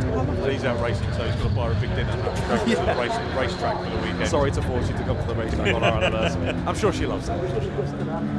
So car vacated, we can get a driver. I'm going to try and see. Is he going to be? I can't even tell. Is it? I think that must have been Paul Sheard for the first stint. The brightness is seriously turned up on our monitor, so we're struggling to see the specifics of that. Paul Sheard, funny enough, we're going to get back to the demo here, was teammate of Kevin Clark in Team Brscc, again, in the Eurocar V6s back in the day. And then Sheardy, I think, I can't remember when Paul came in first of all, there is Paul in silhouette. I can tell Paul in silhouette, here he is. You step down and push the thing, runs the Touring Class Big Push Touring Class. Awesome. Okay, cool. Everything somehow connected. Lovely, absolutely lovely. Really good. Sheardy raced a golden Eurocar V6. That was a championship back in the day. We need another one of those. I know the club probably disagree with me, but we do need that type of championship to come back and entertain us again. So it's Bruce Robinson that gets in, and that Mazda, I can't remember if you were here or not, but that was shared with Colin Turkett in the opening round where they won the class as well. Awesome. So Colin had to go. I was not here for that one. That's a cool piece of information. Turks is enjoying his year off, isn't he? Yeah. We dearly miss Colin Turkington from the paddock. Was Nipper at the juniors? Lewis, was he at the juniors at Anglesey, or was he doing his exams? I'm trying to remember now. I feel like I do remember commentating on someone with the last name Turkington. I'm not sure if I ever realised it was in relation to Colin. Potentially though. I'll go double check for you and I'll let you know. Okay, yeah, I'm not sure. I know he's been away doing all sorts. He did the scholarship last year. And again, a lovely young doing great. As we watch the leading car in pit lane. And yeah, I think that was probably Kevin in the first one.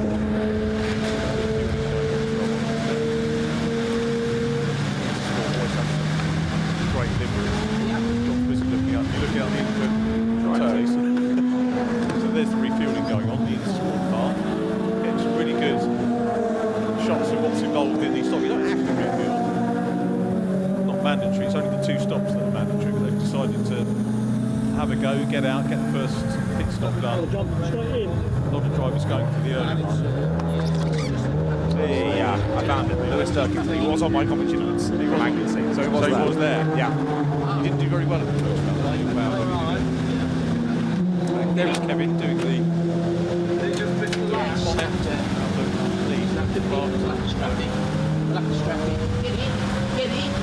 telling his driver to get in. Was Kevin Clark's good one. And giving Aldo Reese a short trip there. As I say, I've had the greatest respect for him. Really fantastic driver. And I'll come back to the point I was making. He started his racing life on the short ovals, raced a lovely shot. He's been racing a stock car.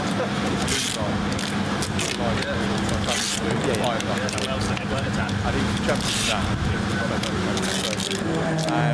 And then he went on to race in non-contact racing. He only did stock cars for a little bit. And then a few weeks ago, he went back to the small ovals to race a replica car of Pete Stevens, who won the European Championship. Pete Stevens was also a pickup truck racing champion. Bit of an issue there for the Honda Civic. A little bit wide there down at Sunny, since we've got it back going again. Yeah. Anyway, so this replica car of Pete Stevens, like Kevin, was a pickup truck. Kevin sold Pete Stevens' his truck after the World Championship. So he did that. Pete Stevens passed away very suddenly with COVID. That makes me upset. And Kevin went and raced this replica on the ovals, went back to the ovals, and got P2 in the big trophy meeting. So he's still got it on the short tail. Still got it.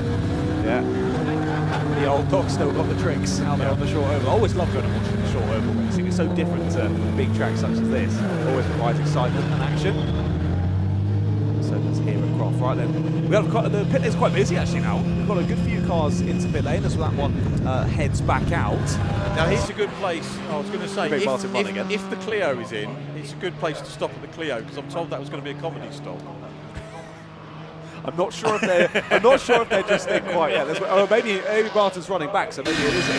And yes, here we go. So I gather the getting in and getting out is going to be a comedy stop, and that team told me that. I'm not making fun of them, but the Tour Truck Racing team. Getting himself ready to go, suited and booted. How much he enjoys it.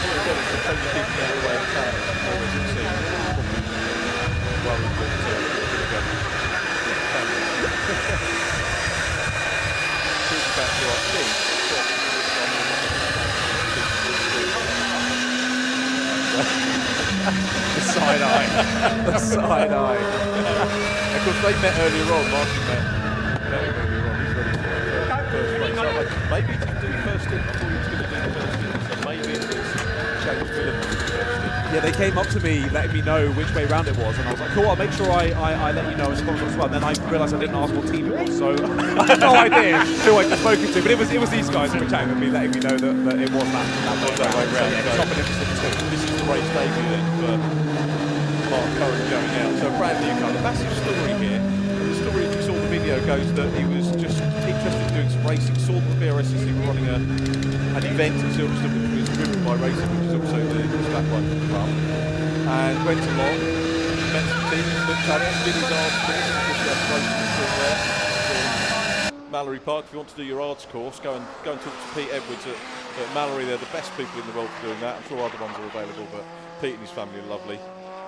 And then Mark Curran worked his way through and got the sponsorship sorted out to come and race with us. So a lovely story of a Brscc journey to get him on track, as we now pick up on the lone Caterham. And normally we see swarms of Caterhams, but it's unusual just to see one, as the Clio inset is about to go and that racing debut about to be underway. Indeed, if they can get it started. It's hopping, it's got that kangaroo juice on board, but it does get going. And out of the pits he goes for his first ever time in green flag racing conditions. I can tell you from my personal experience of the Fun Cup, that's a nervy one. What is that? But he's going to be really excited.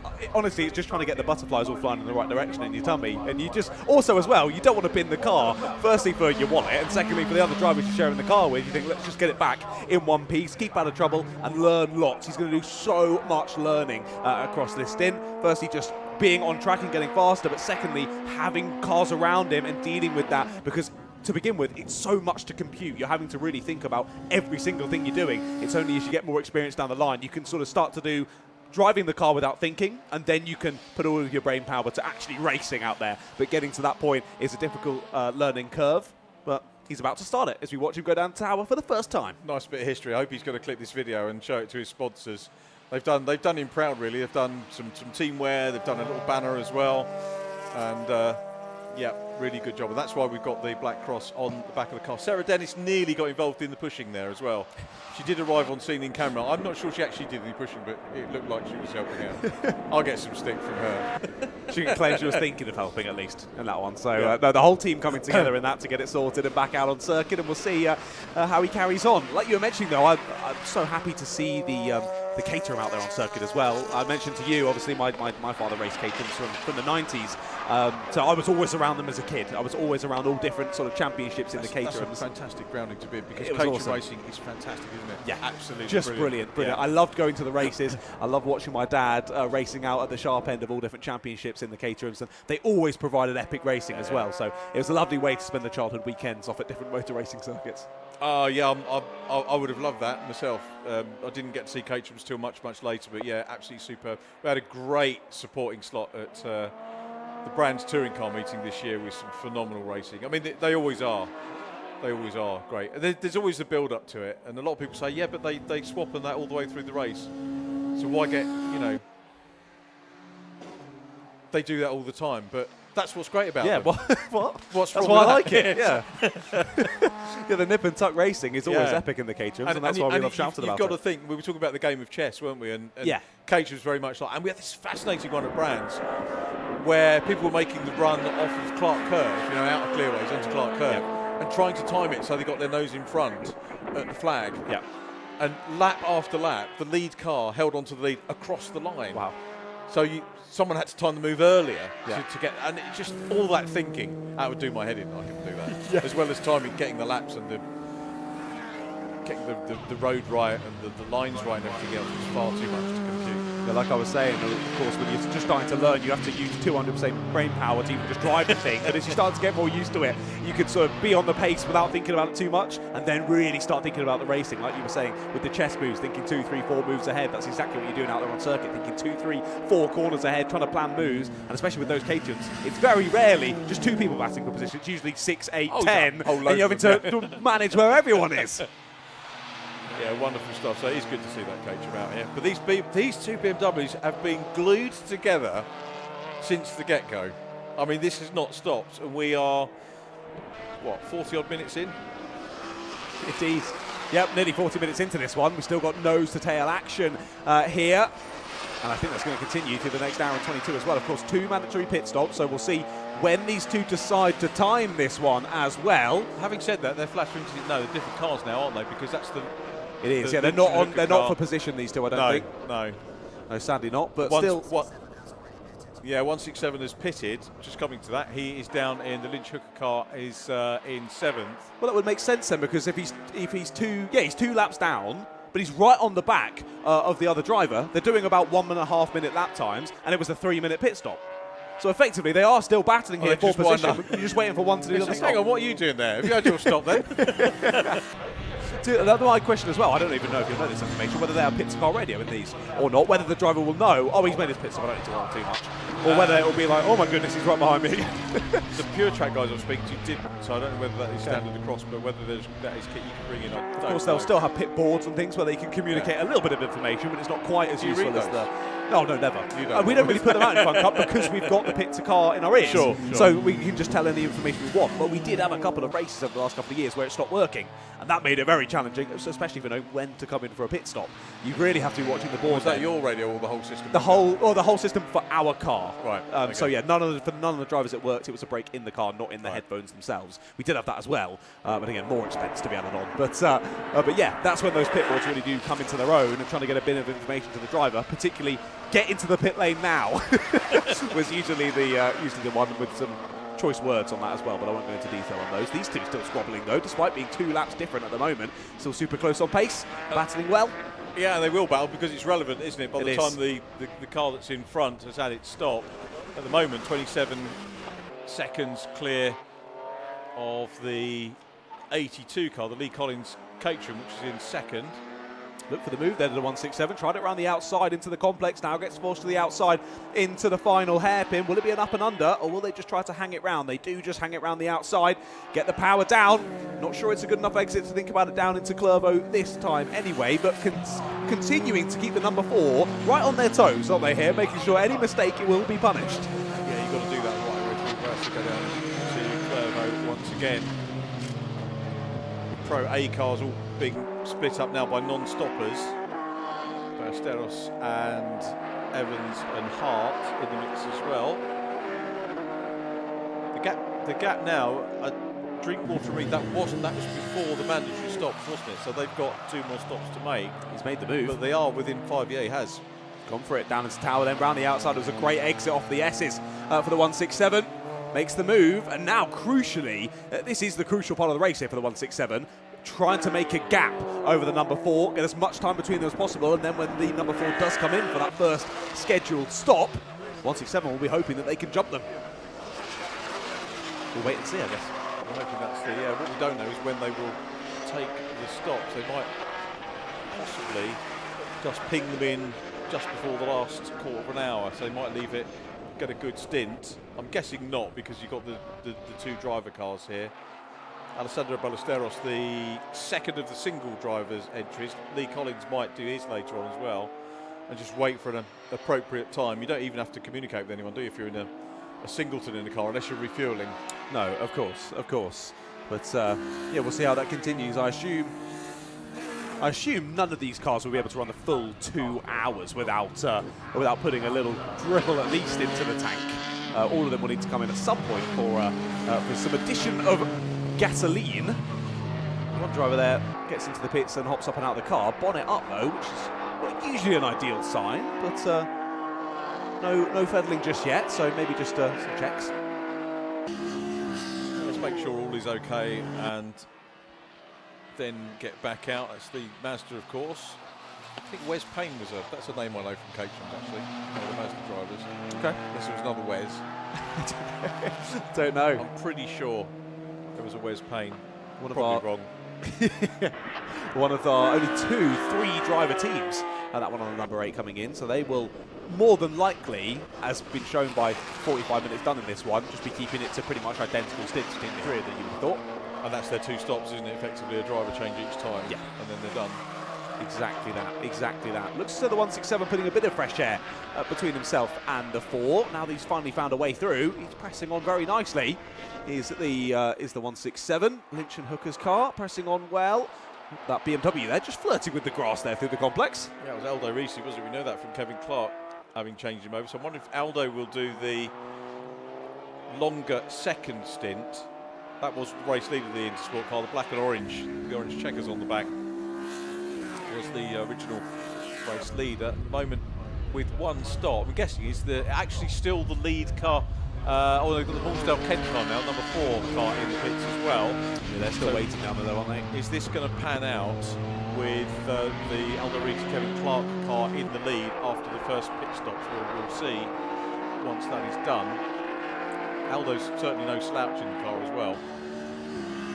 No, certainly not. We can tell that just from watching him. He is really wrestling that thing here around the Croft Circuit. He's being chased down at the moment by the 167.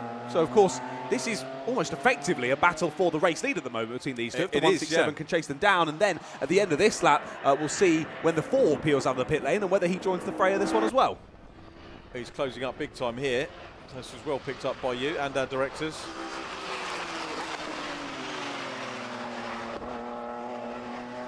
And Aldo in the Intersport car holds on for the moment. We'll just pick up where that number just had a black and white flag for car number 4 with track limits. So the driver who's in the pit lane at the moment, we wait to see whether they do join the leading battle. They have got a black and white flag for those track limits as well. So basically, you've been a bit of a naughty boy or girl. Be careful. If you do any more of that, you're going to get a penalty. As here they're coming out of the pits. This might be quite close here for the race lead. It is. It's been this way, isn't it, for a little while. We haven't had the track limits debate, have we, here? You don't get it. It's funny how it always turns up more at the MSV tracks. It does indeed. Look at this, though. So close on the pit exit. Will just have to slot there into 3rd place. Will car number 4. They'll obviously be looking to chase down the 2 ahead now in this proper battle for the race lead in this one. But they've got to be a bit careful with those track limits. It's worked out really well, hasn't it, with the top 3 cars all together now. Aside from Lee Collins, who's got to do his stop yet, as well as Alessandro Ballesteros. So the Pro B and Club A leaders 1 and 2, but yet to stop. Here's Down the Jake. inside, this is the move for the effective race lead. Then the 167 flies on by. The Lynch and Hooker BMW heads on through and relegates Riti down into the effective second place in this race, and also in his BMW. That orange 167 has been looking like it's flying out there. Once he makes overtakes, he just seems to drive away. It's been unbelievably impressive. Yeah, having a very, very good run indeed at the moment. So Aldo, now he's got a car in front of him. Does that change the dynamic for you as a driver? Now you've got someone to chase? Or does it depend who you are? I think it just depends on the driver, really, how you sort of work your way through things. I think it's always a little bit easier when you know you've got someone to chase. I think that's, again, just for a driver's focus, because often if you're running around on your own, your mind could start to wander, and that's when I certainly feel I start to make my mistakes, because I start to think about everything else. Oh, I'm too hot. Oh, what's happened there? Oh, my windscreen wipers keep accidentally coming on. All little random things like that. You start thinking about them, you stop thinking about your racing, you start making mistakes. So a driver who can make it to the front and then press on and extend the gap in the lead is always an impressive one in my books. I would agree with that one. Aldo Riti got held up a little, just came across the Mazda at the wrong time, to be perfectly honest, the RX-3 and having the RX-8. Lost a little bit of time. Wasn't balked by any stretch of imagination, but when that happens, that will probably even out over the course of the rest of the race as we continue to be BMW heavy. The question is now when will Collins and Ballesteros come in, and we'll get the other two drivers that are 2 laps down. It's amazing how the stops, equate pretty much to. I guess if you didn't have a timer, you could just say, okay, we'll wait for the other car to come round. So, okay, I'd say that question again. If you didn't have a timer, you could just basically, because you know it's 2 laps, wait for the car you That were is dicing true. with to come round. That is Off true. you go. Yeah, no time, you just wait. Oh, there he is. Right, okay. Unless he's had an awful lap and he's gone off, suddenly you're waiting for for ages. I think it's been about 10 minutes here. Where is he? No, I think that's definitely a poor way of doing it. A timer in the car, a better one from us city boys up here in the commentary. Don't listen to any advice that we give. I think that's probably a fair one to say there, Richard. Yeah, never listen to me. There's Alessandro Ballesteros. We've seen actually some of the TT Cup cars coming out in this as well. Another former Ginetta, I always say Ginetta when I'm in Fiesta Junior driver, Rashan Tyler Chigarimbo raced in them for a while. Are you making notes of my silly comments? No, I was just going to say that's why you've not been asked back for the scholarship, mate. You keep getting Ginetta and Fiesta confused. Yeah, that's true. I'm only taking the mick. It's lucky they're pretty much the same stable. That is true. Well, I missed the Ginetta one last year because I was doing Brscc finals. We've done a lot of club stuff during the year, and I didn't want to miss the finals. So. Of course. And Jade Edwards stood in for the media. That's the worst thing, actually, is having to answer questions from me. But if Greg Graham's watching, we normally do the panel on the Brscc Fiesta one with Greg Graham, who's the Formula Development Manager. And the first time we went in, and I had some nasty questions for that. Some not nasty, but difficult questions. Because I think if you're putting kids in for a panel on a prize which is worth 60, 70 grand. Yeah, it's a serious prize. It's a year's salary for many people, probably twice it for a lot of people. Yeah, certainly for me, yeah. And it's a job interview, so they should be tested. Yeah. Now, what I do when they come in is you gauge how competent they're going to be, and if they're good, you push them a bit further. Yeah. That's the way I would judge it. Yeah, I don't think you can just jump in. Greg, bless him, wanted to be nice to everybody. He's the nice guy. He's a good cop, bad cop. When you come into the interview, he's like, hey, Greg, lovely guy if you get to meet him. But yeah, really good on the. It's the best fun scholarship, really is. Yeah, no, that's lovely. And yeah, drivers got to be put to the test, especially in this day and age now with all this media the drivers have to do. Of course, the annoyance, we're the annoying ones here up in the comms box and going down and chatting with them, especially when shown during this race of me going down and talking to someone while their car's being fixed. But you have to be ready for that. We shouldn't actually have to go and talk to the drivers. Should come and talk to us. If they, any driver worth his salt should be on the Brscc website looking to see who the event commentator is and giving you information before. Yeah. No, it is always impressive. That sounds arsey, me saying that. It's not. People should genuinely. Some drivers do. People like Simon Rudd. Simon Rudd will say, "Are you commentating on the next Fun Cup event?" And he will give me information, and he'll come and talk to me. And drivers that do that, it makes the job easier. It does. And also, you're going to talk about people that feed you the information. It's exactly what I was going to say. People will sometimes say, like, "Oh, you haven't spoken about this guy. You haven't given him any time." So, like, I don't have a huge amount of information. If you come and let me know, then I'll talk about them more. That's always the case when drivers come to me before rounds and chat stuff or give me little bits of information. I want to talk about those because I know what I'm talking about. So I talk about you more. So it's pretty simple. the other thing is a lot of people will say, I mean, particularly like Toka weekends, a lot of people, people say, oh, why haven't you mentioned so-and-so, why haven't you gone to them? And actually over a weekend when you're covering 50, 60, 70 drivers, you can't talk to all the drivers and their families. No, it's impossible. And it usually takes me 3 meetings of any year to get through everybody in the paddock. Right. Even just to say hello. Yeah. Yeah, no, exactly that. There's so Caterham. many people to chat about. But yeah, once again, we've got the Caterham back on our screen. The leader. Indeed, hasn't come in for first mandatory stop just yet, so we keep an eye as to when they will do that. I just wanted a very brief question. What was the name of the chap who's in the car for his first ever time in the Renault Clio? That'd be Mark Curran. Mark Curran. Right, I'll note that down. I'll go and have a chat with Mark once he comes in. Because we love to hear his reaction to being out on circuit for the first time in proper green flag racing conditions. The only thing I will say is you might have to employ the tactic of closing down the conversation with him. Right, okay. He'll talk to me for hours, won't he? Okay, gotcha. Chew me ear off. Well, I look forward to it. I look forward to hearing how he feels. Hopefully, he'll have a beaming smile from ear to ear after heading out on circuit for the first time. Talking about beamers, we go that way again. I like that. With Aldo Riti getting stuck in, coming under pressure now for at the clubhouse, P2. So the Lynch Hooker car away in the lead at the moment, in the stoppers lead, should we say, the ones that have had pit stop so far. Aldo's still doing a good job, and he's there, but that lead has been that Kevin Clark had. I wonder if they spent a little bit longer in the pit stops than perhaps they wanted. We did see Kevin having a look under the bonnet of the car, and Aldo didn't seem reticent to get in, but maybe was unsure whether he needed to get in and out quickly. So it's possible that was the case, but still front runners and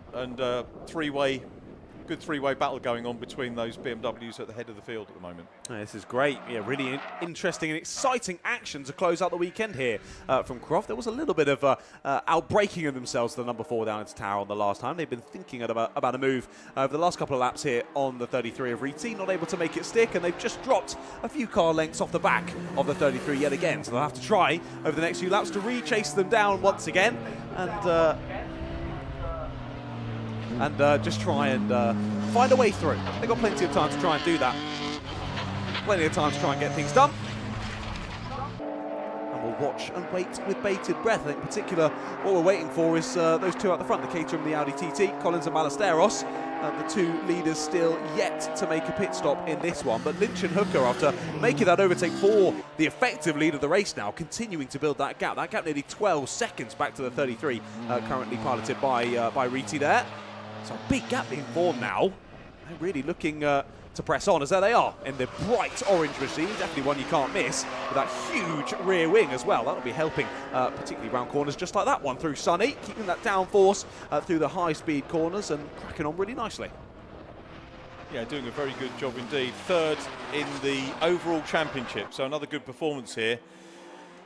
The points go as to how many starters there are in each class. So I know we were saying for Club Class C, there are only 2 starters in it, but they'll get less points for that. That's where our overall championship leader is. I'm going to say thank you to Andrew Payne for bringing out some water to us. Appreciate that. Nice of the Brscc to be thinking of us, refreshment-wise. It's much appreciated. Very kind. Keeping the liquids on board, just like the drivers. And Nature Watch. Oh, do you know what? The ITV directors do that. We've got the Mark. Oh, and Aldo Riti goes on the grass, just watching out of the window here. It was the exit from the hairpin. Aldo, that's going to lose that second place, isn't it? Or the net second place, we can probably call it.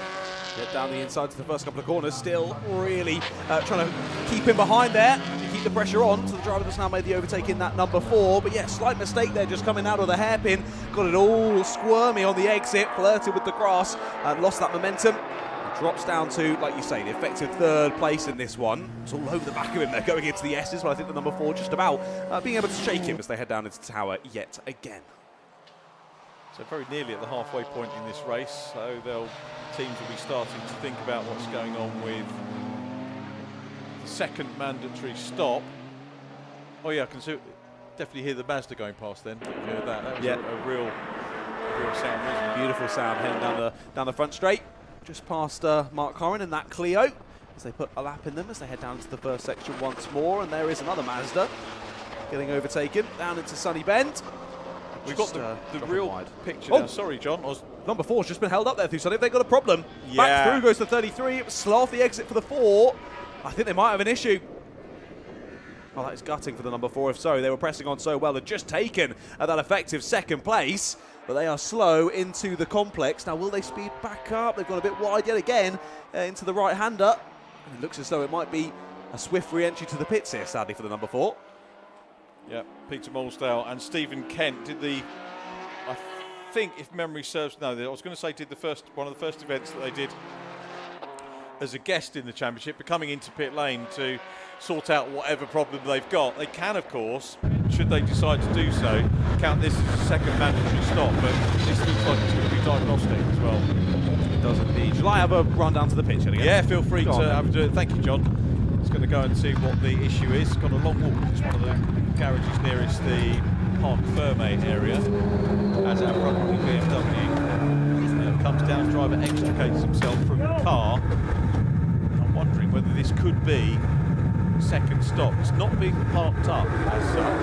It's like, I think there's some refuelling going on, so they've obviously taken the decision to refuel. Martin, our pit cameraman, thinking about going and having a look. He will be joined by John in just a moment as he makes his way down there, but we are, as I say, heading towards our halfway point, up towards the okay, race leader now in. So Lee Collins in the Caterham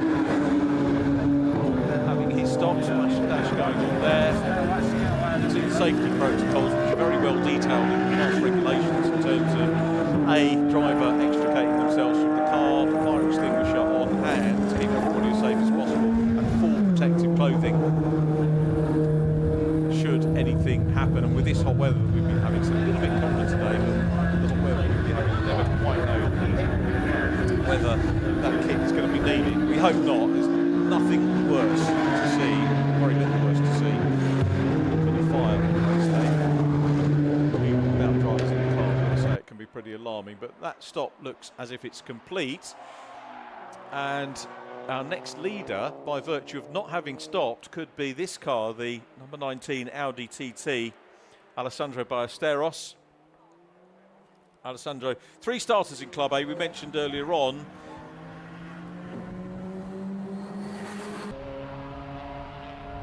The Bruce Robinson Paul Shared Mazda is the class leader and second overall in the championship. Not having Sheardy having a good run here. He's third in class at the moment, Paul Shared, with Bruce Robinson. So they're going to pick up some handy points again, but only the 3 runners. The main points are going to come from Pro A, which have 1, 2, 3, 4, I think 5 starters with Kevin Clark. I can't remember if Kevin and Aldo were guest drivers or not. I have to go back to the Brscc's bulletin on that one because it will affect the points. But Alessandro Ballesteros probably due for his stop by now, I would think, the number 19 car. The Audi TT has had 1 class win so far. He's had 3 top 10 finishes, which doesn't sound that grand with the 12 cars that we've got out here this weekend, but the other rounds have been very, very good indeed.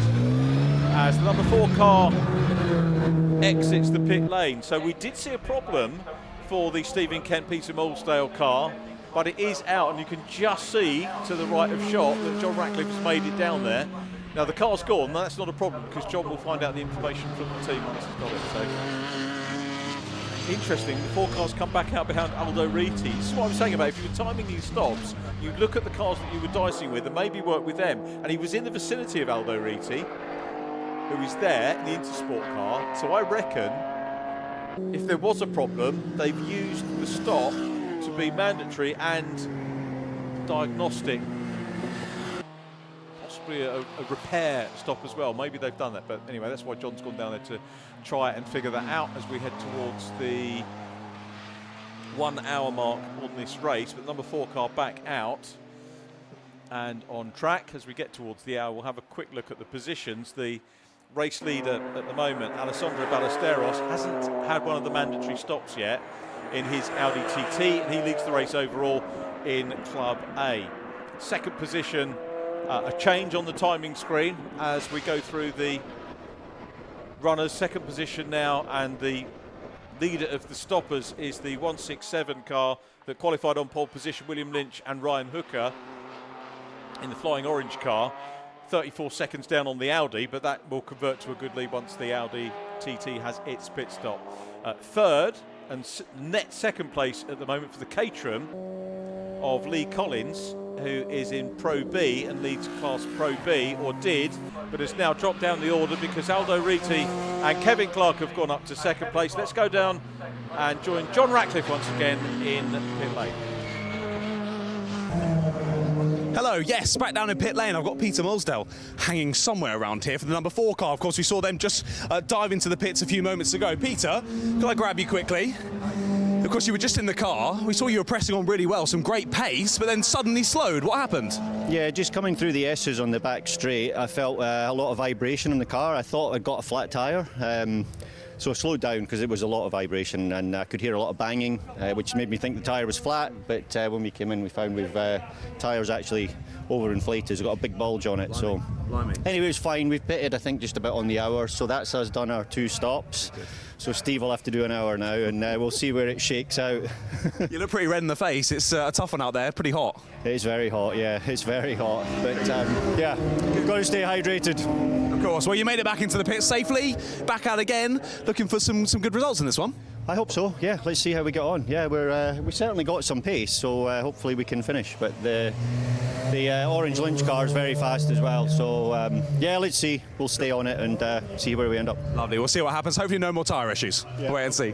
Cheers, mate, thank you. Right, sending it straight back up to the box then. Richard, let's hear from you. John, top work. Thanks very much, mate. Really interesting to hear, and that gives us a fascinating thing to watch. Race-wise, Stephen Kent out in the number 4 car, and probably out of the leading cars, the only one to have done 2 stops. So now we've got, everybody else has done 1 stop now. So in net terms, we need to keep our eyes on the Peter Mulsdale Stephen Kent car, with Stephen Kent being forced to come in early, and they've used that problem as an opportunity to come in, treat it as a second stop. As we go and look at the Clio, Mark Curran having his first ever motor race. I tell you what, how many drivers get that much coverage of their first motor race? And there are the 2 Club C runners together, because heading him at the moment is the Adam Reed David Drinkwater car. I'm guessing it is David Drinkwater at the controls now, because it was Adam that started the car. It was Adam that John was talking to. So the 2 Class C runners, championship leader going through, championship and class leader David Drinkwater in the BMW compact, even more compact now after the bodywork was extricated from it earlier on. And then the Clio running in P2. What's the difference between the pairing at the moment? They've both done 1 stop each, so there's actually 7 laps between them, which has stayed fairly consistent. I'm wondering whether David has done 1 unlap on Mark Curran on this tour. He's going to be passed now by Stephen Kent, who nicks up the inside. I've got to say, Mark Curran, very well aware of that faster car. That's the thing you're going to be worried about if you're a new driver. He's in the least powerful class and has just been passed by a front-running car from the most powerful class, and he read that well. Kept an eye on his mirrors, saw the car coming through, positioned the car well, allowed him through. He's allowed the Caterham to go through as well. So I've got to say, this is good stuff from Mark Curran, who I hope is enjoying his first ever race with Pure Track, but driving exceptionally well. The Audi TT, I can tell you, might see just in pit lane. You might see that in pit lane shot back, but the Audi is in there and has completed it. So our first round of stops complete. We are now into our 2nd hour, and now the number 4 car closing up. Let's have a quick look. Did the lap change between Miller and Curran and Drinkwater and Reed? 5 to 12, so it's 7 laps is the difference between the 2. So the Clio still looking pretty good. There is the Audi TT back out, one of our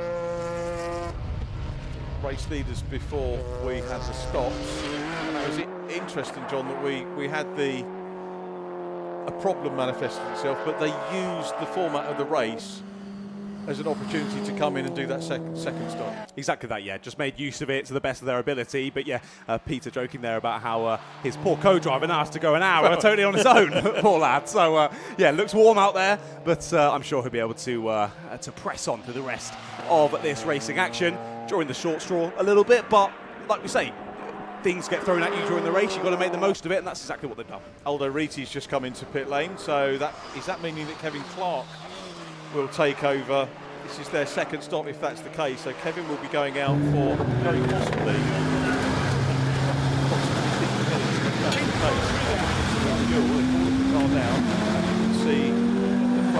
just getting out of the car. We've seen a lot of drivers using leaf blowers so far today, and I still never know whether it's them or the car in racing heat such as this, and it seems to have been a sort of 50-50 mix as to which was. Cool themselves down first, and then the car can have a bit after. That, I think, is the way, isn't it? So we've got a 3-minute stop for Kevin Clark. He, and again, no disrespect to Aldo, but I think probably the quicker driver of the two, as we saw from the opening stint. So Aldo doing the middle bit. Looks like Kevin might be going out for the best part of an hour as we pick up on our Mazda number 8, which is running down the back a little bit. Club B. He's still the lone class entrant, and is potentially, looks pit bound, isn't it? Hopefully not a problem, but that one, if it gets going to the finish, is a club win. One car or not, it's a few championship points on offer. Yeah, exactly that. At least a few championship points being gained. It was a little bit slow into the pit entry, and they are very slow down the pit lane, so it might be an issue then, sadly, for the Mazda RX-8. Like you say, only team in the class, but it's that garage hopefully not getting sent straight into the garage. I think it was still a pull-up in the pits. We'll wait and see if we can get a little camera down there just to double check, but at the moment, not looking great for team of the car number 8, but we will wait and see how that one will end up. Still plenty of racing going on track. It's great now that we're starting to get the second stops done, that we'll get a handle on who is where. Kevin Clark still with the fastest lap of the race. That was a 1 minute 28.544 in the vicinity of the Lynch Hooker and also the Hallsdale Kent car. Timing wise, there is the Mazda. So let's see what's going on here with the Mazda. Never need to exercise terrific urgency in terms of the driver change because of the amount of time that you have. Looks like we're going to have a splash and dash as well. Yeah, makes a nice change from the front couple of times.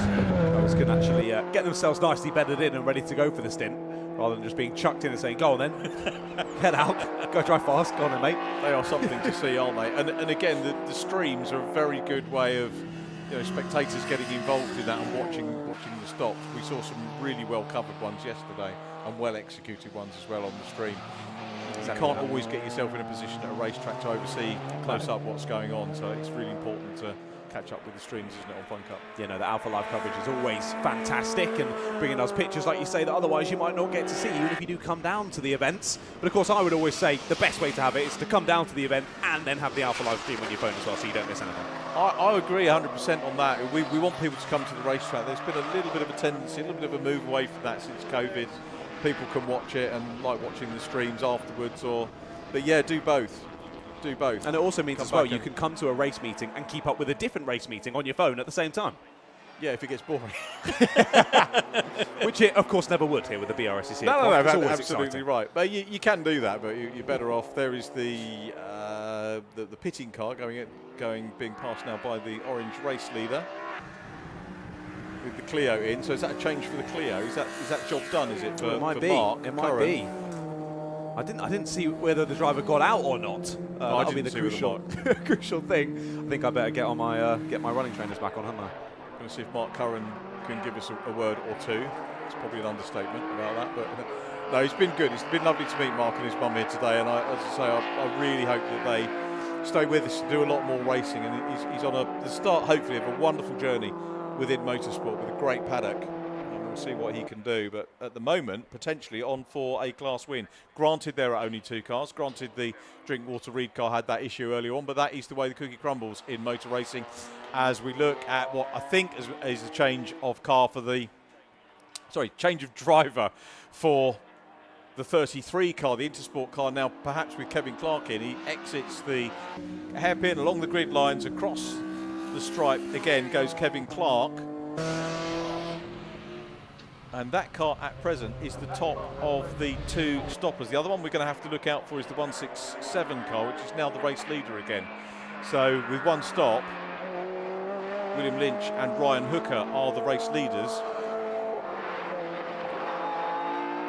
Caterham in 2nd position at the moment, again with 1 stop under its belt. The 104 BMW M3 of Tom Evans, Ben Hudson and Matt Parks occupying 4th place at the moment. So Lynch and Hook are the overall leaders. Pro B led by Lee Collins in the Caterham. Club A still headed by Alessandro Ballesteros in the Audi TT. As we look down, our next class winner is, or class leader, is the James Millar Mark Curran Pure Track Clio, which is running well. Pure Track's got another Clio and a Megane that they can offer to run for people in this championship. As we go back to our race leader, the Lynch Hooker BMW M3. Are we going to be in for a little bit of a battle between these two and the Intersport BMW as we head in towards the closing stages? They've both been driven exceptionally well. It was Kevin Clark that grabbed the early lead in this one, and then the Lynch Hooker car managed to get in front after the first round of stops as Aldo Riti had his stint in the car, but still maintaining a very good pace in that one, and has now handed over to Kevin Clark. Here is the Caterham, second position at the moment for Lee Collins, running in the Pro B category. It's the only Pro B runner out there this weekend. See plenty of others over the course of the season in Pro B. We've had Porsche Caymans in Pro B racing BMW M3s, Seat Super Cup of cars in Pro B as well. So a really good mixture. Caterham 310R, as we said, we've got out there with Lee Collins doing the business. It's probably a decent run through of the cars that we have had over the course of the season in class, but you've got to be in it to win it, so it's not his fault there aren't other drivers entered, but the Caterham has been very quick over the course of the season. Right, John has made his way down to the pits, and I think it's possibly to catch up with our debut driver Mark Curran, so let's see if it is Mark and how he's getting on in his first race meeting. Yes, indeed it is. We're down here with Mr. Mark Curran, of course, was piloting the Clio a few moments ago in your first ever race stint. How was that? I tell you what, it is tough out there. I mean, it doesn't feel that hot now, but once you're in there, oh my God, everything feels, you feel everything. But I told myself I wanted to go for at least 40 minutes, and apparently that's exactly what I did. So as far as I'm concerned, I'm happy. My pace apparently was fairly solid, considering it's my first time out there. Yeah, I've got no complaints. Everything felt good. I sort of blinkered them on the finish line. When I felt I wasn't feeling bad, but I felt the mistakes just starting to creep in. So I was like, let's just be safe, let's just be cautious, because I know we have a bit of a lead over Drinkwater because of his problems. So I was like, I'll come in, let James go out. If he does feel a bit bad, I'm ready to go again, maybe later on. But if not, he can go to the end. We'll see. There you go. Well, you did everything you need to do. Absolutely. You were very impressive. And first stint done then. Like you were saying, it's rather warm out there. You were sweating from places you never knew you could sweat from. Yeah, I guess you could say that. I'm going to definitely have to have a shower later, that's for sure. But yeah, no, it was definitely hot out there. Towards the end of it, I was literally sticking my hand out of the little flap just to try and get a little bit of cool air through my glove, and it actually helped quite a bit, actually. But no, the car felt great, you know. Had a few little mistakes here and there, but I did my best to just keep it on track, keep out of the leader's way. I hope I didn't get in anyone's way. I think I was doing okay. So, yeah, as far as I'm concerned, it's a successful first ever stint, and hopefully the first of many, fingers crossed. Definitely, no, hope so. Yeah, like you were saying, certainly one ticked off the bucket list, but hoping for many more. Was it everything that you thought it would be? Everything and more. I tell you what, I knew it was going to be brilliant, but everyone in that Pure Track team have been absolutely brilliant. They all deserve a shout out because they've been so supportive. They've always been behind me 100%, and yeah, honestly, I literally could not ask for a better ever first time out going racing. I've absolutely thoroughly enjoyed it, and yeah, I'll be doing it again next month at Brands Hatch, so yeah, see you there. We can't wait. Well, we were hoping you would be smiling from ear to ear getting out of the car, and you are. Well done. Yeah, you know I am. Thank you very much. Cheers, mate. Well, great to hear from Mark. We're back to you up in the commentary box. Nice one, John. Some great interviews that John Ratcliffe is getting for us down there, and do you know what? The passion almost matching John's there, I've got to say, and it's great working with John and having his passion down there in pit lane and with us in the commentary box. There is the car on track, buzzes the pit lane, and it is the lead car in class with James Miller. I've got to apologise to Sarah Dennis, who very kindly sent me a message earlier on Messenger saying it is Jamie in the car first, Mark second, when we were trying to speculate who was there. Needless to say, as Sarah's probably worked out now, I don't check my phone during the racing. Many reasons for that, but it can be a little bit of a tricky one. We've had a nice message from Paul Lucy, who's on his way home from Scotland as well. He's done a great job in the Audi TTS, thanking us for the help and encouragement. And well done, Paul. Thanks for that message, and hope you have a safe travel home. Look forward to catching up with you very, very soon indeed as well. Now then, let's have a look. We've got a few cars have completed the 2 mandatory stops now, and it's Alderete, Kevin Clark's Intersport BMW that are ahead of the stack of the 2s, but we've still got the Lynch and Hooker BMW M3 ahead of the Caterham of Collins in P2 on the 1 stop. So we really need to kind of work out how that pans out.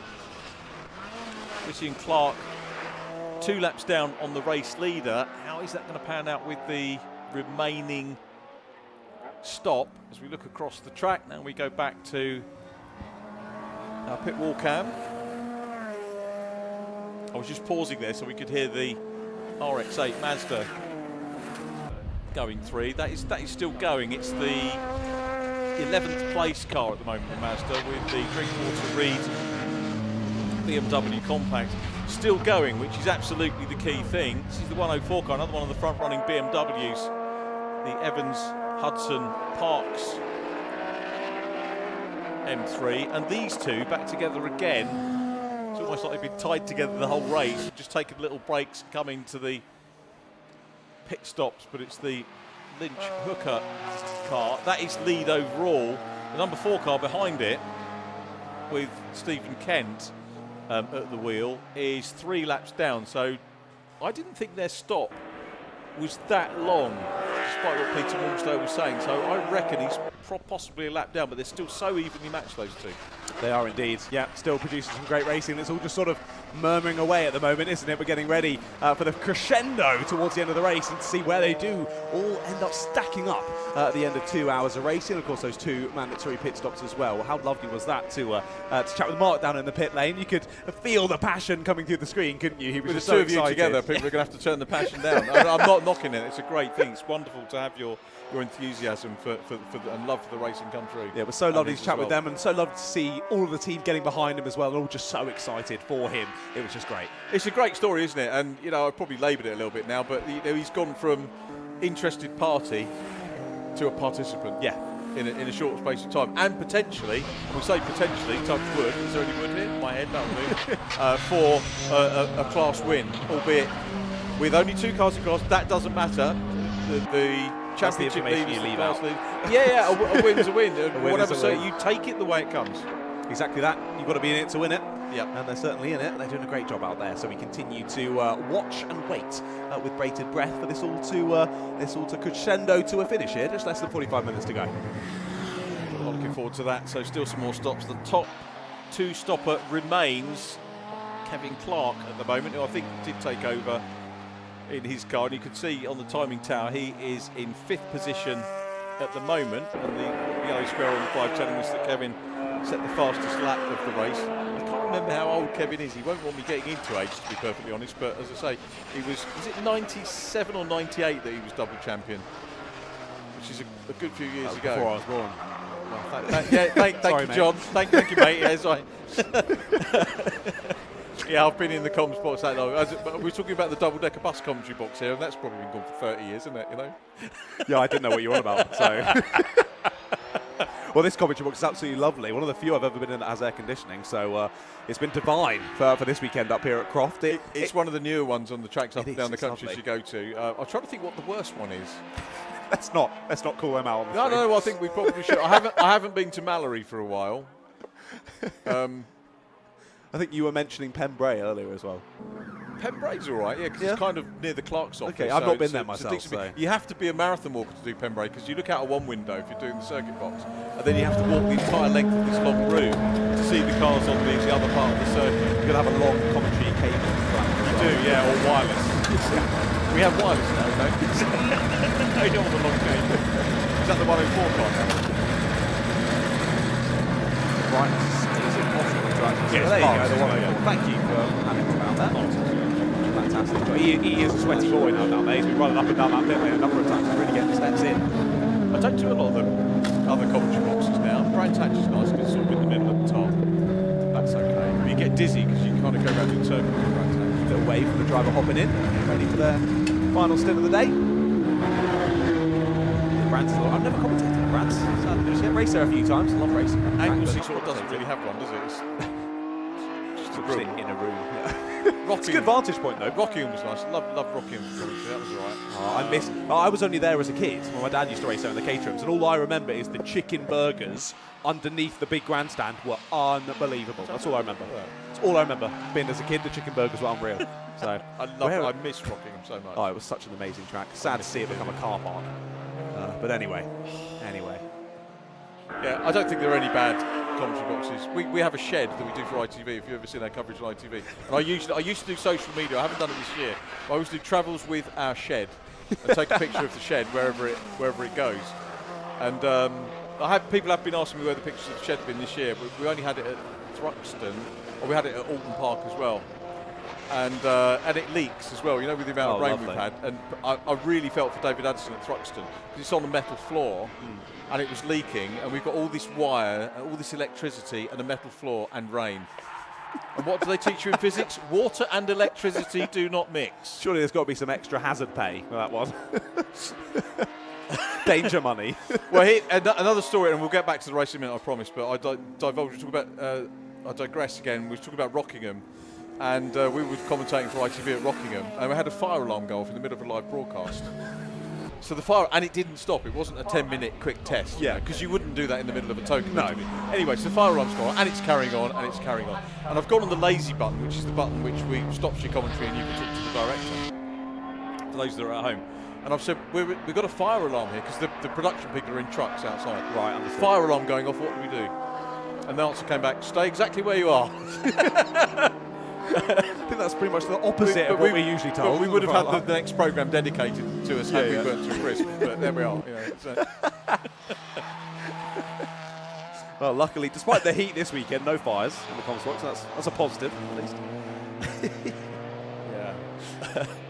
Where's Kevin now? He's moved. He's in up to fourth now. So we're getting some more two stoppers. So we've only got the interesting one is going to be the 167, the orange Lynch Hooker BMW M3 when that comes in for a stop. Ballesteros has had a really good run. Here he is. You probably won't even know the famous Ballesteros golfer, will you? No. So it's just the age difference creeping in again, isn't it? Sorry. Do you follow golf? I can't remember if I had this question with you. Not hugely. No, not really.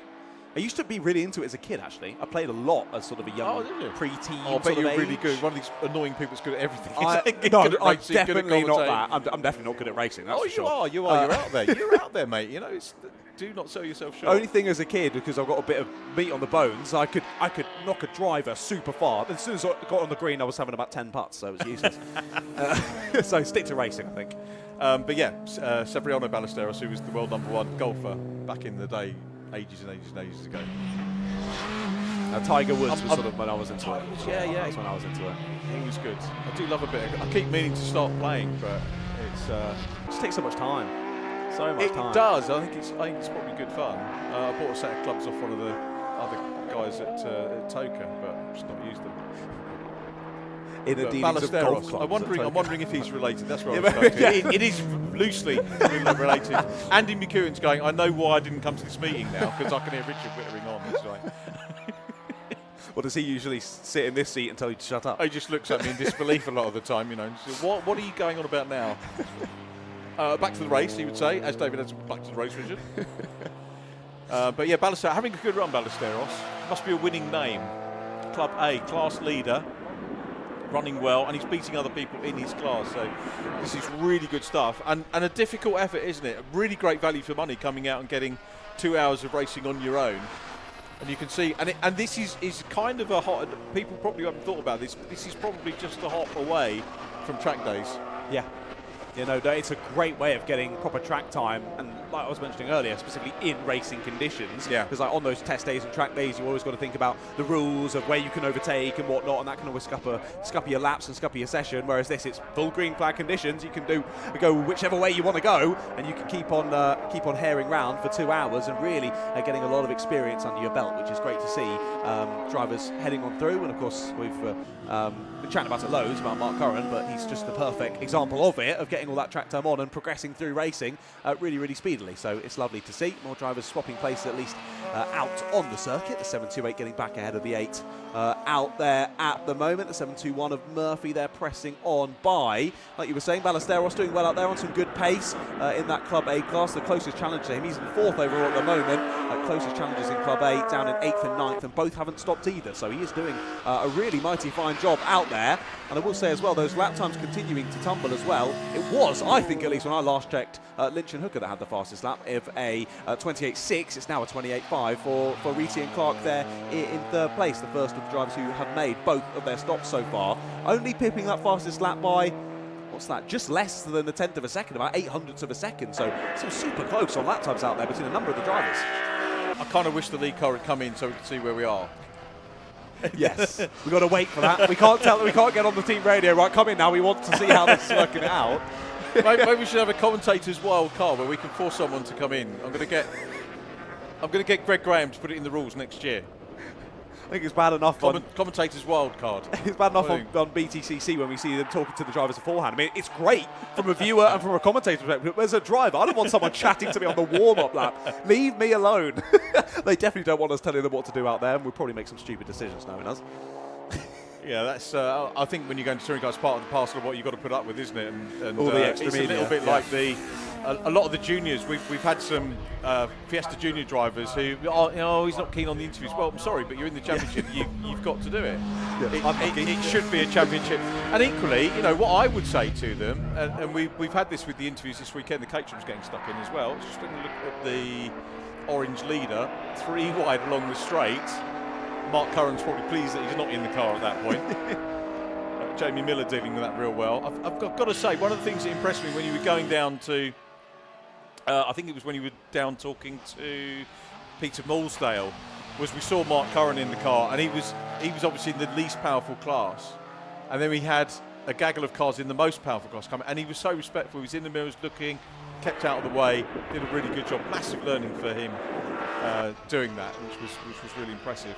Exactly. It can be difficult as well when you've got those higher power cars, because you're sort of having to keep checking in your mirrors, which can sometimes throw you off of your momentum, and you stop thinking about what you're doing in your race, just thinking about what everyone else is doing and trying to get out of their way. But he did a great job of making sure he didn't hold them up, but equally putting in some good times, learning lots and pressing on well. So yeah, great to see. We keep our eye on this currently leading car, the 167 of Lynch and Hooker. They've been so impressive throughout this race, really, really impressive pace. But like you say, we wait to see when they do peel into the pits of how it all shuffles the order up. We'll see how that goes indeed. It's not going to be this lap, so we've got to wait a little bit longer before we see how that works itself out. Coming back to interviews and stuff, when you get drivers, your interviews are great. I always say to drivers, if they're nervous about an interview, if you're bad on interview, it's the interviewer's fault. If you're good, it's you. All the stuff you've done, I've not seen a bad interview. Okay, good. Today. So all the other guys are great. You've been rubbish, mate, but they've been great to interview. No, but all your interviews have been good. So that's because I think you've got the right, the right thing, and they're pleased to see, pleased to have a chat, and you're asking the right stuff, which is good. But some interviews kids come to me, mums and dads come to me and say, can you do some media training? And when you say why, and you watch some of the interviews that come back, and it's not the kids that need the training, it's the interviewer. Yeah, a lot of the time. Yeah. No, you've got to make them feel comfortable, particularly when it's younger kids as well, asking the right questions and being upbeat with it as well, especially when they're at that young age. Like, it is just a bit of fun for them at that point. Like, they are in serious championships doing serious racing. Apart from when they just trash the car. Hey, you just trashed the car. Like, and I'm thinking like down towards like Bambino karting level as well, like 7, 8, 9 years of age. Even then, they're starting to get that media training now and getting more used to being in front of camera and just being themselves. I really enjoy those interviews as well, because you can have fun with it. You can ask them what their favourite ice cream flavour is and what they're going to get after the race. They've won the race, and you're going to get a McDonald's on the way home. Well, that's patronise me, matey. There you go. If John asks you that question at the kart track, there's your answer. It's Shearney going in the Mazda now. It's in the pit lane, so I can't remember who was in, who was out. Got a splash and dash. Indeed, a little bit of fuel getting on board for the final stint of the race for them. That's Bruce Rob. Just got my wallet out. I'm not giving you any money. I thought you were giving me a tip for my great interviews. Oh, they were very good. I've enjoyed this weekend. It's been good fun. It's been great fun. Thoroughly enjoyed it.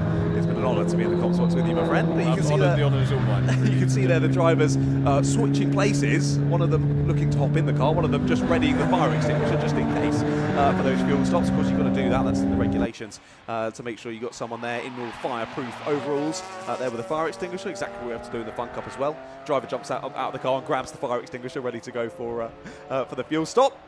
And drivers continuing to press around on circuit as well. Great to have the picture-in-picture here on the Alpha live stream as well. We can keep an eye on the black stuff out there, but also keep another eye on what's going on down in the pit lane. Paul Sheard's the only driver I can say in a David Addison voice. Paul Sheard. Sounds like you're talking about the shed again. Paul Sheard. It's the only one I can say. I'm sure it's Sheard rather than Sheard. It's always Sheardy to me. Everyone calls him Sheardy, but David's posher than me. He won't be watching. That's the main.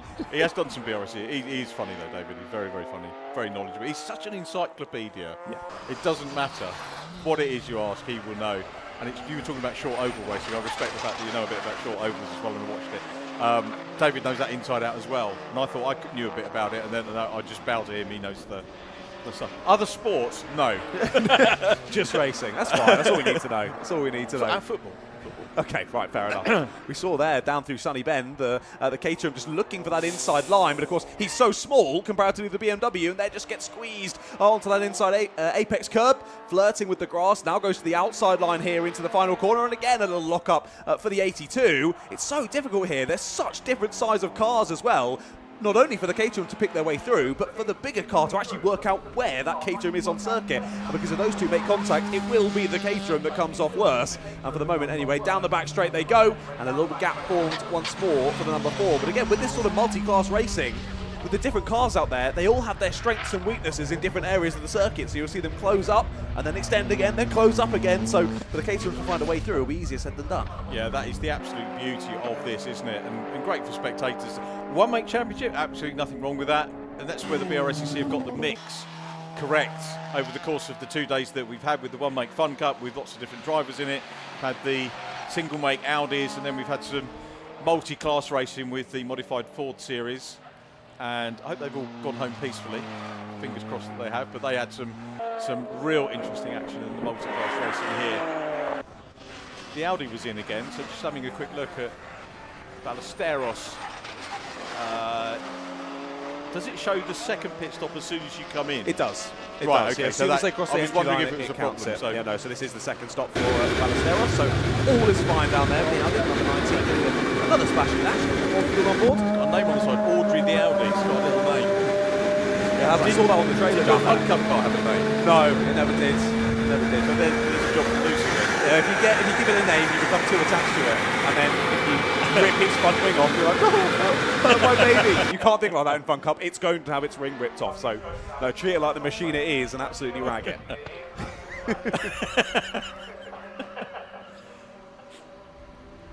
We know what we're watching now when Ratters Racing's back on track. Oh yeah, oh yeah. No, just wait for my father to jump in the car. That's when you want to be watching. I'm not sure if there was a race last season where he didn't destroy the front splitter. He's got stuck in. I know he's not listening now because the Fun Cup isn't on, so unlucky dad. A bit of Caterham action. We'll stay with the Caterham then. Having a good run is Lee Collins. I'd love to see how much that Caterham is moving around and squirming there through the S's. Really playing with the back end. Do you know, I've never I must do that. I must put that on my bucket list to go and have a go on a Caterham on the track. It's fantastic. I've really got to do that. It's fantastic. I was so lucky enough that my dad had a road Caterham as well that we took on a few track days, and it's what I learnt driving in on a track.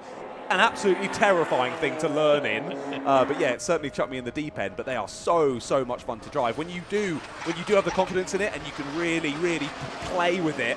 So much fun to drive. As you can see there, heading through Sunny. A real staple of racing over the year. A lot of people been to like race days where you have and casual spectators will go when you watch a Caterham day.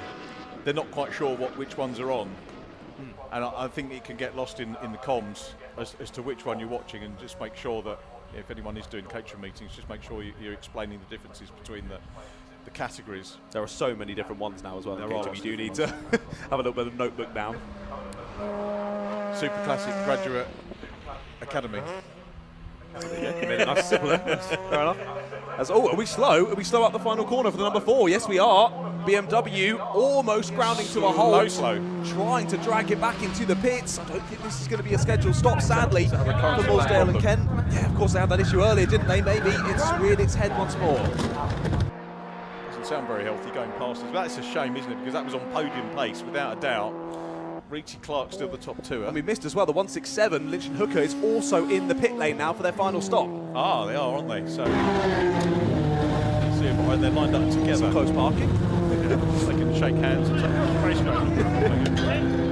that's a real shame, the number 4 car. These two have given us some really good entertainment, particularly in the early stages of the race, and they come in again. Oh, I was going to say it's like synchronised swimming. That was a synchronised solo spin from the 104. Gets going again. Car. Come on. Is that a tyre change going on with the transport? They went straight up on the jacks. It is, yeah, for the orange. Yeah, it is. Run right change. What we don't know is whether that was scheduled or not. We saw the tyre. It was a tyre issue, wasn't it, for the number 4 earlier on? Yeah, it had to change. Now it's the 167 with a tyre issue. The number 4 as well does look like it went up on the edge. Kevin Clark's going to have a problem in his car as well. Kevin won't be hanging about either, and he's potentially our leader on 2 stops. At the moment, the timing tower will show the orange Lynch Hooker BMW as the race leader with 2 stops, but it is in the pit lane with there, and Collins with 1 stop. Then it's Aldo Riti, Kevin Clark in 3rd place, but the leader having completed the 2 stops. Morsdale Kent on their 3rd one now with their issue in the pit lane. So we'll see how it alters over the remainder. Not that long to go now. We've got a shade under 25 minutes to go. 23 minutes 33 to go. John, I think, has gone pit bound, try and find out what's going on there. But the key thing here is going to be the stop for the 257, the 167 car, which is going in now, and the number 4 that goes out as well, which is, we know that this car is not a scheduled stop. They completed their 2 from the interview we heard earlier on. The Jeff Steele racing car, I think there was another Jeff Steele car due to enter its scratched its entry, which was a little bit of a pity. But we'll see where the 167 car is in relation to the Kevin Clark Aldo Riti car, and I'm suspecting it's going to be behind it. The race leader will be the Caterham, which has still got to have the 2nd stop. And they've only got around about 7 or 8 minutes to go before the Caterham. Plenty of time for the Caterham to execute its final stop, but they will leave us with all the cars on parity pit stop wise with 15 minutes to go. So go the regulations. Quick look round. Aldo Riti and Kevin Clark's car coming up into the hairpin now, and the 167 car, which we're not quite sure is on the same lap or not, is around about sunny at the moment. There you go on your screens. He is indeed. With the Mazda right behind. So yeah, I'm not sure that was scheduled or not. We've seen some great race, really fun. It just fascinates me the way with endurance how it all pans out over the course of the race. Chris Murphy has come up as well. Chris Murphy in 4th place now and has had 2 stops, so he's benefited from his stops. The Drinkwater Reed car crosses the line and ticks off another lap. That has done 50, that's 15 laps adrift. Has caught up 1 lap on Miller and Curran, but the Pure Track car running well at the moment. Again, don't want to put the curse of the commentator on our first-time racer. He could well get his class win. Now, what we've done, as we look at Lee Collins in for his final stop, that's everybody. This is our last scheduled stop. We're expecting to come in. Class-wise, obviously, end of the day, we can spend as much time doing the interviews as we've got in pit lane. I don't know who's organising it today, but what we normally do is get them in class order: Pro A, Pro B, Pro C, and then Club A, B, C. Get them in a line. Whether the guys can do that, Lindsay Close did it for us. Silverstone, I can't remember. I'll do my best to work it out. It's not your job to line them up. that'll be the 2 Andrews if they get the chance to do that. But what we tend to do is get them to line up, because there isn't another race at the end of this. It's always the last race of the day. So I'm hoping they'll get ABC. I hope so too. We'll wait and see. Yeah, always makes life easier for me. I usually go and beg from actually. Oh, you did that really well. Well, thank you very much, whoever lined them up. You know. What I'm saying is, ultimately, we should get a chance to talk to our class winners. We haven't got all 6 classes represented today. So this is the 167 car, and it actually has it come out back in the lead. So I wonder if Kevin Clark had a longer pit stop than we thought. It's going to cross the line now. Colin's still showing us the leader in the Caterham and in the pits. We've got the Lynch Hooker BMW still showing as second, but dropping from the race lead. And then Kevin Clark, Aldo Riti in. There's always the danger you've missed something, isn't it? Like an off or a slow pass for lap for a car.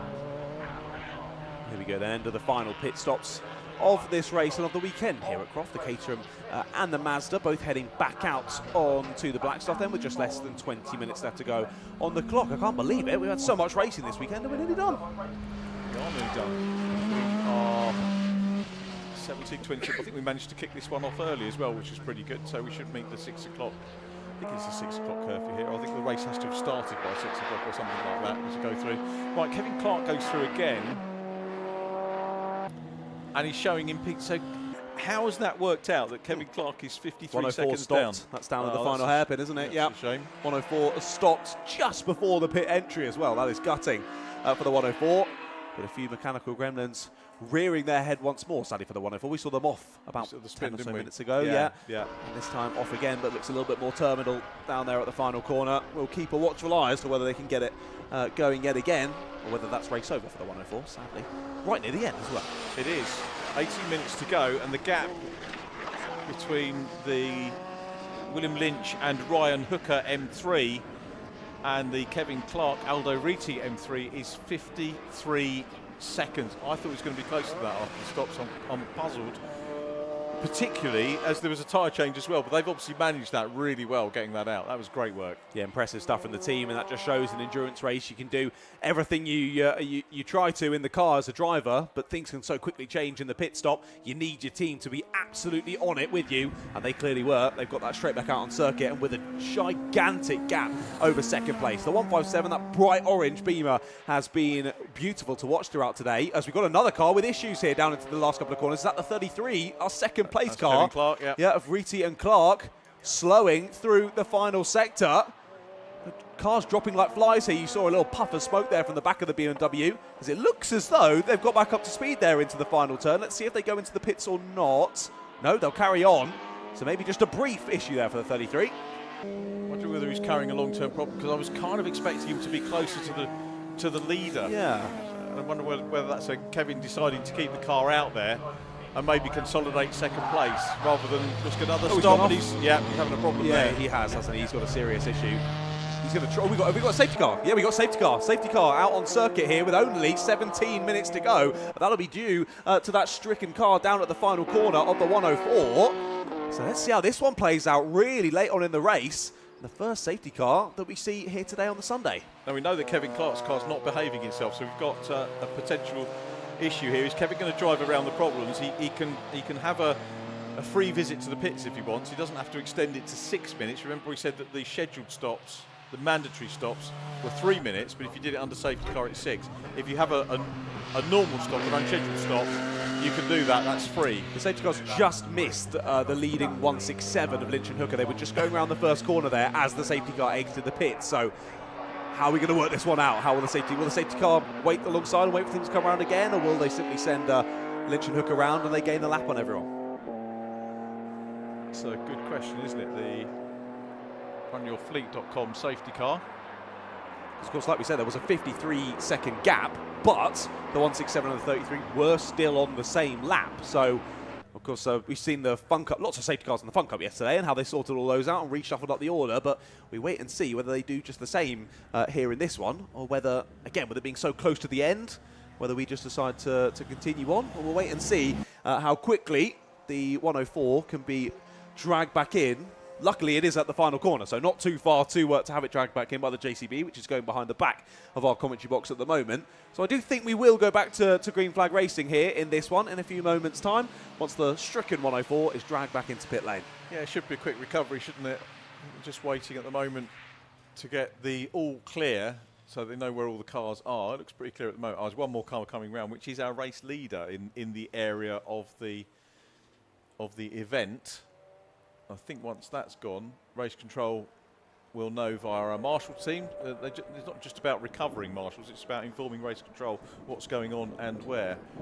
Rescue vehicle still stays for the moment. It might be that car clears the start-finish line before they get it going again. So which car was picked up? Is that the David Drinkwater car? It's the compact. It is, yeah. The one missing the front end from the earlier incidents. They've done a great job, though, getting that fixed super quickly, and it's seemingly not had any issues since then, at least from our vantage points. They've done a great job, haven't they? They're only going to drop a few points, aren't they? Yeah, no, impressive start to have that kind of off and really not lose too much from it. Well done to everyone at team number one. View of the Skegness tyres. I don't know if that's one of the drivers' operations. I don't know where the drivers come from, actually, in that one, but a nice little plug for that company. You never know, someone might have seen it on the stream and go in and get the next set of rubber from there. The Mazda behind, bit of a Mazda day yesterday for Brscc at Alton Park with the 3 sets. We've got Mazdas here in September, which we're looking forward to at Croft as they head, oh actually is it the end of September or is it August? Their final is September. 6th and 7th, so yeah, the final round of the year for the Masters I think is at the end of September, stroke beginning of October, which is at Silverstone. That's where we have a moment as well, of course, under the safety car. Just having a quick look through the live chat, and I'm pretty sure it is Mark Curran who's in the live chat. He's under Light Shock 16, but from the message I'm going to assume it's him. It says, "Thank you all for the support, lads. You guys supporting me definitely makes me know how well I've done. Loved every moment of my racing debut, and I can't wait for Brands next month." So lots of positivity coming from the pit lane down there. It's great to see him out on circuit, and here you go then. Well, a beautiful shot of a plane coming into land, but of course, what I was going to point out here, the safety car is waving everyone through here to pick up our race leader. So the lap that they had gained will instantly be lost. Now they'll bring all the drivers back round. Now, frustratingly, at least from us as a neutral perspective, it looks as though the 33 in second is sort of nursing a bit of an issue. So what could have been suddenly a nose-to-tail fight here for the victory might not be so if they're unable to keep on that leading pace. We're certainly going to be able to see what Kevin in that car has got left in it for the remaining 10 or so minutes of the race. Knowing Kevin as I do, he'll probably have a go for it. The cars, if you're wondering why the cars are waved through, it's to give us the fairest opportunity in terms of the rescue, which the vehicles are going out now. Thunderbird's theme tune? Yet again. They're going out to repair it. The drivers, of course, all know where the point of danger is on the track, so there's not going to be an issue for those fast ones closing up. There will, and there are still very heavily waved yellows at that point, so the drivers that are going at a reasonable pace to try and catch up with the lead car will do so safely. Usually, as I say that, a car spins off, but hopefully not on the safety car. I'm sure they won't with these drivers. We've seen some exceptional driving standards from these guys over the course of the 2 hours so far. But when they get to that point, they're greeted with the waved yellows and the double waved yellows, and they will see that and they will respond to that and then continue the chase. They'll look across and they'll see the lead car, ironically, with his kind of real lead, pretty much what it was. Kevin Clark's got a load of traffic between them as well, hasn't he? So even he's not going to be on the boot lid of the car. Is he about to put a lap on the Clio again? He's thinking about it, but he can't pass on the safety car. No, of course. That's Kevin wants to go. He's itching to get up there and get past. Exactly, rejoin the back of the train and get back involved with the squabble for the last few minutes of this one. The 167, sorry, Lynch and Hooker just all alone there behind the safety car, all lonely, waiting for the rest of the drivers to come and rejoin him. But yeah, like you were saying, the racing's been awesome, not only in this one but throughout the weekend, and the respectfulness and the camaraderie between all the competitors out there involved in this Brscc event has just been brilliant to see, and it's been so lovely to chat to them all and get all their thoughts and opinions on the weekend as well, and mostly all of them smiling from ear to ear when I've chatted with them, which is good.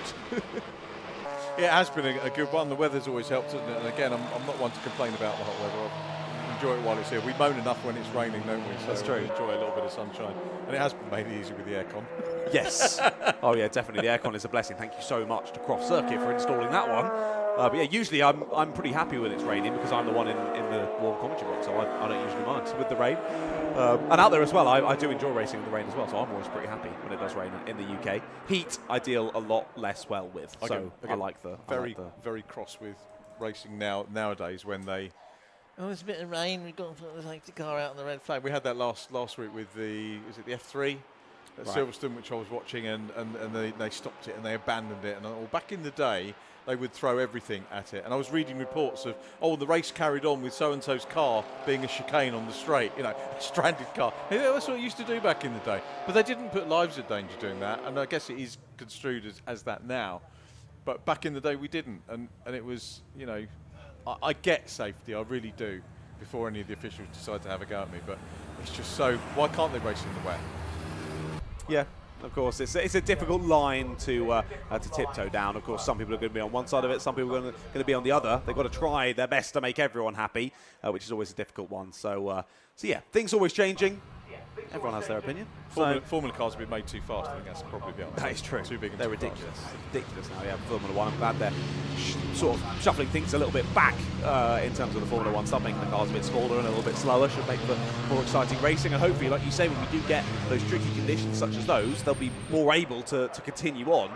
Put on a show for us. Well, the drivers out there in this one have certainly put on a show for us. I'm really hoping we will go back to green flags relatively soon. We can see the 104 now getting lifted up by the JCB at the final corner. Hopefully it won't be too long until he's dragged back to safety in pit lane. We saw the driver as well just hopping into a following car, and he'll be whisked back to the pits in only a few moments' time as well. So safety car continuing on down to tower once again, keeping everything nice and slow. And to be fair, for the singular drivers out there who are only the singular driver for their team, they're probably pretty happy about this. A little break before we go to a last few lap dash here at Croft to finish off the meeting. Should maybe go to the Toker idea, and so if you get a safety car, you get another 3 laps. I do like how some championships have started putting that in place now. Yeah. Extra laps being added on at the end, and it means we do get a spectacle. It's a difficult one for clubs to cover off, because I know I was lucky enough to be asked to join the board last year of Brscc, and I thank them for that privilege. And it's been interesting. I knew about the commercial side of it before, but I know more now, and what the club do, what the clubs do in giving that extra laps is trying to give everyone value for money. They do desperately try and do that. Yeah, of course. You want to keep people happy. If you keep them happy, they keep coming back. So yeah, everything you can do to try and make that experience more positive is always good. But yeah, Brscc do a fantastic job of putting on great events that the drivers enjoy out there on circuit. We enjoy up here in the comms box, and hopefully you've all enjoyed out there on the banking or watching from wherever you are at home. Thank you so much for joining us as we bring this race weekend, this race event to a close. It's been absolutely fantastic.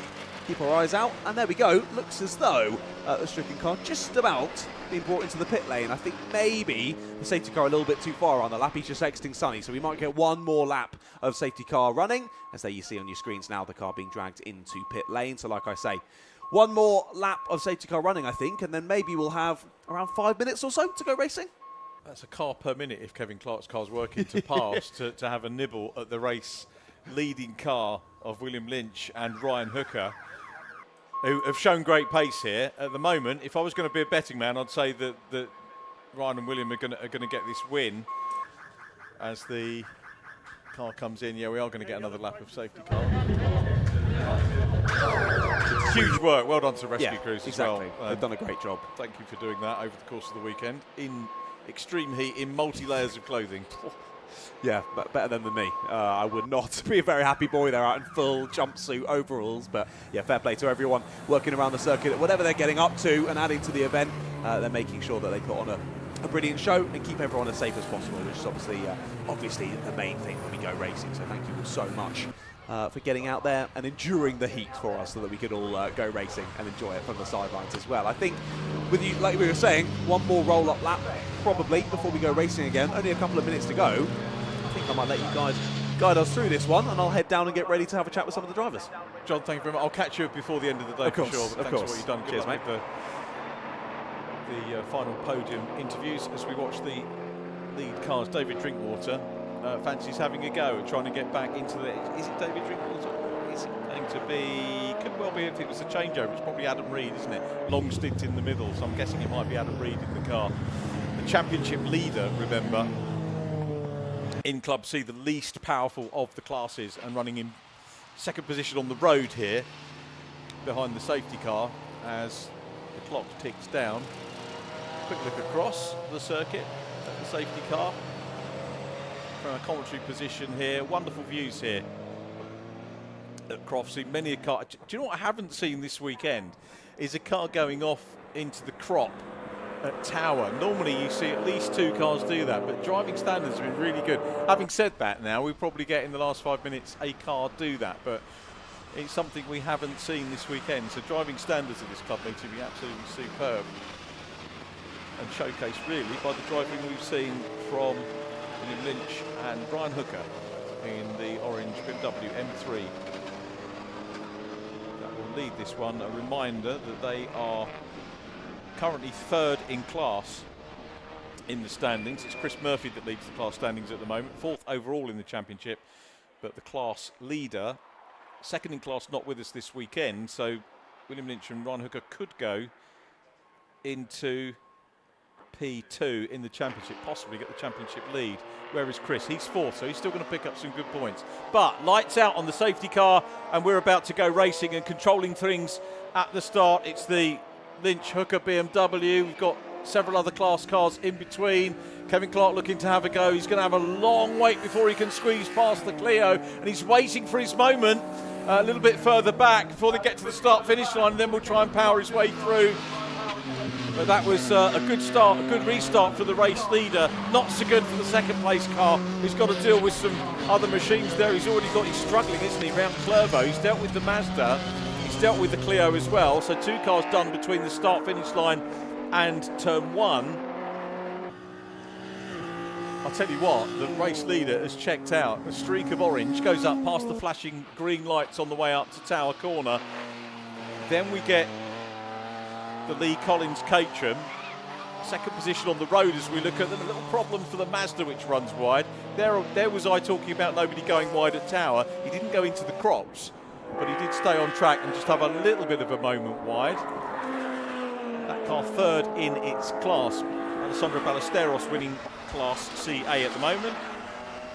The Jeremy Evans and Phil Hart car running 2nd in Clubman A. That's the 4th most powerful class, and there is Kevin Clark, I think, at the wheel, busy trying to close in on the race leader. The gap was 6 seconds as they crossed the line.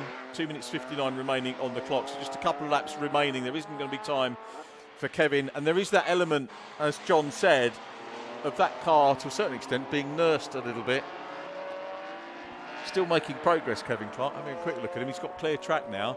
His next target is going to be the Caterham. I don't think he's going to have time to catch the Caterham of Lee Collins, who is a lap down on the race leader. Kevin goes across the line. He's also a lap down Lee Collins on the 2nd place car. There's a big puff of smoke coming out of the Kevin Clark car again as he goes down into that. He's looking very terminal at the moment, not looking good for the Intersport car at all, and that is going to be, I think, a retirement for Aldo Riti and Kevin Clark. The other car's beginning to catch him. There's the pass, the car expiring. Such a shame. A great effort from Kevin Clark, but it looks like the car's gone pop. And is that going to deposit any fluid on the circuit as well? Kevin, mindful of that, pulls over to the outside of the circuit. Does that mean we're going to see Lee Collins now in the Caterham complete enough distance to take 2nd place? Kevin's going to try and nurse the car home. It does not sound healthy at all. It's going to be, we said he was nursing it, or at least John did. That was very well diagnosed by John. Kevin Clark was hoping it was going to stay right the way to the end of the race, as the Adam Reed, David Drinkwater car about to be challenged by the number 90 Mazda of Bruce Robinson and Paul Shared. Back with our race leader though, 1:17 on the clock. The lap times around here, of course, around about the 1:28. So this will be the final lap now. The race leader going on to the final lap. See the last lap board going out there, or the yellow plane reverse side of the board going out to say that it's the last lap of the race. And it's a good one. Collins still in third place in the Caterham. I'm just wondering distance-wise whether that Caterham can complete second position. The other class leaders at the moment, Collins leading his class, Alessandro Ballesteros leading Class A, Club C being led by Jamie Miller and Mark Curran. And I think there were issues. The Mazda's still going, but that's actually down in 11th place. Car number 8, the RX-8, driven by Wes Payne, Darryl Cresswell and Paul Herndon. So they are our potential 5 class winners for our interviews. And it looks like William Lynch and Ryan Hooker may be off the gas a little bit at the moment because the Caterham is staying with them. The Caterham probably would do wise here. If he could get past, he can then gun for another lap. The clock is ticking down. It reaches the final point now. And the Caterham, I'm wondering if the Caterham passes, he'll have the opportunity to maybe beat the Kevin Clark car. But is he going to sit behind for the moment, or is he going to make the move and see whether he's going to content himself with third position in the race? Or is he going to have a go? No, he's going to sit behind. At the moment, here we come up to the flag, and it is going to be a win in the PBS Brakes Supersport Endurance Cup for William Lynch and Ryan Hooker. Massive congratulations to them, a very well-judged race, and they take the win. The question is, who is going to be in P2? Again, some very warm applause we can hear on the cameras from the pit lane. Side-by-side stuff going on now as Chris Murphy moves up into third place. A great job by Chris Murphy, and the class leader, solid performance. That's why you need to keep going. That's the kind of thing that's going to maybe take him the class championship trophy by the end of the season. But Murphy has moved up into third place ahead of Aldo Ricci, Kevin Clark. I don't know whether they made it back into pit lane or not. No, they didn't, I don't think, looking at it. Still trying to nurse that car. May well be parked up on the outside somewhere.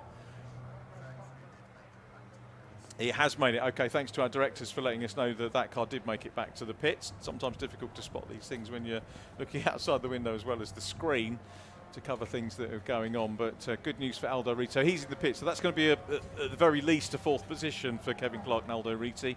But it's not going to be a podium. It's not going to be a class win. So I'm just having a quick look at the timing. Lee Collins in 82 is Pro B, so he's in. He's going to be a class winner. It's going to be an overall podium for Kevin Clark, but not a class podium. Lynch and Hooker taking the win. Lee Collins in second. Chris Murphy third from Ricci and Clark, and then we saw problems for the number 4 car. Stephen Kemp bringing the car home, I think, towards the end, with Peter Mulsdale sharing it in the early stages. He comes home fourth in class, 5th overall. Alessandro Ballesteros will win Class A, followed by the Evans and Hart Honda Civic Type R, which we didn't really get to talk about too much over the course of the race, number 27 car, but did well coming up from 9th position on the grid as our race leader, our race winner, comes through on his slowing down lap with the Caterham in very close proximity as well. Fingers crossed, if championship coordinators are listening, if we can get the class winners in the class orders, that will be pretty helpful interview-wise, and it will give us enough time to respect each of our class winners.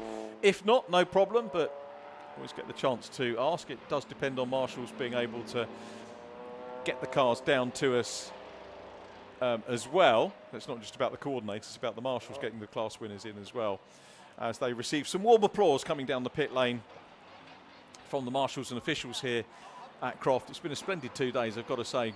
Wonderful weather, some great on-track racing, and we look forward to doing it all again. Just a reminder, the next big meeting at Croft, the British Touring Car Championship weekend, which is the opening weekend of August. If you're here at Croft with us today and are regular or semi-regular with us, I hope you can make it for that. Looking forward to that one immensely.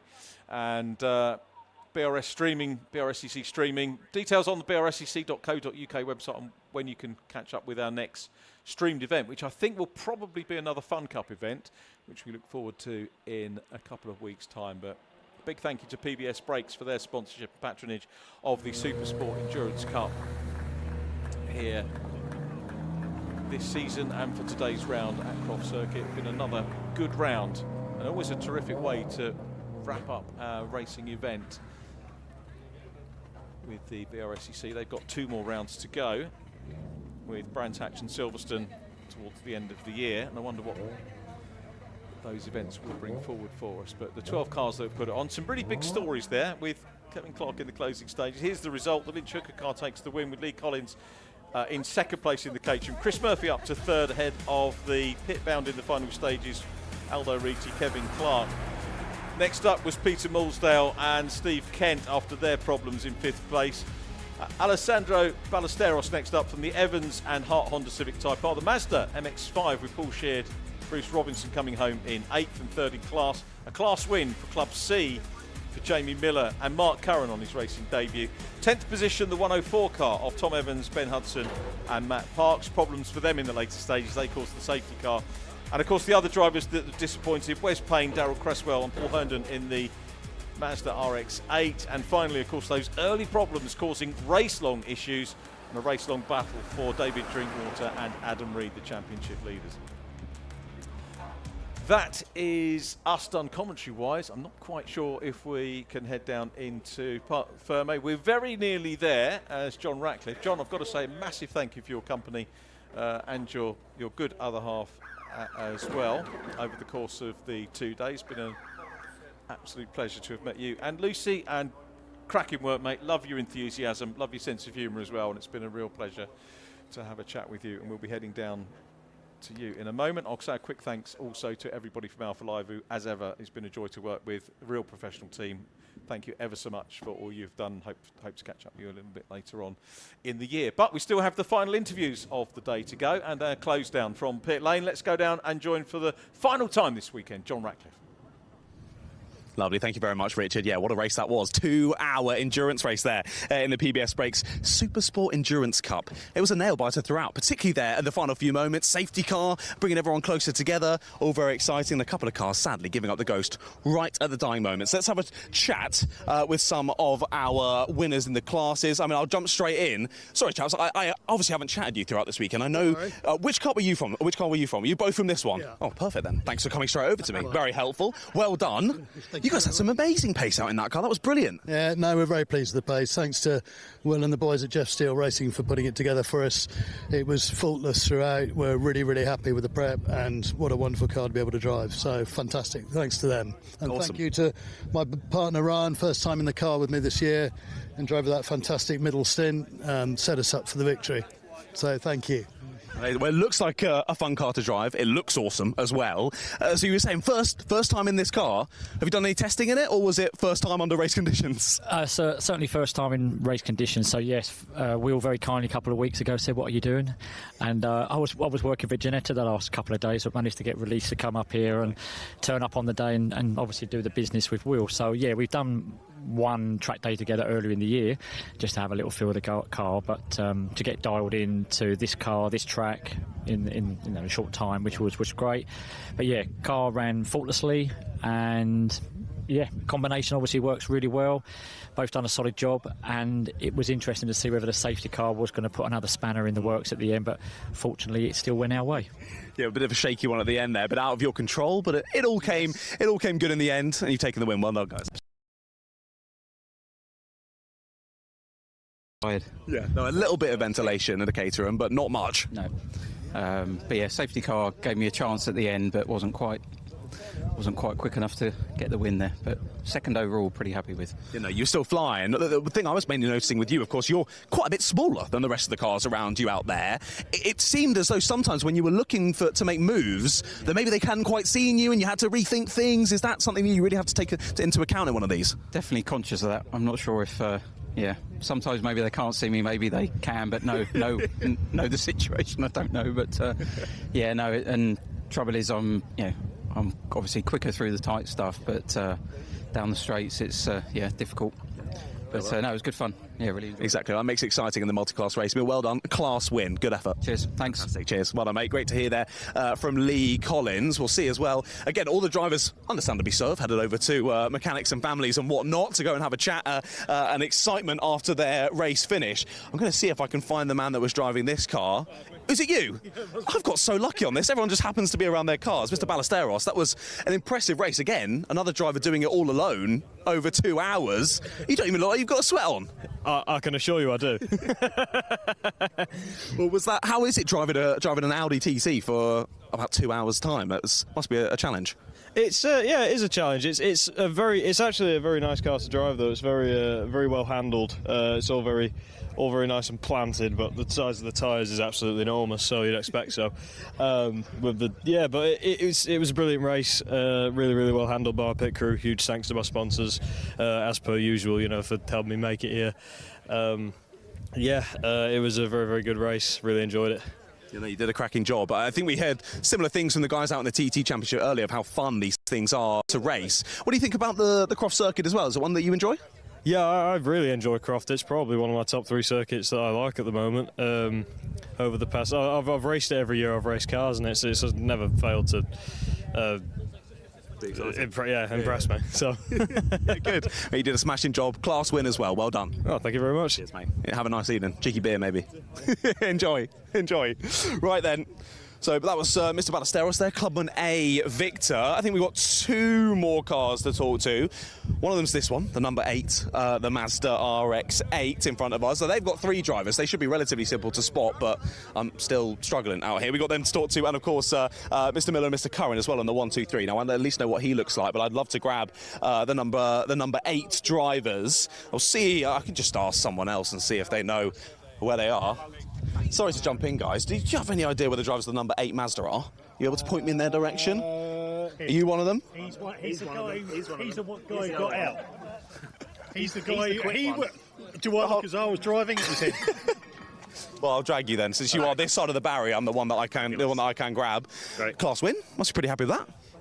I'm very ecstatic about that. It's the first class win. We are the only car in class, but don't mention that. That's fine. Class win. Yeah, class win. It was great. It was tough. There's a lot of competition out there. It was tooth and nail right to the end, and we managed to just pull it off at the end and got the class win. It's brilliant. Good stuff. One of the few teams actually with 3 drivers. Do you find that that's a better way of doing it than 2 or 1, or does it not really make too much of a huge difference? Since we are both drivers and our own mechanics and support. So it's a lot easier with the pit stops and doing fuel and things with just the 3 of us. And it's just good for team spirit having 3 drivers. It's also an extremely hot car. That rotary engine goes up to about 9,500 revs and it gets really hot in there. So it's quite nice only doing 40-minute stints anyway. Yeah, that definitely helps. I mean, so you've got 3 drivers in the team, you all help out behind the scenes as well. Is it one sort of leans to more being better at the driving, one's a bit better at the mechanicking, or is it all very much a team sport? I'm actually best at everything. Right, okay. Yeah, humble as well. Yeah, no, I'm terrible mechanicking. These guys are much better at mechanicking. He's actually a very quick driver, and he's a pretty quick driver. So. Shall I grab them for some comments as well? I think you should do. Yeah. Okay, cool. Who have we got here then? Where you've been dragged in? You're in the high vises, so at least you're nice and safe out here waiting to go. Firstly, tell us who you are and tell us how that race went from your perspective. Wes Payne, didn't go great. I was dealing with fuel starvation because the guys forgot to fuel me very well. So blaming the rest of the team. Cool. Yeah. Yeah. Well, I'm sat in the car, so there's not much I can do about it. The fuel gauge broke, and so we didn't know how much fuel we had. It still shows a half now, and it showed a half for most of the race. So it was. That's not helpful. Guesswork going on. A lot of guesswork. Good excuses. Yeah. You made it to the end, so the guesswork worked. Absolutely. Yeah, exactly. And what's your name as well? My name's Paul Herndon. And how was your stint in the car? I actually had the first stint with no problems whatsoever. Obviously, just poodling around really and just keeping out of trouble. So these guys were giving me lots of grief. Speed up, stuff like that, really. So, no, it was good race. We loved the circuit, really enjoy it. We were up here last year with MX-5, which we also raced with another 3 guys as part of the team. So, it's a big team effort, as Darryl said. It's everyone pitching in. That's fantastic. Yeah, the right way to do it in terms of racing. You want to say one final thing? I just want to say thanks to the marshals and everyone here. Big shout out as always. They let us go racing, don't they? So fantastic. But a proper team effort there, and you come away with a class win. Ignore the fact there's no one else in the class. You come away with a class win. You guys done a great job, and good to see the team spirit as well. It's fantastic. Thank you very much. Thank you very much. Cheers. Right then, I think only one more to go. I'm trying to see if I can spot the team. Do you want to come over here, sir? Yeah. Right then, final little interview. Of course, with the Clubman C's. Yep. First time out. Yes. And you've taken a class win. Well done, guys. Couldn't ask for more than that, could you? P9 overall and P1 in class. I mean, that's about the best debut you can ask for, really, isn't it? Definitely. You drove faultlessly, and the car just kept going. Credit to Matt and Seth from Pure Track for giving us such a good car to race with. We just kept pumping the lap times in, keeping it on the track with P1. Fantastic. Did everything you had to do. Well done. Thank you very much. It was a pleasure to be out there, and one of the best weekends of my life, so what more can we say? Amazing. You're going to have a great sleep tonight. Enjoy it and enjoy that class win. 5-hour drive home now. Oh, good luck. Good luck with that. Well done, guys. Well, great to chat with everyone there in the PBS Brakes Super Sport Endurance Cup. What a way to finalise the weekend here from the Brscc Summer Weekend at Croft. And it very much has been a summer weekend, very hot out there for the drivers. It's been an honour to be in the commentary box with Richard John Neal. We'll see you out again very soon. Plenty of Brscc events still to come this year. Make sure you stay tuned and we'll see you then.